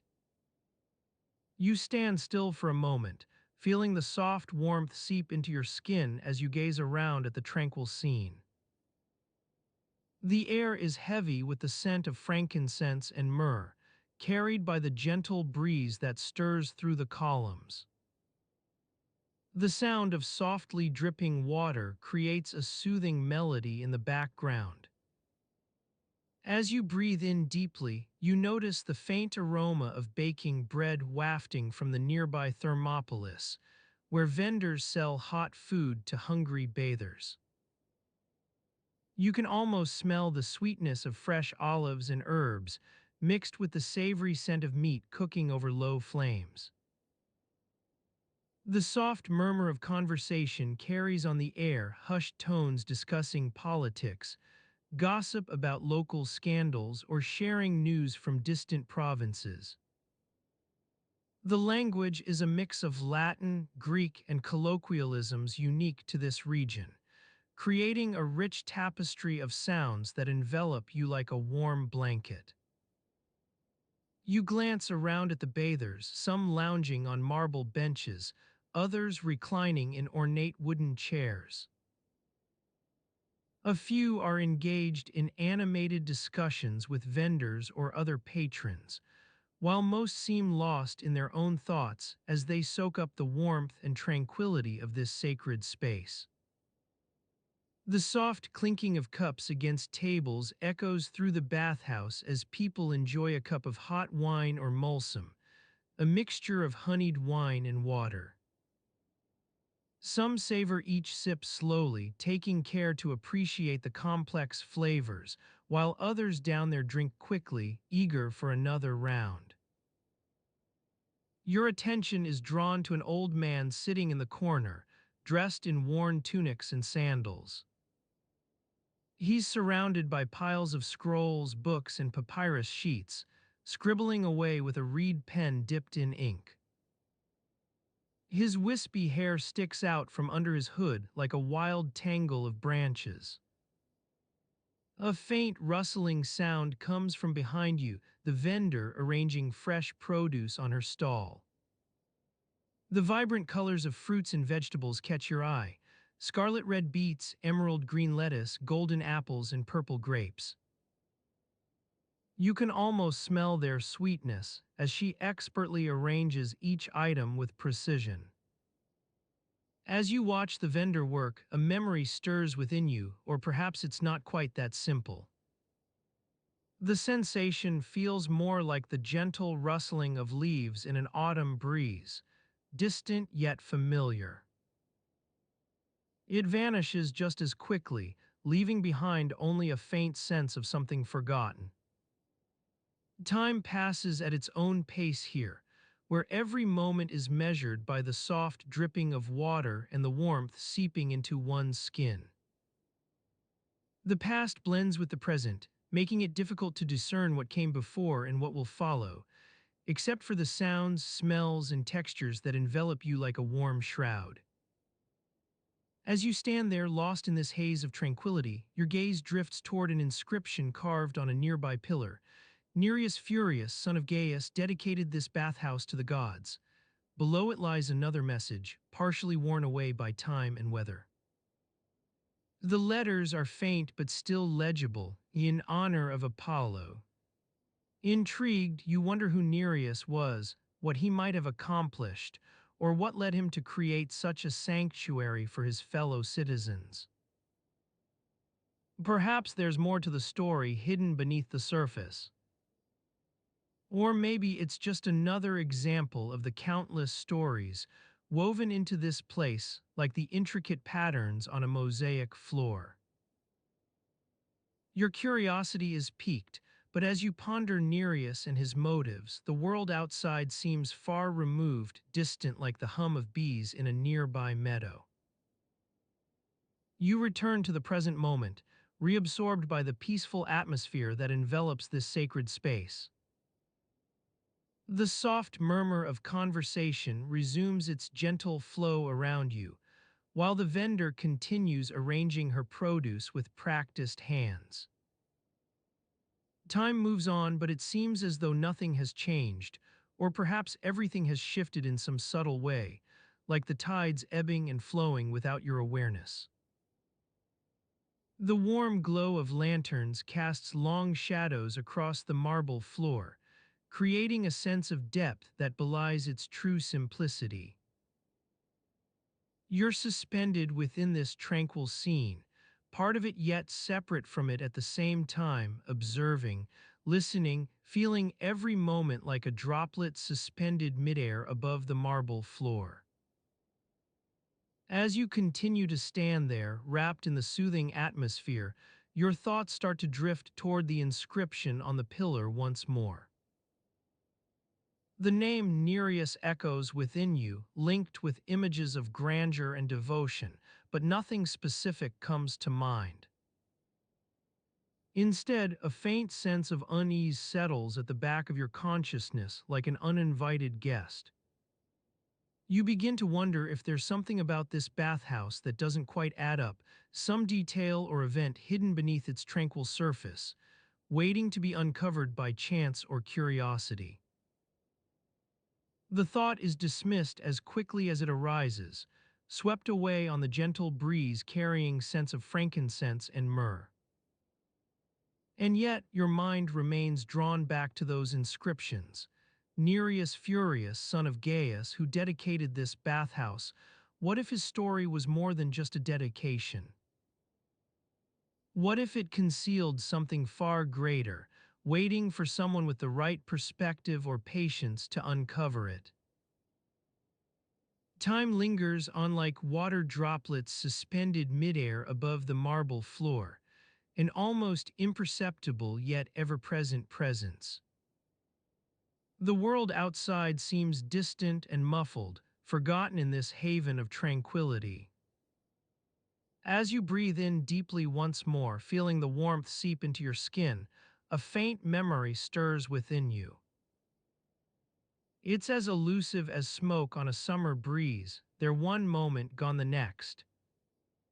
But it lingers at the edge of perception, hinting that something lies hidden beneath this peaceful surface, waiting to be discovered by someone willing to immerse themselves in its gentle rhythms and soothing sounds.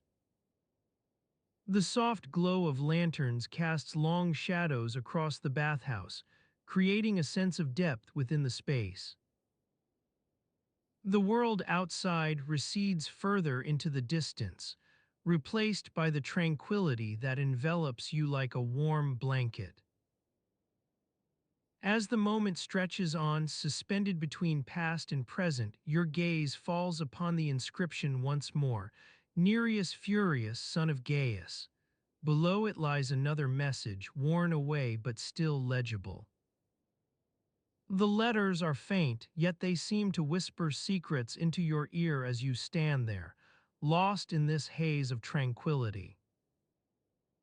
The sounds around you blend together, the soft clinking of cups against tables, the rustling of leaves outside, and the gentle hum of conversation carried on the breeze. It's a symphony of peacefulness that wraps itself around you like a shroud, obscuring all except the present moment. Time moves on at its own pace here, measured by dripping water and the warmth seeping into one's skin, almost imperceptible yet ever present. The past blends with the present in this sanctuary of tranquility, making it difficult to discern what came before or what will follow, except for the sounds, smells, and textures that envelop you like a warm shroud.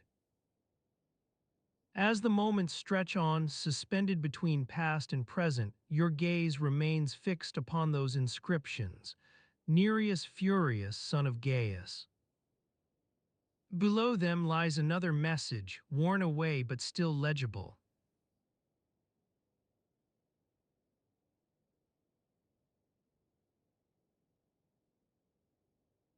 Tonight you've traveled through the mist-shrouded streets of ancient Rome, where whispers of a deadly feast still lingered on the wind like the faint scent of rotting fruit.